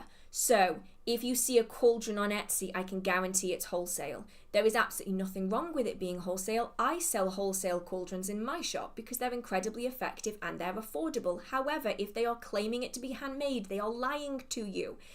If you see candles in a black box that says spell candles across the top, they are lying to you. They are not handmade. They're from wholesale. I can get them from a wholesale. I don't because they're made of paraffin, but I can. So if you are seeing the same images again and again and again and again, I can guarantee they are stock images from the 2-3 websites in this country that do wholesale witchcraft supplies. And you don't even know whether that's the product you're going to get because they're not even using their own images. Make sure that you check the information on that website. It will tell you, there's a section where you can look at who the owner of the shop is and they will give their information. Like what does mine say? Let me actually get what mine says up just to give you an idea. So if I get mine up, if I can spell my own website's name. Okay, The Witch's Heart on Etsy. And made witchcraft supplies for witches and wise folk. And then there's an about section, and I say, The Witch's Heart is a store devoted to growing people's practice and offering high quality, practical items. We are passionate about handcrafting magical items for witches and wise folk. After studying and practicing witchcraft for over a decade, I found it particularly hard to find the items I wanted to use for my own practice, and ultimately decided to start making them myself for others who, like me, also couldn't find what they were after, right? So all of the shops should have this information on it. And if you go down even further, it should tell you, I'm not sure if that is just going to blow it out completely, tells you here the owner of the shop. And it should be able to give you information on who actually runs it. There should be social media. So like I can click on my Instagram and it will take me to the business Instagram page. So ideally, what you want is to be finding someone on there where they're very open about what they offer. So there's information on the product itself that tells you how it's made, kind of, is it handmade, what's it made out of, when was it made, are they made to order, are they pre-made, what's the basis for that, where is the shop based, who is the owner, what is the information about the shop. There are so many amazing shops on Etsy, and they are being completely overshadowed by wholesalers. And usually you can send a message to an Instagram seller, and if they're a legitimate Instagram seller, they're happy to tell you about the products, to talk to you about the business and like where it started and all of this kind of stuff. It's the best place for witchcraft supplies if you don't have a witchcraft shop in your local area, basically. I would go, and I have many times in the past, bought supplies from Etsy when I can't make it down to Glastonbury, or when I don't know necessarily a reliable witchcraft shop. But I know I feel like I'm just going in circles. Please do your research, because this is actually something that's making it into a video in December. So I'm going to do a full video on how you can recognize them. Fake decks are everywhere. If you see a deck on Etsy, I can guarantee 9 times out of 10 it will be fake. If you see a deck on Amazon, I can guarantee you 9 times out of 10 it will be fake. So please be incredibly careful, please, because I would hate anyone to like spend their money on like buying a deck that they love and then get it home and realize it's a fake deck, even though they bought it off Etsy and they thought it was real. Please be careful. Okay. Next up. Right. I was somewhere. Okay, I've answered that one. I've answered that one too. And that's the French one all over again. I'm getting them like repeated over and over and over again. Okay. I'm so confused about this. It's literally like ricocheting the questions here, there, and everywhere. I'm struggling with this one tonight. I don't know what's going on with this. let's say you have 2 kids and you want to protect in your home, outside, while sleeping, during your spell work, etc. What would you do or not do? If you're after like one protection method that will do all of those different intentions, like protect through all of those different stages, I would go with poppets. Poppets that represent each child that you can keep in the home, protected, safe, filled with taglocks and items for protection that represent each of the individual children, and then that protection will carry on out wherever they are. Like if they're at school, if they're with grandparents, whatever it is that's happening, they're not going to have to carry out protection where they are. It's already kind of like an overarching protection. It's the easiest way of doing it for like loads of different intentions is the wrong word, loads of different locations. Okay, I'm struggling to figure out where, has it upside downed itself? I don't think that's a word. Upside down is not the word that I was after. Okay, let's figure out where I am. So I'm going to go with this one because this is the one that's at the top that's now the bottom, which is really confusing. Do you have any advice or tips for helping out beginner witches with studying the craft? I've started mentoring a few, but they all seem to struggle with the research and study aspect of things. Okay, so this is going to show the old-fashionedness of my teaching, isn't it? For reference, my 2 primary mentors, teachers, were in their 60s, 70s when I started learning. And they were of a very traditional disposition because they'd started learning in the 40s and the 50s. And maybe this approach is wrong. I've always found it to be really effective though. And it ultimately though, it depends on what the reason is behind them having difficulties. If the reason is that they're struggling to like figure out where they need to look or like what's going on, like what books do I choose? How do I research this section? That's one thing. This is going to make me really, really unpopular. I have met a lot of people before I started YouTube and during who want to be spoon-fed information. And they will feign the, I don't want to do I don't understand the research, can you just tell me? Oh, I haven't had time to read this week, can you just tell it to me? No, do the fucking research. If you don't want to help yourself, I'm not going to fucking help you. Do it. Like, and that was the attitude they always had with me, was if you don't want to do the research, don't expect the results. I'm not going to spoon feed it to you. I've given you the resources that you need, put in the damn work. And so I did. And it was really effective. But I'm not sure that is necessarily the best technique to use. But it ultimately, it depends on who you're dealing with and the reasons why they're having issues, because I understand that there is a lot of information out there now. Like if you've seen my videos of like my monthly videos on like the book releases, there's so many books coming out and it can be really, really hard to figure out what books are worth reading, which ones aren't. It can be very, very overwhelming, and I get that overwhelm is a massive thing now. That you are bombarded with information from all directions: TikTok, Instagram, Facebook, YouTube, books, this, that, the other, websites, blogs, it's everywhere.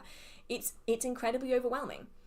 So in that instance, it might be a case of forming a very, very concise reading list that is the reading list that you recommend. Don't look at anything else. Put your blinkers on for just 2 months. Put your blinkers on. Don't look at anything else except this work, and then we'll go from there.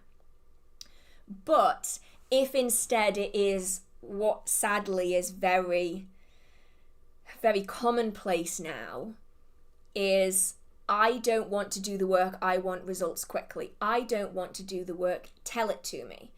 And like the number of times I've had that, I delete the comments because they just piss me off so much. I'll post like an in-depth 40-minute video and people are like, I'm not listening to all that. Just give me the bullet points. I'm like, okay, if you want the bullet points of your information, then expect to get bullet points of a result. Because if you don't know the full context going in, you're not going to get the full result coming out. So what would you rather? Would you rather a successful magical practice that takes a little bit longer, or a useless magical practice because you wanted to cut corners? And so many people want to be spoon-fed. And to me, old-fashioned values, I guess, in all of this is if you cut corners, expect to not get full results. And if you want to put in the work, you're going to get the results. It separates the wheat from the chaff, so to speak, because the people who don't actually want to practice witchcraft, they want the results of witchcraft, are almost always the ones that won't do any of the research. And honestly, if you end up trying to teach people like that, there is literally nothing you can do. I've tried and tried and tried. I've had people come to me for years and years and years. Now, I never formally teach anyone because I don't have the time to formally teach someone, but I will help where possible, like on the live streams, like in DMs. I try my best to give people resources to like direct them in a way that I think is going to be the most useful. And I've had people come back to me for years and years and years. I want to do this. Can you help? Okay, well, have you learned this? No. Okay, well, I would recommend this book on the subject. A month will go by and I'll get another DM off them and they'll be like, oh yeah, I still want to do that thing, but I didn't get that book that you recommended. It's like, okay, well, if you don't want to get the book, then that's fine. Let's find something else. Like I have this video on the subject and this one and this one. This covers kind of the bare basics of what you need. It's free for you to read and free for you to watch. You can watch it as many times as you want till you get it right, and then we can start working from there. A month will go by and I'll get another DM. Oh, is there another way? I can't be bothered to sit through 40 minutes of content. No, there isn't. You're wasting my time, you're wasting your time, you're wasting everyone's fucking time because you don't want to put the work in. And it's so infuriating because I love the idea that everyone has the disposition to do it, but sometimes they just don't. Yeah. I can't be bothered. I just got triggered. Yeah, exactly. Like, it seems to be the really popular thing now is like, can you just give me the Cliff Notes version? Well, no, because I know what's going to happen if I give you the Cliff Notes version. I give you the Cliff Notes version and then you give someone else the Cliff Notes version of the Cliff Notes version. And then before you know it, no one knows what the fuck they're talking about anymore. And like, I've seen it. This is a few years ago now. This is like 4 or 5 years ago. I was teaching someone. I think it went on for quite a while actually. I was teaching someone. Like they would send me emails and I would reply to them. And I noticed an odd pattern happening where I would say, okay, here is a book that I recommend. Here is kind of the bullet points Cliff Notes version so that you know what you're getting into. Do your research and then, we can continue this conversation on. And I, at the time, was on a lot of forum websites and I was watching YouTube. I wasn't making content at this point, I don't think so. It might have been a little bit more than 5 years ago. And I noticed that I would give this person information and then that person with this, like that username would then redistribute the bullet point version of what I'd offered them and they would be teaching it to other people. And that was when I drew the line at doing the bullet point version, because what was happening was he was teaching beginners when he didn't even know what he was talking about. So he would get a question from a beginner. He would come into my emails at like 3:00 in the morning and send me an email. I would send a Cliff Notes version with some more information. And then he would go onto a forum website and post that information that I'd just given him word for word out of my email to the beginners that he was teaching. And that was when I was like, nope, I'm not doing that shit anymore. If you want the information, go find it for yourself. Go find it. Because ultimately, if someone isn't willing to do the research, there is nothing you can do. There is literally nothing that you can do. You just have to leave them. Just leave them and go and do it. Like, if you've done everything that you can, everything, if you've tried everything and nothing is working, it's then a case of saying, you know what, I want you to have success in this, but there is absolutely nothing more that I can do for you. I have given you the resources. If you would like to continue this with me, then be my guest. Like, my emails are always open. You can come in and you can send me an email and I'll see what I can do. But unless you are willing to read these books or do this research or look at this, then there is literally nothing more that I can do with it. And it took me a very, very long time with people to get to the point where I felt comfortable saying no to people that I was tutoring like this. And I know that that's not that's not great advice if you want to like consistently mentor people. But it ultimately depends on what they're struggling. If they're struggling with the research because it's overwhelming, then I would streamline a reading list and offer that to them. If they're struggling with the word content, like the actual readingness of it, then audiobooks are a good option. There's also lots of content and lots of videos that can be used to explain topics that they can then dive into further. But then once you get past that point, and if they still are like, that's actually too much. Nope, that's too much work. Do you have a Cliff Notes version? As soon as you get asked for a bullet point version or a spoon-fed version, walk away. Because I have spent years of my life attempting to get through to people that they need to do the work, and they never do. Never ever do. Okay, let's have a look.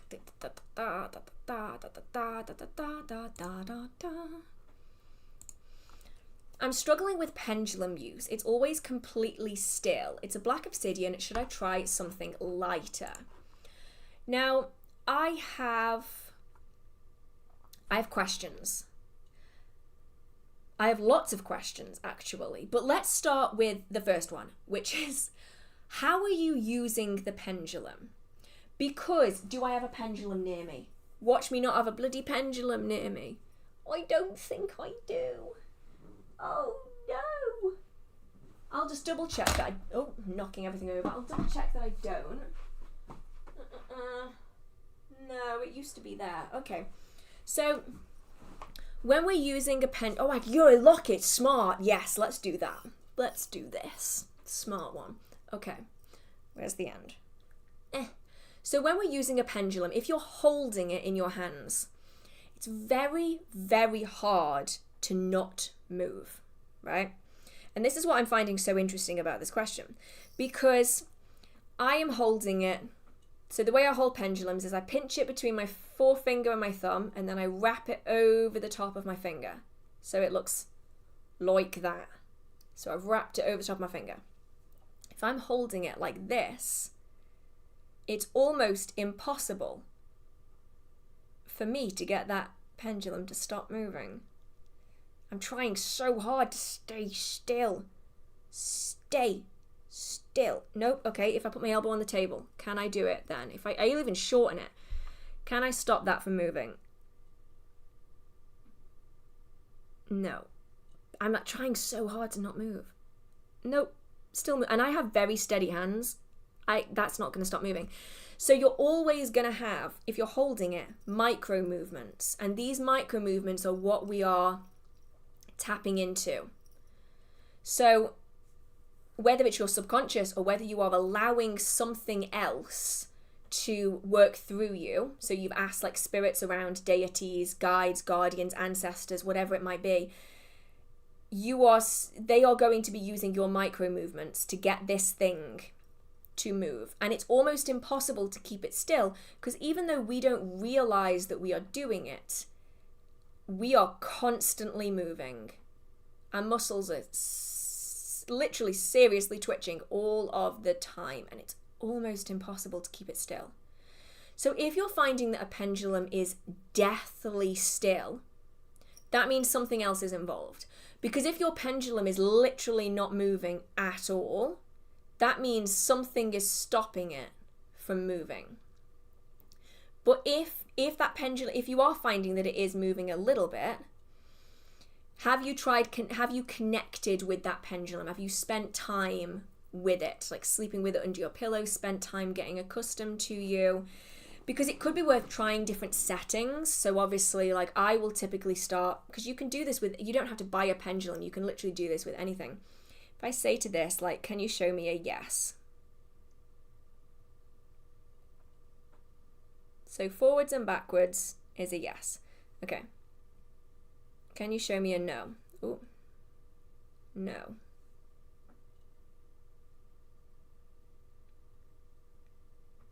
So even though those movements are really small, forwards and backwards is a yes. Clockwise circle is a no. Now those movements are tiny. Like if you're expecting a pendulum to be swinging like this, it can do, and I've had lots of experiences where it does. Doesn't necessarily always happen like that though. You'll find that it'll start being like a little tiny movement. So like,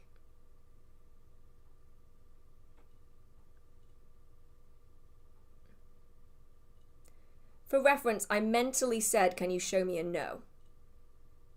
And can you see that's like going in a little circle?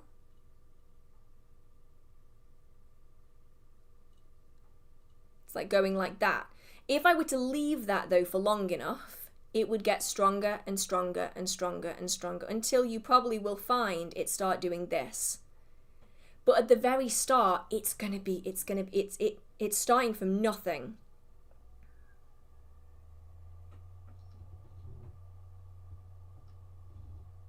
So that was a show me a yes. Back and forth, back and forth, back and forth.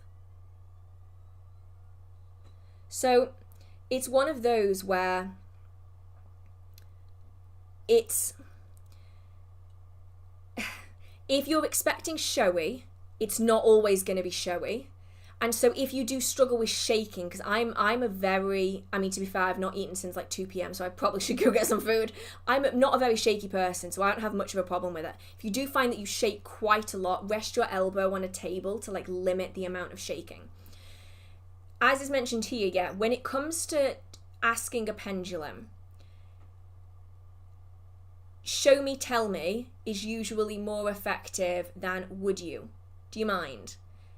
Show me a yes. Show me a no. Or you can even force the point and you can say, this is a yes, this is a no. Manually do it if you want to. If you can't find anything else that works, manually do it. Say, you know what? Fuck this. This is going to be a yes and this is going to be a no. And then start working with it that way. If you're still finding that you're not getting any movement off it, like anything at all, I would consider cleansing the pendulum and see if that helps, because a deathly still pendulum is very, very rare. Usually the problem people have is that they can't discern the difference between them moving and the pendulum swinging, which, understandable, it can be kind of hard to tell if you're not used to doing it. So give the pendulum a cleanse and see if that works. If it doesn't, the next step would be to make a pendulum board. So, God damn it, I tidied up and now I don't know where anything is. Does anyone else do that? I knew where all of like my pendulum boards and everything were, and then I organised. I tidied, and now I can't bloody find anything. So to create a pendulum board, so this can just be, I don't even have a bloody piece of paper I can use. It can just be a piece of paper, and on it you draw a cross, like a big X, like this. And then you go, yes, yes, no, no. So it does that. You put the pendulum down onto the pendulum board. You attune it energetically, so you link them together. You lift the pendulum up and you say, show me a yes. And it should go in the direction that you've drawn on that board. And then you say, show me a no, and it should go in the direction on that board. You can also add a direction for maybes and not sure / try again later, and have it be that way. But I do think it's very odd for a pendulum to not move at all. that is the bit that's weird to me. Because, like, usually people have a problem with pendulums, like, moving too much. Like, they can't stop it. Oh my goodness, thank you so much, Witch Spirit Tarot. Thank you so much. I know it's a massive milestone. It's mad. It's actually bonkers. Like, I took a screenshot of it, and I am planning on printing it out, and I am planning on sticking it on a wall, even though it's just like a little screenshot. Like a Ouija board. No and yes. So, a spirit board, do I have anything that I can write with? No is the answer. Okay, but I need to bring a notebook in here with me. So, a pendulum board will typically just have a cross on it, or like it'll be like an asterisk that has directions that mean different things.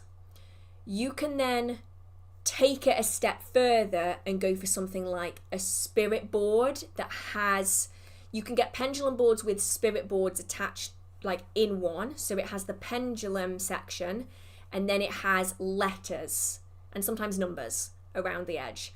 Or you can use a pendulum with a straight up Ouija board or spirit board where it doesn't have the pendulum directions. Instead it has the letters, the numbers, the yes, no, the goodbye, hello. And you can use a pendulum board instead of, you can't actually see it. Everyone asks me what the heart is. You can't even see it. It's bloody behind my seat. Everyone asks me what the heart is on my wall. It's a planchette for a Ouija board. So instead of using a Ouija board planchette, which is usually like a heart-shaped board piece that you move around with a glass circle in it, you can just use a pendulum to do the same thing if you wanted to. So you can take like different stages. You don't have to buy something specialist. You can literally just draw it on a piece of A4 paper. Like A4, A3 is bigger, yes, A3. If you want, like that's something that you can do. You can make it yourself. You can make it dead decorative. You can make it out of wood. Like I've pyrographied my own pendulum boards before, and lots of different options. Super duper simple. Right, where am I?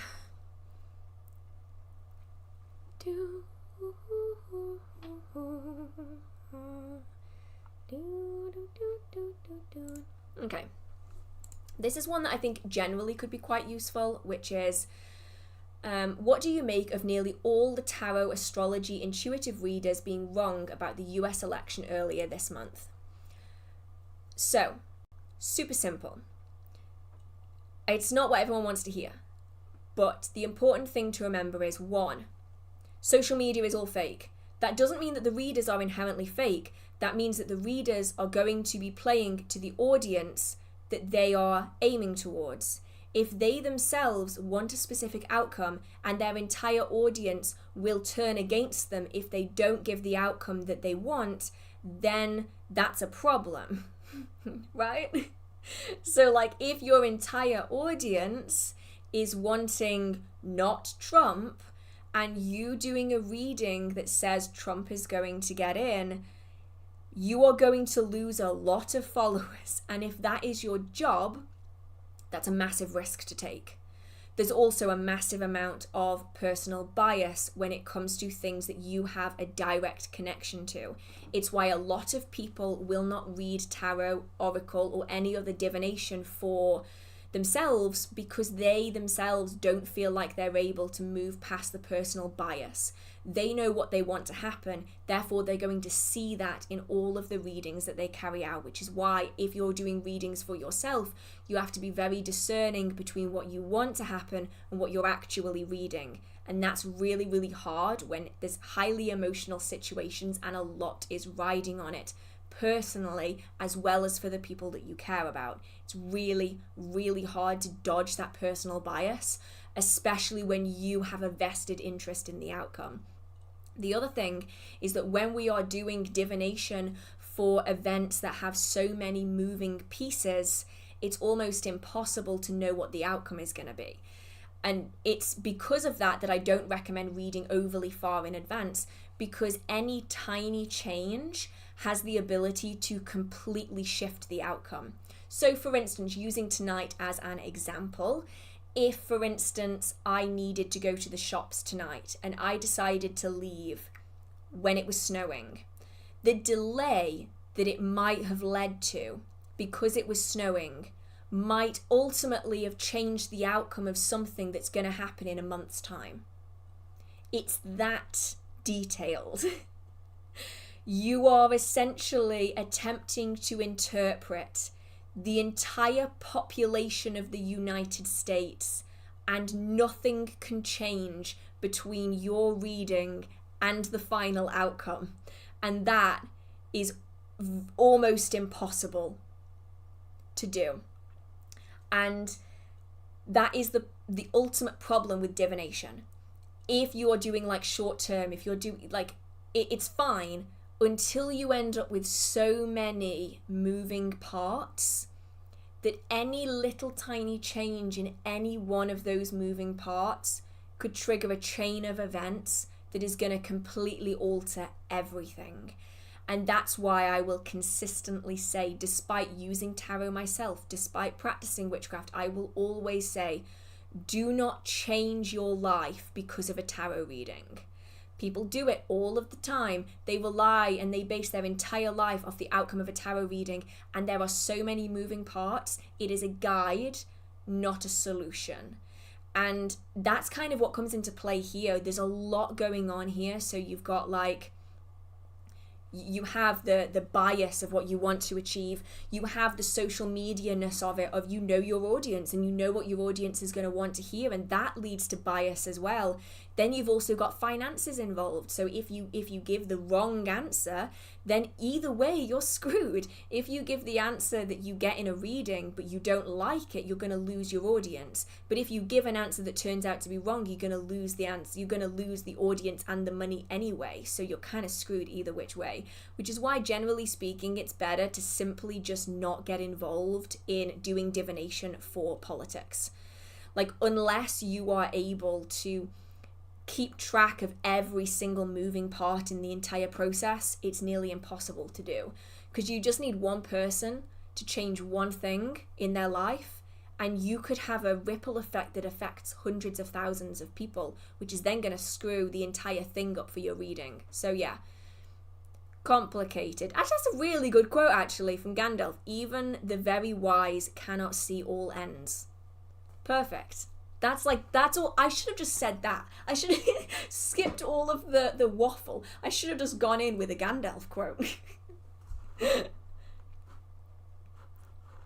You're trying to write a story and I need help. Yeah, I mean, I am happy to help where possible. There is like I'll be honest, the Q&A tab isn't really working. So feel free to just put them in the chat, any questions, and I'll try to get to them. Because the Q&A box isn't working, I don't think. Bomb. Yes, Seven Nation Army is definitely the soundtrack to this. Is it true that you can be a dragon? No.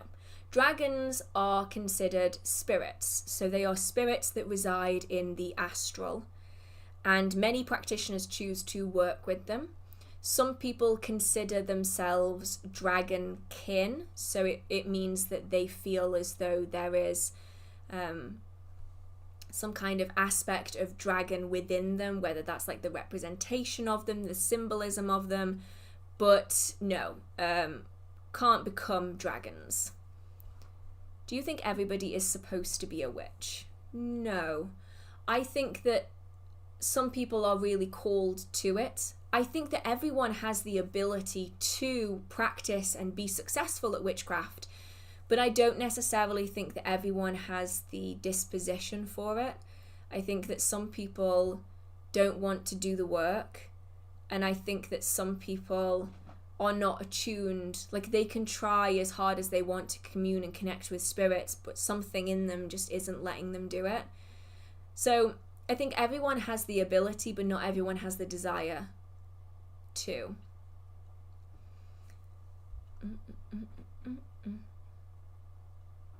I mean, what if I could do an enchantment separate from us? So we cannot become a spirit, even through spells and rituals. Spirits are separate to us.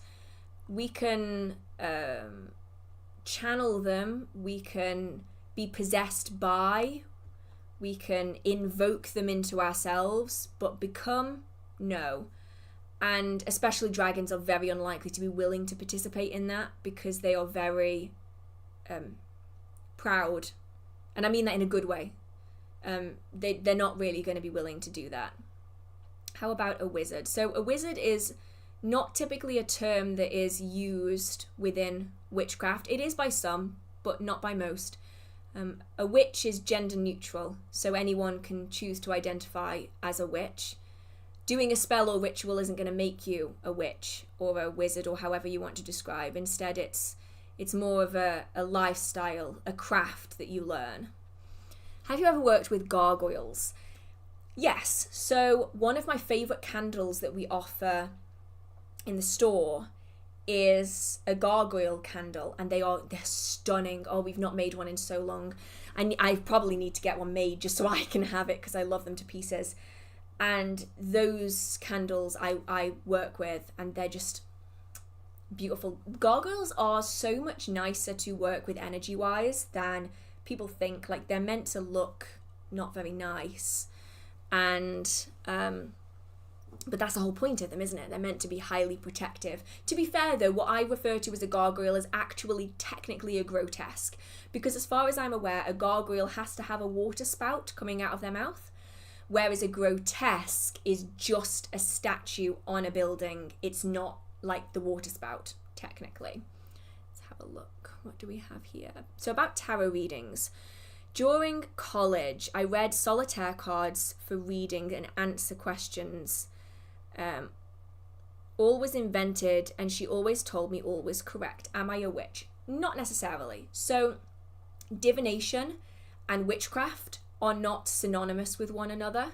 So you can be very skilled in divination without having to practice witchcraft. But you'll find there's often a lot of crossover. People who practice witchcraft will often choose to use divination and vice versa. You may well just be very gifted in fortune telling. And that could be something that you might want to look into doing a bit more of if it's something that you do feel particularly drawn to. Any book recommendations on how you set up your auto warning protection system? Unfortunately, no book recommendations. That's just trial and error, honestly. It's just seeing what works, seeing what doesn't, having backups for if it doesn't work, and just going for it. Making sure I always have additional protections in place. Curious on what to put in my grimoire. I have chakras and herbs, crystal, charge methods, Reiki, salt, lunar eclipse magic, but I don't know what else to put in it. What do you practice? You don't have to tell me. A grimoire is designed to be the book that is read by other people. So what is it in your practice that you feel like you want to look back on at a later point that you need to use as reference or that other people would find useful? Because generally speaking, you shouldn't be filling a grimoire for the sake of filling it. You can do research without putting anything in a grimoire. A grimoire is very much the information that you know that you're going to need to reference time and time and time again. And so it's the stuff that you're going to need to repeat, whether they are spells that you've done several times over and you've now like finalized as like, this is the version that I like the most, or whether it's like herbs and stuff with their correspondences that you know that you might want to need at a later point. Okay, let's have a look, see. How do I do spells like Harry Potter? You don't, because Harry Potter isn't real. I mean, it would be kind of cool if Hogwarts was real, minus, all of the transphobia and all of that kind of stuff. But, unfortunately, not real. Have you ever worked with Lilith? No, not personally. Nothing opposed to, just not my cultural background, not my religious background. Never really called out to me, so I just never have. You mentioned earlier about reading an audiobook on alchemy. How are you liking it, or are you still on the to be read pile? It's still on the to be read pile. I'll be honest. It's becoming a problem. I am trying really hard to get through these books on fairy witchcraft for the video that I've ended up just with so many on the to be read pile. I'm so far behind. I'm also trying, and it's my audiobook at the moment, I'm trying to finish A Court of Silver Flames. I got it on audiobook so that I could listen to it while I was walking, because I couldn't sit and read that giant book. So So I'm trying to get through that first, and then I'm going to move through everything else. Is there any content you want to make but feel anxiety about, whether it's controversial, taboo, or uncommon? Yeah, loads.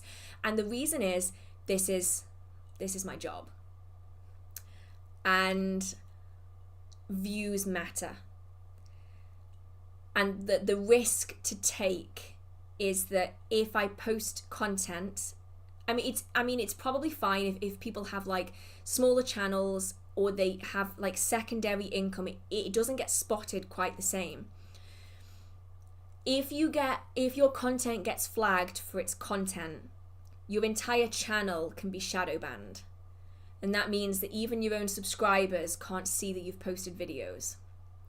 So I could be putting in 50 plus hours of work and no one could watch that video because I posted a video that got me shadow banned. Or I post content that isn't popular among viewers and I have wasted 60 hours of my week making a video that isn't even going to pay the electricity bill that it cost me to make it. And that is the consistent problem that I am having. And it's kind of the war that I've been fighting now with my channel for like 2 years. I have loads and loads of content that I want to make, but it is consistently overshadowed by the requirement that I need to be able to pay bills. And so it's a very fine line to walk between content that I want to make. Like I want to make content about blood magic and even menstrual blood magic because it's something that's not spoken about enough. I want to be talking about demon work. I want to be talking about baneful magic and let's talk about how to do it and how to counter it. But I know what the internet's like. If you post anything that is any further left than center in terms of like left-hand path, right-hand path, you will get literally verbal abuse for it at best. I mean, I did that lemon spell video I got absolutely bombarded after that. My DMs were full of people hurling verbal abuse at me for it. And you just get to the point where you're like, you know what, there's no point. And it's really sad. Like, I love the idea of being able to post all of the content that I want, but I need to find a way of doing it in a way that is doable and maintainable, I think is the main thing for me. So yeah, that's the thing, is that I've been told just to put it on Patreon, and that's an option because like I don't have the same limitations on Patreon, but I don't like putting things behind paywalls because I think that this information is useful for everyone to have. And that's very tricky. It's a tricky path that I'm walking at the minute to balance it out. So yeah, I some of it, what I might end up doing is some of it might end up on Patreon first until I decide what to do with it, and then I'll start posting it on the main channel perhaps. Yeah, that's the thing, it has limitations. I've noticed that the content of mine that does well is content that fits into a type. And that's why you find that, I'll be honest, Mr. Beast's content is now copied and pasted everywhere because it's the only content that works. Every channel is a copy and paste of a pre-existing channel because it's the only format that YouTube will accept, and anything else it will not promote. And so individuality has been completely lost on this platform now. Like you have to conform to what they want, and if you don't, then you won't get views. You get punished for being individual, but then you get punished for being like everyone else because no one wants to watch the same video 15 times. It's this constant battle.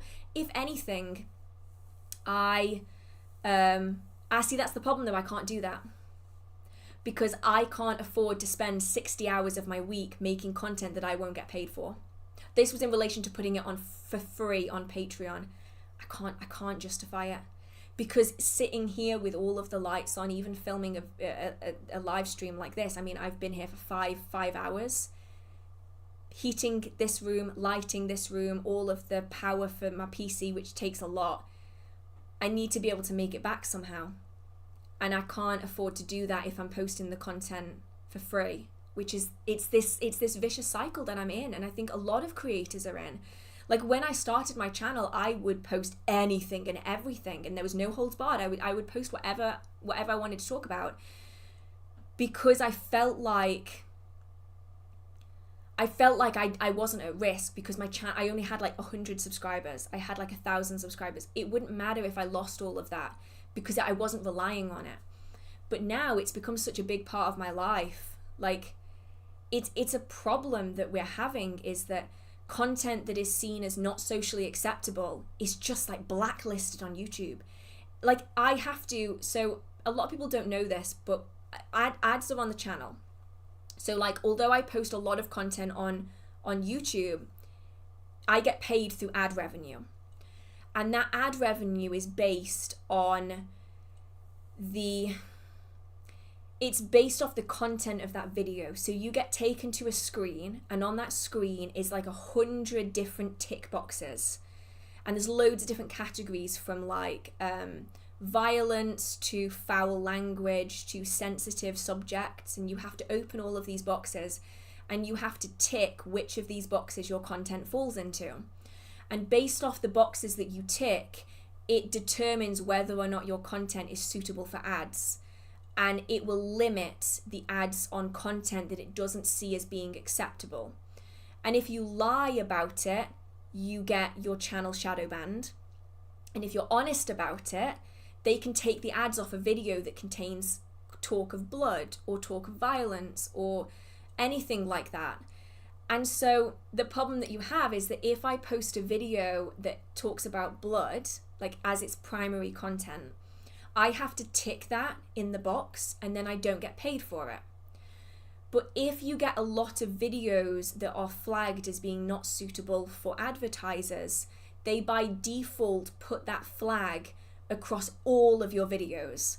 So if I were to post like 3 videos in a year that had blood flagged as like something that was content in that video, they would then flag all of my content as being not suitable for advertisers, because I've shown a pattern, and then they demonetize all of my videos.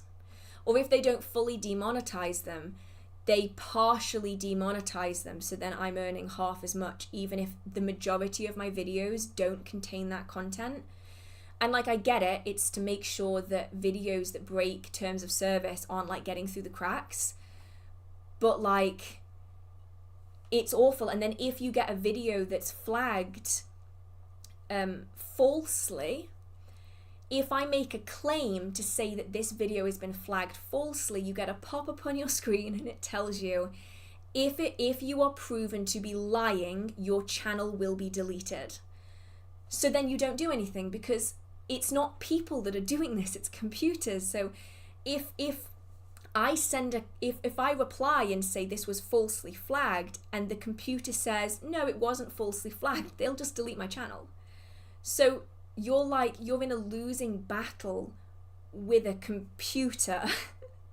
And like, you're never going to win that, because YouTube doesn't have customer service. So it's not even like you can go and talk to a person. And so it's infuriating, because like, there's content that I would love to post, and that I think is important to post for people, but I can't get, I would spend like 60 hours like filming and editing the video. That's not even research, that's just filming and editing.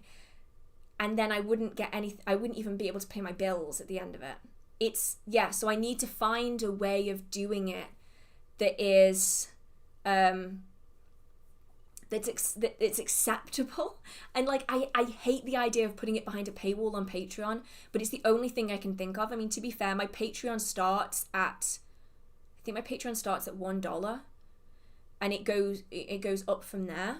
So that's $1 a month, by the way. So it's not even like $1 a week or $1 a video. It's $1 a month, and it helps to pay for the content that I can't get paid for on YouTube. So I don't know, maybe I'll have to do that, because I think that, yeah, I think that's what I'm going to have to do to be able to post the content that I would like to post, because I want to do more on Patreon anyway, to support the people who support me on there, because like, it's amazing that they're willing to do that for me every month. And like, yeah, there's a tier where you can get like your name on like the end screen, but like a lot of people will do it and they don't want their name on the end screen. They'll just do it because they just want to support me. And it's mind-blowing to me that people would want to do that. I'm actually getting teary, what the hell? But like, it blows my mind that people would want to do that, and I want to be able to give back, but I hate putting things behind paywalls. Anyway, I'll try and get onto a less depressing topic. But yeah, even a lot of things will get flagged, basically. Anything that is, so even just like mention of violence can get flagged, mention of blood will get flagged. It's a good example of this. So this isn't YouTube, this is Tumblr. I once posted a page on Tumblr that was fire safety for witches, and it was how to make sure that you're staying safe when you are using fire in your magic. And it got taken down by Tumblr, and I got sent a very aggressive email by Tumblr saying that I was promoting the unsafe use of fire, and that if they flag my account again, they will take it down. And I was completely stunned by this, because I'm like, my entire content on this post was about how to not hurt yourself with fire. And then I realized everything's run by computers now and they can't read. Not effectively, anyway. So yeah, what I might do is Patreon for those kind of videos, like the blood and like the taglocks and the menstrual blood, because like I was told some really, really cool things to do with it by a lady who runs a coven, and sadly she's not here anymore. She gave me some really interesting information that I've always kept and noted down, and I feel like I want to put it somewhere, and I feel like Patreon might be the best way to do that, because I'm really scared of getting my channel taken down. Like it becomes a really like I don't know how to describe it. It's so weird, because like you become scared of something that isn't even real. Like I'm scared of the prospect of something I say being flagged by a computer system and marked as being inappropriate, so then my content gets deleted. Like it's like the most like mind-boggling, messed up thing to be concerned about, to the point where like I'm like double, triple, quadruple checking my content, because I love my job and I don't want to lose my job. And that becomes what it is. It becomes like whether you have a job or not is entirely based on a computer system that doesn't give a shit about you. I know that's the thing though, isn't it? Technically it's not an unreasonable fear, because we've seen it happen. I mean, there was a really big channel a few years ago now. She got her channel hacked. She had like a couple of million subscribers. She got her channel hacked, and YouTube turned around and said, you can't prove this isn't you, therefore we're not going to do anything about it.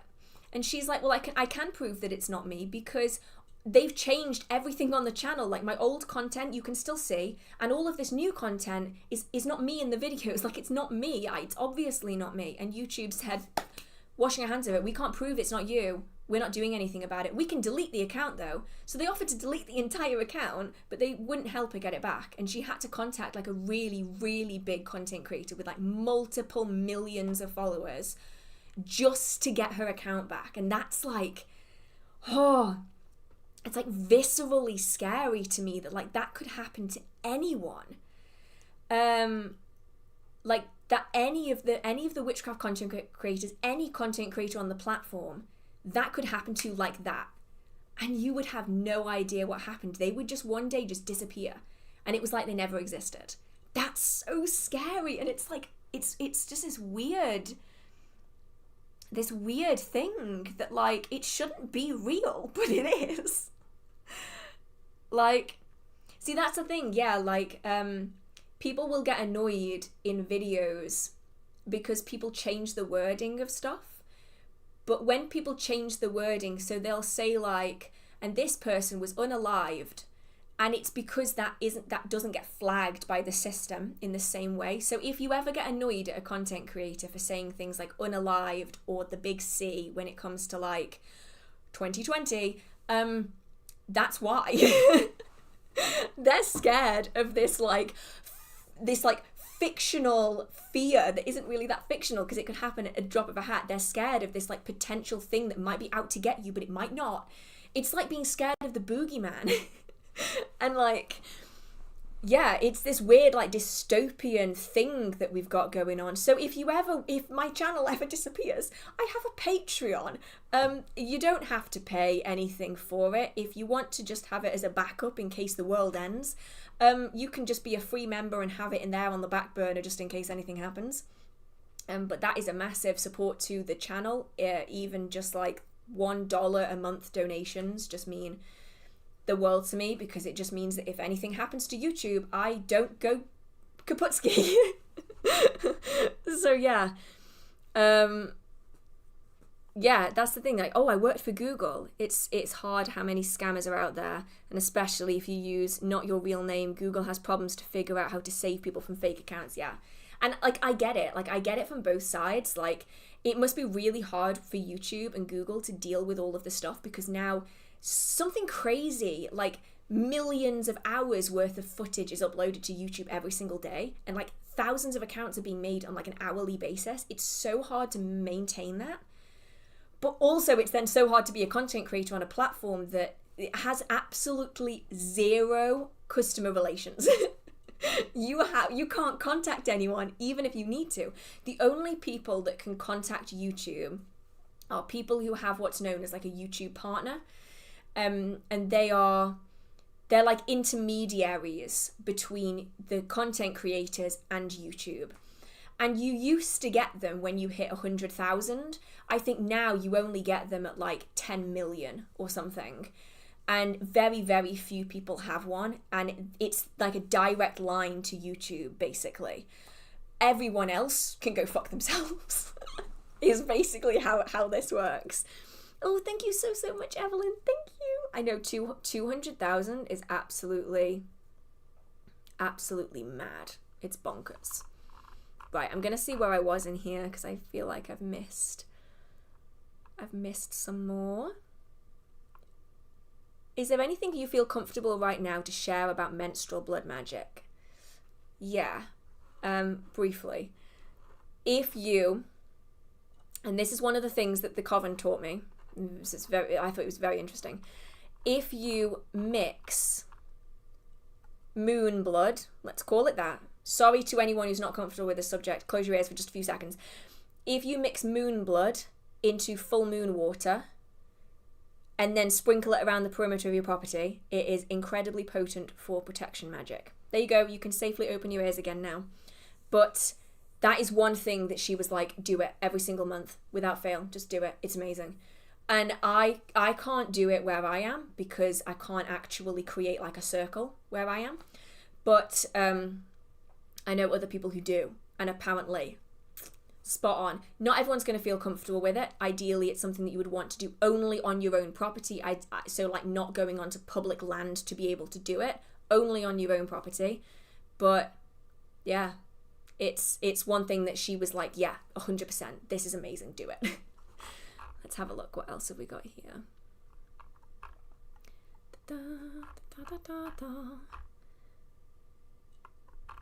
Okay, I think I was about here. Yes, let's have a look. Oh yeah, I was about here. I can't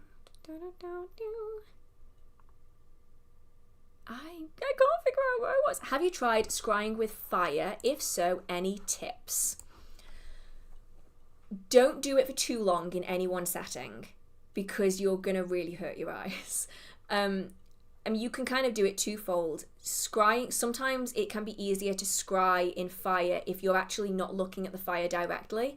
So if you have a mirror behind what you are looking at, look at the fire and the flames in the mirror rather than the flames itself is really effective for a lot of people because the mirror has its own qualities for divination as well.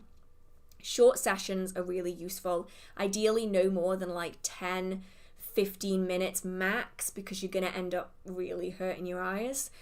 Try for different intentions, adding different oils and herbs around or on that candle as a way of adding additional energy into that working and targeting the intention.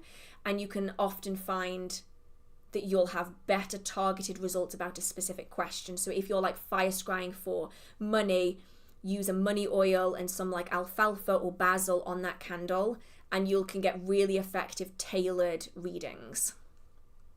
What's your opinion on intentionally created egregores? Phenomenal, love them.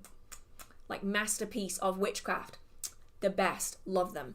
I work with egregores, thought forms all of the time, and chef's kiss, absolutely phenomenal. One of my favourite ways to practice witchcraft. Nothing is working in my life. I feel very underconfident. What spells do you suggest? A good cleanse. Cleansing the house, cleansing yourself, cleansing objects as much as you can to start off with, and then some protection and see if everything balances out. I thought you can work with hobgoblins that are like Dobby. Yes, so brownies are essentially hobgoblins, and Dobby is based off brownies. So yeah, pretty much you can. Ooh, my earlier Q&A was, I can make it sunny or rain if I want by whispering or blowing in the air. Always work as long as I'm focused. What does that mean? So it probably means that you are very attuned to weather magic and the energy of the weather. It's definitely something that you can explore. Try sensing the energy of different weather patterns. Try seeing what you can draw on in your workings. Can you use this weather in other workings so you can use it to power your workings? That's a really powerful way of using it. It's like I was like this with thunderstorms was like my big thing, and I ended up using it to power a lot of my workings, which made it so much easier. What would you do if you were a witch? I would create a YouTube channel and spend 5 hours of my Thursday night sitting on a live stream talking to great people. Yeah, I think I'd probably do the exact same thing as I do now. Have you ever worked with goblins? No, not because I wouldn't, mostly because I've never been in a place to, because goblins are not super easily found around here. I'm more likely to have to go into like mining country, which isn't necessary. I don't really fancy poking around mines. I mean, knockers are nice and all, but I don't really want to be encountering them that often. So I haven't personally, but I've got nothing against it.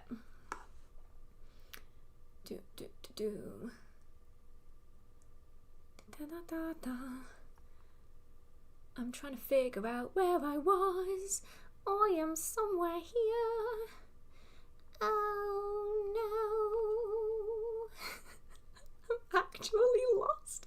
So all demons are not bad. Not at all. No. Demons are an interesting category because what a lot of people perceive demons to be is actually not a demon.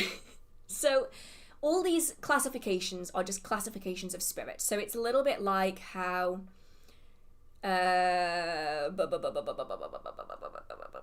let's try and think of an example. So sharks. Love sharks. Love me a good, not to eat, to enjoy in the natural world. I love me a good bit of shark. All sharks are individual, right? So we have individual species of sharks, but they have enough similar characteristics that they are classified within one category. So same applies to spirits. So, for instance, lots of the Fae are very different from one another, but they are similar enough to be put under one category. What a lot of people consider demons to be are actually just malicious spirits, whereas demons are really their own category in their own right. But people will have like a poltergeist in their house and they'll be like, oh my god, it's a demon. It's like, no, it's a poltergeist. Not the same thing. So people have a misconception on what demons are and they think that demons are just baneful spirits. They're just malefic spirits. That's all they are. But in reality, demons are their own classification, and some of them can be incredibly useful. They can help you find money. They can help you find lost objects. They can be incredibly useful in their own right, and they vary from being malefic to really, really beneficial. It's just that people have a tendency to think that all negative spirits are demons, when in reality you can get like positive and negative demons, just as you can get positive and negative spirits. And yet that's a massive problem as well. So when you are looking at different cultures and different religious backgrounds, their definition of a demon is going to be different. So a Greek definition of a demon is going to be different from a Christian definition of a demon. And if you're looking at people, say for instance, who followed Aleister Crowley's working and the Golden Dawn, their definition of a demon is going to be different again. And so it's really tricky.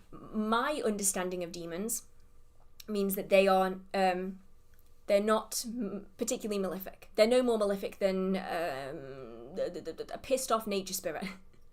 You know, every type of spirit has positives and they have negatives, and there are many demons who are incredibly useful and incredibly sweet. Actually, people think that demons are really ugly and really like horrific creatures, but no, like you can get really sweet, cute, dainty little demons that are really, really helpful, just as you can get like really ginormous nature spirits that are really, really malefic in nature. Let's have a look. Where was I? I am there.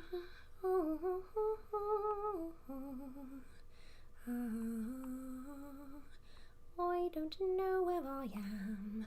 I have lost myself totally. You can tell it's late because I'm like starting to break into musicals.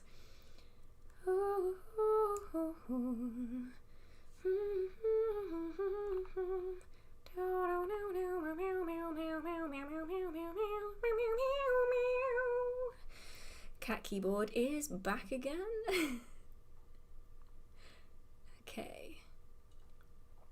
Have a look. You need a $50 plus Patreon category. I always feel so bad doing that though. I'll be honest, I'm the worst person. I will get companies being like, I would like to send you the book of this author. Would you like to read it? We will send it to you for free so you can talk about it. And I'm like, no, you don't need to do that. I don't need you to send me free stuff. I feel bad doing that. You don't need to do that. And people are like, oh, I really want to support you on Patreon. I'm like, you don't need to. I promise you don't need to. I'll be fine if you don't. Like, you can just pick a lower membership. That's fine too. I am like the most like self-diminishing person imaginable. And so I'm like, I don't want to make it too expensive. No one's going to want to do that. No one needs to do that. They can just go for a lower membership. That's fine. And yeah, I'm bad at being a YouTuber. I think this is what I'm discovering. I am fundamentally just bad at being a YouTuber. I'm like, you don't have to watch my content. You don't have to like my content. It's fine. I'm terrible at it. I need to just not, just chill. I need to just chill. My entire life would be so much easier if I just learned how to chill. Oh, thank you. I appreciate that, even though I'm just singing like a cat keyboard at 1 o'clock in the morning. I'm sure my neighbours love me. I'm just sitting here singing A Whole New World as a cat keyboard. Oh well, they make noise all the time. They've got a dog that barks 24/7. It's fine. Right, let's have a look. See. Try to figure out where I was.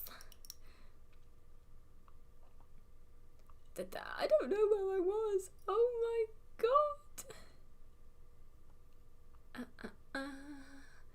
I don't know.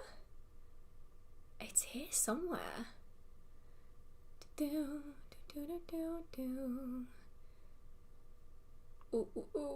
I'm completely lost. I'm completely stumped as to where I am right now.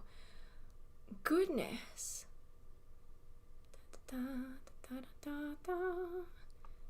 I am fully lost. Oh, the live Q&As are every single month. The next one, I've got it in my calendar. I'm productive. I've got a calendar. The next Q&A will be, where is my calendar? The 19th of December. unless something else happens and I can't do it on that day, it should be Thursday the 19th.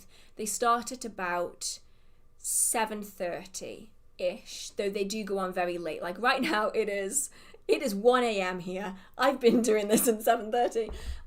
Yeah, it should be the 19th. So typically they are the third week in the month. So it will be the 19th of December, and then it should be the 16th of January, the 20th of February, 20th of March, 17th of April, and kind of working through like that.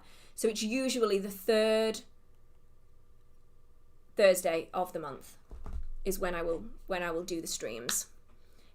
Can you make me a dragon? Alas, I cannot.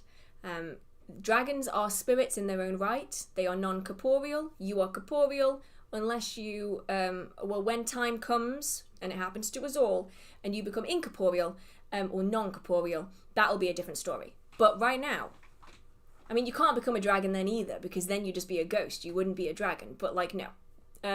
No turning into dragonsies here.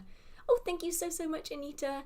And thank you so much, Joe. Overtime pay. Thank you. This has been my longest live stream in about 2 years, I think. I mean, I just like getting to sit and chat with everyone. It's just so nice.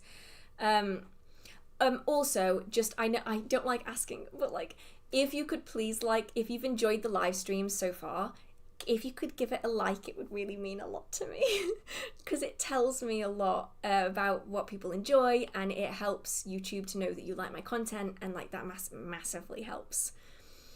How about werewolves? No. Fictional beings, though people do shift forms astrally, and there's several conditions that can form that are considered like lycanthropy, but they are not like lycanthropy like you would be thinking. Would you consider a private teaching sessions or a book club? Oh, I don't think I'm good enough for that.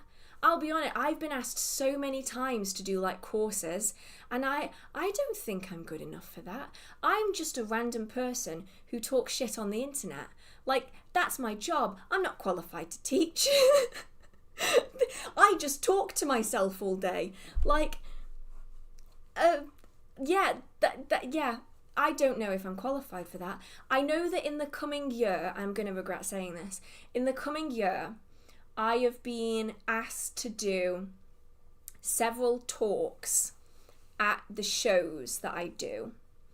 And so I'm already shitting myself about it. But if anyone's in the UK and you're nearby, you can always come to one of those and support me. Please cheer me on from the sidelines, because I'm going to be bricking it, because I hate public speaking. Even just the thought of public speaking is making me like viscerally uncomfortable. I'm bad at it. So yeah, that's something that I'm thinking of kind of doing. They would be in Nottingham way. So yeah, I don't know where that is in relation to people, but they would be Nottingham way. And I would be doing 2 of them next year if I don't decide to back out at the last minute because I can't cope with the stress. I'm going to be asked to do... I'm going to be asked what I'm doing the talk on in January. So I'm like, yeah. The thing is, I wish I could do them like this, because like I don't know if it would be a good thing or a bad thing, actually. I think it might just be really stressful.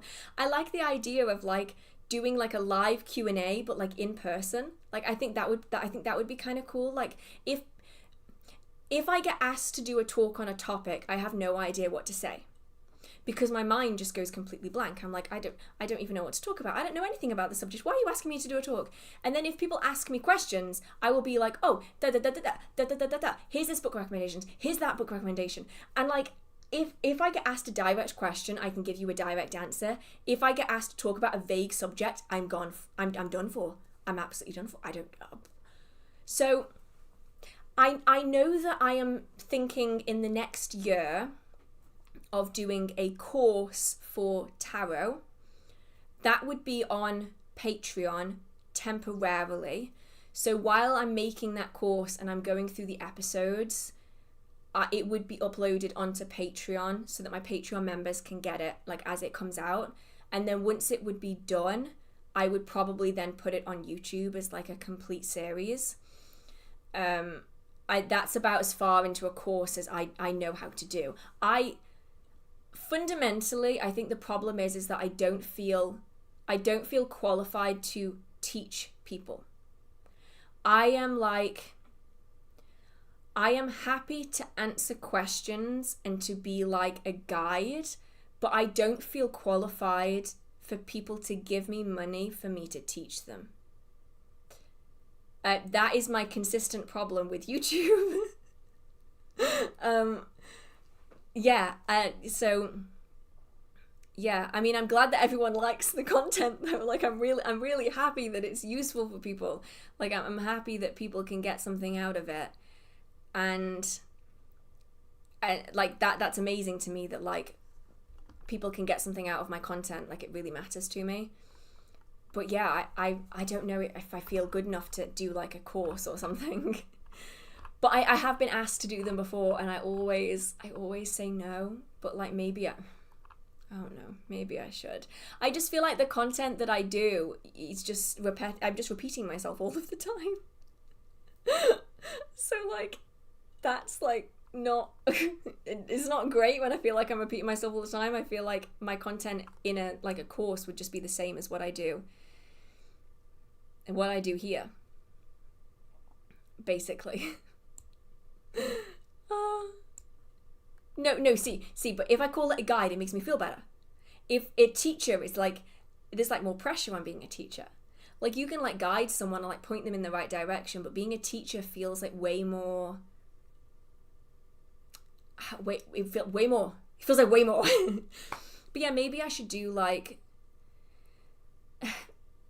courses on things like where it would be like an afternoon session where I know that people do it. I know that Olivia does it. The Witch of Wonderlust does them, and maybe I should start doing them. But I don't want it to think that I'm copying it. I'm sorry, Olivia. I don't mean to copy you, because I love Olivia. She's great. But like, she'll do sessions where it's like, it's like an evening, or I don't really know what it is, honestly, because I've never been to one. Sorry, Olivia. But it's like a teaching session where it's like in depth. We're talking about a topic. It's a set topic. Everyone's gathered on like a call or whatnot, and it's more intensive, and we can go into way more detail than I could maybe go into a YouTube video. And there'd be like guides as to how to do things. And like, it's like a step-by-step process where I'm actually like showing you how to do things rather than just talking at you. Like, I don't know if that's something that could be good, because then I can do topics that maybe I wouldn't be able to talk about so intensely somewhere like YouTube, something like blood magic, or, you know, using taglocks and the different ways that you can use them, and like things like that. I don't know. I'm just throwing shit at the wall and seeing what sticks today. Today is one of those days. But like, yeah.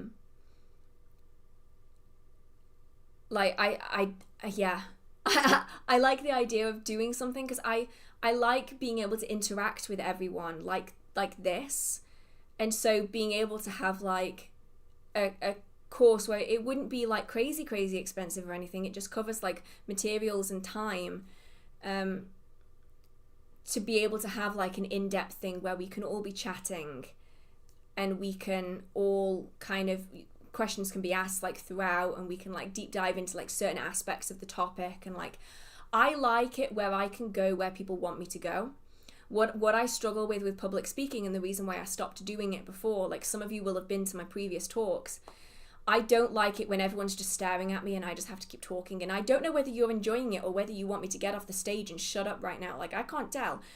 I like being able to like shift and change the content based off where like you want me to take it. Like, do we want to be focusing more on this today, or do we prefer this aspect? Like, I like being able to go down those little rabbit holes with you. Like, I think that's really fun, where we can just like deep dive together. Like, that's really cool to me. Don't undervalue your time. I'm a mastermind at undervaluing myself. it's a gift at this point. It is a skill that I am very well versed in. And yeah, I don't know.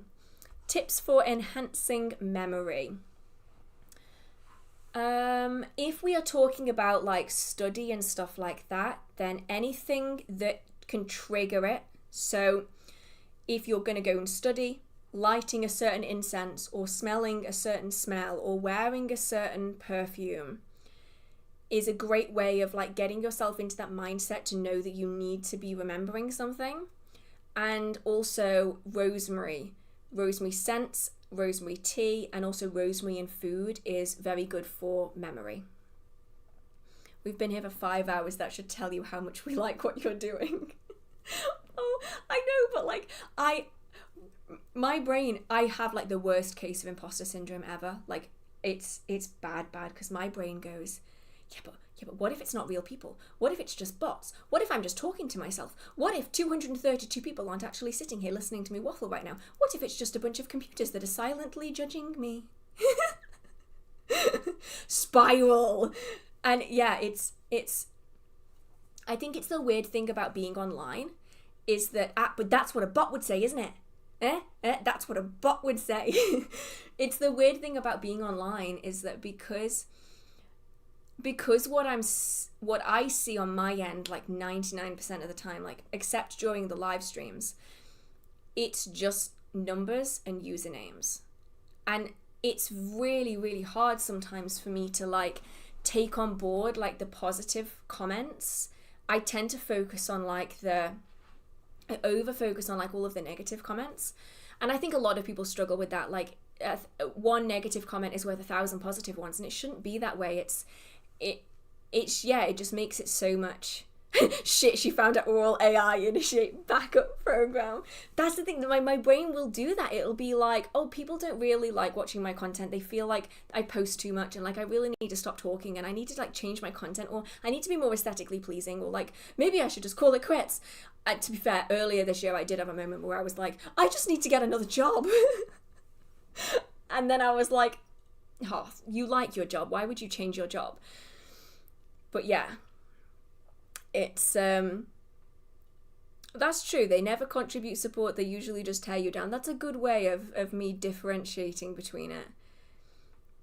But oh, that's so nice, Rose. It genuinely means so much to me that you're responding to me in real time, like halfway across the world. Like that's incredible. Like that's why I like the live streams. Like I don't even know what number live stream I'm on like right now. Like 60. I don't even know, actually. I don't even know what number live stream it is right now. Like, I've done these for so many years now, and I like doing it because it allows me to just directly connect with the community in a way that I just can't do in other ways. Like, I get DMs, and sometimes the DMs get so... I feel so bad about someone complimenting my channel that I feel like I can't respond. Does that make any sense at all? But like, I don't know what to say, because like I feel like thank you isn't enough, and then I end up not responding, and then I feel bad about not responding, and then that makes me feel even worse. Or like if I can't like heart every single like comment that I get under a video, I feel bad because like I'm not interacting with you enough. So like I like getting to do the streams because it's just so relaxed. Like I just get to sit here and just chat. And it's just a really nice, relaxed, there's no script. Because that's the one thing that I do struggle with a little bit is scripting. Scripting takes so long. Whereas the live streams are like my week to just not. I just get to, I get to just sit and I just get to talk. And it's like 5 hours of work that doesn't feel like work, because I feel like I'm just talking to people that I know. And like, usually parasocial relationships work the other way around. But like I see so many people that I recognize in all of the live streams, and like it's just great just to like catch up with people people I don't know personally, but like I feel like I know just a little bit through the content that I make. Did you watch Agatha All Along? December. There's a video in December. I haven't finished it yet, but I'm getting there. What's your zodiac sign? I am a Cancer sun, a Capricorn moon, and an Aquarius rising. Yeah, maybe that's the way of... Okay, yeah, that's a good idea, Data Pillow. I like this. Maybe instead of doing a course immediately, if you don't feel comfortable yet, you could try Q&A live streams around a specific topic, like, for example, a Q&A on candle magic. Yeah, I need to find a way of doing it. I need to get, like, a table or something so that I could do, like... Because, like, I'm sitting at my desk right now, but I can't really show you anything that I'm doing because I don't have a table. It's like... Because this was my dining table. I turned my dining table into a desk because of course I did. Why would I do anything else? So yeah, maybe that's the way of doing it. I suppose another way of doing it that's like an in-between step would be like a Patreon live stream of it. Patreon's now doing this interesting thing where you can buy like individual posts. So I'm wondering if perhaps it would be that like Patreon members are just kind of included in the live stream anyway. And anyone else who wanted to be a part of it, just it's like a flat like $1.99 fee or something to be a part of the live stream. And like that way it's like an in-between where it's not like a full course, but it's like something that people can access fairly easily. And then if you wanted to watch it afterwards, you could also just pay to watch it back, and it's just like a small fee to be able to do that, just to help cover costs. Like maybe that's the way of doing it. Oh my goodness, thank you so much, Indy, and thank you so much, Cindy. Thank you so much. But yeah, good luck on your organic chemistry quiz. I could never. I hated chemistry. I was so bad at it. I hope you are better than I am at it, and I wish you all the luck. Ever did a truth spell? If so, how? Yes, so, I should probably do this in a video because I have a very set working that I use, and it is in a Book of Shadows that is in the other room. I will probably have to do this in a video. It involves time, and it involves red thread, and it involves a picture, and what I'm gonna have to do is I'm gonna have to do this in a separate video because there's only one truth spell that I use, and it's this one, and I always go back to my book because I can never remember it. So I'm sorry I can't give it to you off the top of my head. I'll have to put it in like a dedicated video. Let's have a look. I sell online 1,000 good reviews, and one bad one hurts, so I don't read them anymore. Yeah, I've got that. On Etsy, I have one review on Etsy. No, I have more than one review on Etsy, but I had this one review on Etsy. It gets me every single time. It's a 1-star review that says great candles. And it's marred my Etsy track record forever now because it's a 1-star review, but a positive review. The other one that gets me every time, and it pisses me off so bad, we had one person who... they placed an order, and my dad makes all of the candles. He's like the chief candle maker. He does them all. He's amazing at it. And so we packaged this order, and we sent the order off. And it was marked as delivered. And when it's marked as delivered, they give the postcode, there's a GPS location for where it was delivered. And the person in question... the candles were delivered, and the next day I got a 1-star review saying that the candles never arrived and that he wanted a full refund.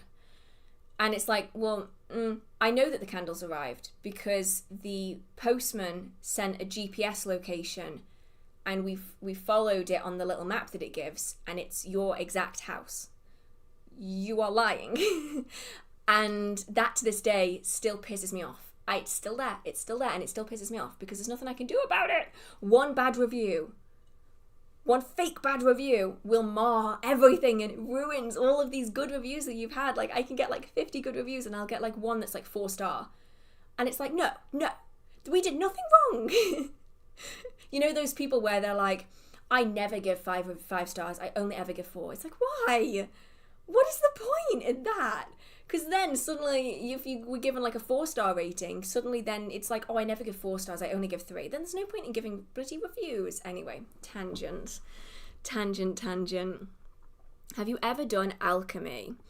No, I haven't personally, but it is something that I'm slowly but surely like working a little bit more to learn more about. I think that would be really interesting. I see a lot of luck and money spells using sealed jars and even wearing chains with some kind of spell remaining in them. Shouldn't certain kinds of spells be free to work? Yes, so I have spoken about this in the past, and it ended up being quite a bit of a debate in the comments because I've got quite a few people being like very opposed one way or the other. I can only ever on my channel, as I always do, we don't have porch pirates in this country. We don't get people stealing. It was assigned for delivery as well, so we know that someone signed for it. And so someone signed for the parcel. I know that in America, people stealing things off like porches is like a really big thing. You can walk down the street in the UK and like you'll find like Amazon packages just sitting on the pavement and nobody will touch them. People just leave them where they are. What was I saying? Oh yeah, I can only ever speak from like my experience with jars, and that is that for me, if I want to magnify energy that already exists, I'll put it in a jar and I'll add more things to it that will magnify that energy.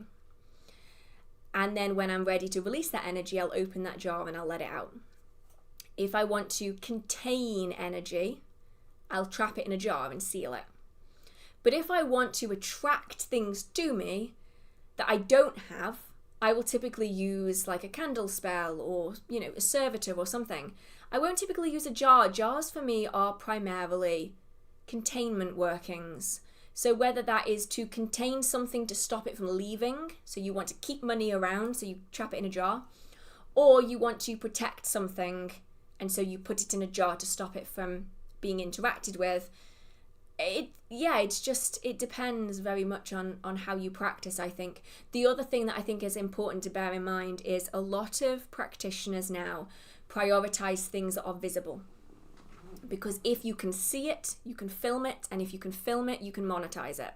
And I say that knowing that I'm currently sitting on YouTube monetizing me talking for 6 hours. But it's a lot harder to film energy. It's a lot easier to film a jar spell. And so you'll find that TikTok in particular is full of jar spells. And it's primarily because it's easy to film. It's easy to film, it's aesthetically pleasing, and it gets kind of confusing, I think, and I'm noticing it massively that when I started practicing, and that isn't even in the grand scheme of things that long ago, but it was pre the majority of social media. I mean, we had MySpace. So because of it, we didn't have like quick media. A lot of workings were based off energy. So all of my teaching was focused on energy work. And items were really secondary. Items were an additional if you've got the chance. They're an additional if you can afford it. Now, I think practitioners who are just getting started prioritize items over energy. And I suspect, I don't know, but I suspect it might have to do with the content that's being consumed. Social media is very object and item heavy, and therefore beginners who are prioritizing short form content are seeing that it's more item heavy, and so they're replicating that. And so I think people's practices are actually changing because of the content that they are consuming. They are making their practice fit what they're seeing. And I think that is going to have an impact going forward over the kind of practices that are lost and the kind that are continued and maintained. Doing this long a live stream, still you're not hungry, superpower. Oh, I am really hungry. I had lunch with my mum at like 3 o'clock. And that's me. I'm going to have pasta when I get off this. I don't care if it's 2 o'clock in the morning. I am eating my mushroom pasta. Very excited about it. Have you ever had an experience of having a memory of being an animal or a non-human entity? What could this mean in your experience? So, I've never had it be like memories from nothing, but I've had it be memories from the astral. So, it might be that you've experienced it in a dream or in the astral form. It could be something that you're experiencing from a past life as well. That's always an option. Let's have a look-see. Have you ever worked with aliens? Or I love how this is full circle, because we were talking about aliens at the very start of this stream. Have you ever worked with aliens / alienology? I haven't, no. But it is definitely an interesting topic. I wish content creators talked about their no-tools magic, stuff you do on the go, connecting with spirits through trance, etc. I've noticed there's a preference for item-heavy work due to social media. Yeah, massively. And I mean, I try to, where possible, kind of add it in. But I know every single time I post a video like this, I will get the comments that are like, will you stop talking and show us something useful? Oh, the gall of people who hide behind a username. They wouldn't say it to my face, but they'll say it behind a username.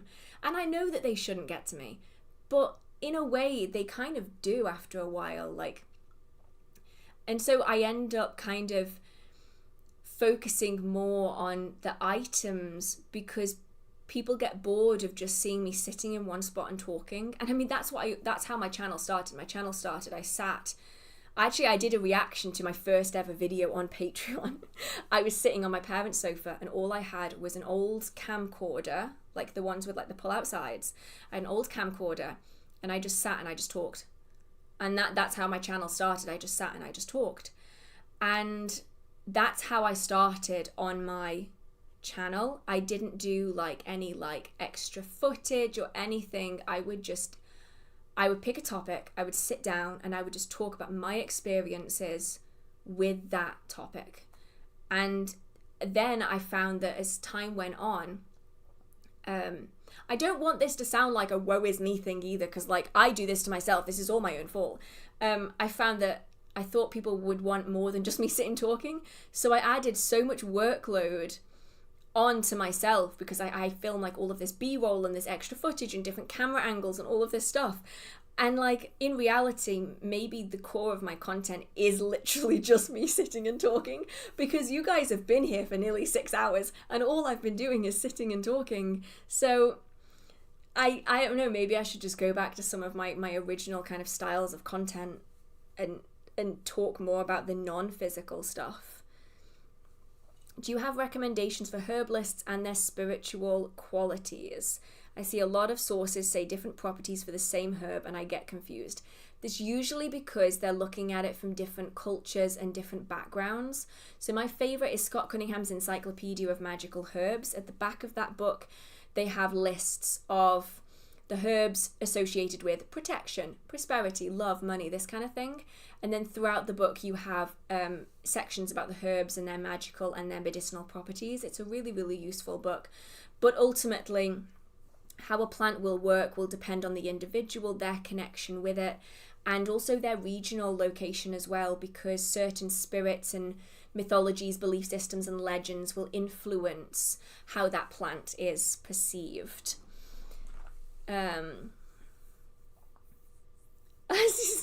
Can you please just do you? You're an educator. I don't even look at the screen. Yeah, I notice some people don't look at screens. I mean, I'm very much that. I will be playing like The Sims, or I'll be writing and I won't even look at the screen. I think I just need to find a nice balance of stuff. Like a channel that I watch a lot. If you love cooking, they're called Sorted Food. They're a massive channel. They're way bigger than I am. They're amazing. So I love I've watched every single video that Sorted Food has ever put out like 4 times over. I'm absolutely obsessed with everything that they do. And Ebbers, one of the guys at Sorted Food, said that they do 80% of content that they know and 20% is just trial and error. And that really resonated with me. And I feel like maybe that's what I need to do. So if you start noticing that like 20% of my content is just different, it's me just trying out shit and seeing if something works. Oh my goodness, thank you so much, Vivek. Thank you so much. And who knows, maybe one day I might rejoin a coven again. Perhaps. Maybe. So yeah. Oh, thank you so much, Google. Thank you. Has anyone ever mentioned how cool her house looks? Those are some cool light things, and I like the stuff and art hanging on your walls. Thank you so much. I aim for chaotic goblin. Yeah, let's go with chaotic goblin. Lots of lighty up thingies, lots of gold thingies, weird oddities. I actually just hung a skull up on this wall. You can't see it, but I've got a skull hanging right there and it looks very cool. I basically just want my house to look like a slightly more civilized goblin, I think. I think that's the goal. Right. I think I might end up nearly there. I might wait till exactly 6 o'clock. 6 hours. If anyone has any last remaining questions, feel free to let me know. But I think I'm going to have to go at some point soon because I could keep talking forever. And I definitely need to get something to eat and it's already 1:30 in the morning. So, have you always been gifted? I don't think I'm necessarily gifted. I think I have just consistently been obsessed with learning. And I think that has just driven a passion in me that maybe wouldn't have come out if I wasn't so obsessed with learning. I'm very much a person who, when I read something in a book and I'm curious about the topic, I will then deep dive into that subject and read like 5 other books on it. And that's really driven my passion for witchcraft. So I think it's more curiosity than gifted. Is iron necessary? I don't know what that is. Can you let me know what that is? I'm curious. If you could, anything you want to help new and advanced practitioners, what would that be? Huh? I feel like this is getting way too late at night for me to be able to understand. How do you feel about art magic, and have you ever used it in your magic? Sigils is about as far as I go. Honestly, I'm not particularly artistic. I sort of am in a way. Like, I designed all of the merch, but then beyond that, I don't find myself doing that much anymore. So I tend to not include it. But maybe I should try to get into it a little bit. I'll be honest, Salem, I don't even know what that is now. I'm gonna have to. Can I remember how? What is this? Oh no, definitely not. Definitely not necessary in the slightest. I'm super curious about witchcraft and have been watching your videos for a while, but don't feel particularly drawn to anything. Any suggestions on how to get started with your foundational practices? Like visualization, centering, grounding, meditation, energy sensing, energy manipulation. Once you've kind of got that down, you can then start sensing the energy around you, and you'll probably find that some things start catching your energetic attention more than others, and then that's kind of the dive that you can take. Should I wait to wear a new crystal jewelry till I've done something in particular with them? Cleansing them, charging them, how do I know that whatever it is I'm doing with them has worked? So crystals have their own vibrational energy. You don't need to charge them unless you want to tailor that energy to something more. So say, for instance, this piece of epidote.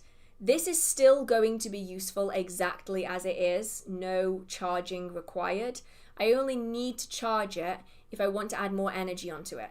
So if I wanted to attach the full moon's energy onto this crystal, then I could charge it under the full moon. But I don't need to charge it under the full moon for this to still have energy.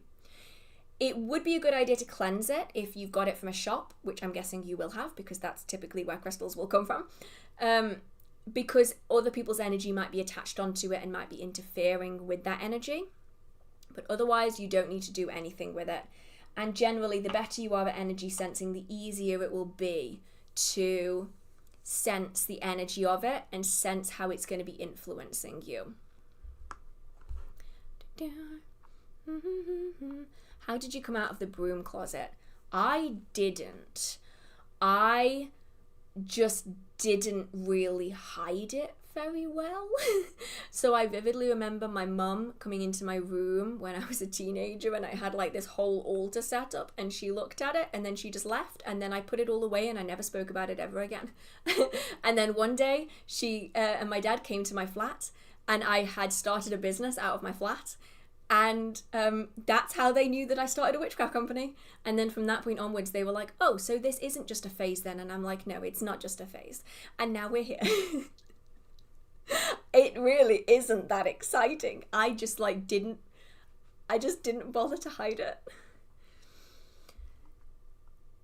I made moon water just because, and now I don't know what to do with it. Any tips? Oh, I have an entire video on this. Let me see if I can find it. Ba-doo, boo, ba-doo, boo, boo, boo, ba-doo, boo, boo, boo, ba-doo, boo. Moon water. Here we go. This one. Moon water 101. What is it and how is it made? I will leave a link in the chat. Oh, okay. That's not working properly. It's called moon water. Moon water 101. What it is, how it's made, and how it's used. It is on the channel still that goes kind of in depth into all of that. What else have we got here? I have some graveyard dirt from a military cemetery. Any idea what type of spells I could use it in? So when we're talking graveyard dirt, it's going to depend on what the purpose of it is. So graveyard dirt that is dirt from a graveyard, not from a grave, is typically used to put an end to situations. So you are burying that energy. So it's designed to stop things and to limit things and that kind of stuff. If we are talking from a grave, then it is about working with the spirit of that grave. So it's going to depend on who it is, your connection to them, and all of that kind of stuff. So, okay, it has been 6 hours. This is the longest live stream I have done in probably 2 years, and I think I'm going to go and get some food. I think I need a drink. I need to not be staring at a computer screen, and I need to go and get something to eat. So genuinely, thank you so much for sticking around and being on. I will put it out to all of you who are still here at the very end. I am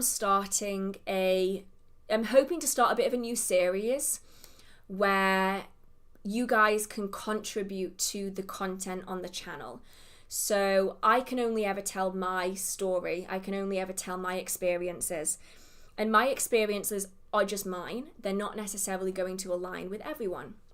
And so what I wanted to do was to start a series that's extra content, so it's not in replacement to what I'm already doing, where we talk about, or I tell other people's stories. And this can be completely anonymous.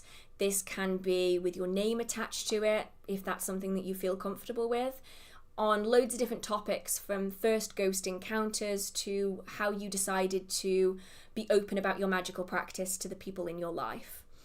And so if you want to get involved, the link to the form is on my Patreon. It's available to all members, not paid members, just all members, including free members.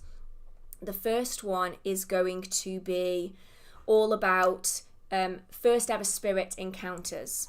So I don't know if I'm going to be able to post it in the chat. If I can, I will. So it's going to be all about the first encounter you had with a spirit. Now, there's no guarantee that I'm going to be able to use everyone's or, every single person's topic or story. But if you would like to be included, feel free to write about your encounter and what it felt like and what your experience was. It can be in a Word document. It can be just typed into the text box. And I'm hoping to do them on like Sundays, like extra content to kind of share other people's experiences as well. So let me know if you want to be involved. The link is in the chat. It's also on Patreon. And yeah, I'll see what I can do with it. I think it could be really interesting to tell people's stories who don't have a platform to share it on. And you can also stay anonymous as well, because not everyone feels comfortable. They might want to share their story, but they might not want their story associated with them. The only requirement is that the story is truthful and it belongs to you. And yeah, that's mainly the requirements for it. So let me know what you think of that. And yeah, thank you so much for all of your support, everyone. Like, genuinely, I will be back doing another live stream in December. Third Thursday in December is usually when I do it. So thank you so much. If you do enjoy the content, give it a like. It means a lot, because it just lets me know that you appreciate it, and it also tells YouTube that you like the content as well, and that massively helps. So thank you so much. Your support means so much to me, and I will very much enjoy my pasta. I'm so excited about it. It's only microwave pasta. It's a ready meal. I should really start eating slightly better, but at 2 o'clock in the morning nearly, I don't want to be cooking. So yeah, thank you so much, and yeah, I'll talk to you in the next video and in the next live stream. So thank you. Right, bye, and outro.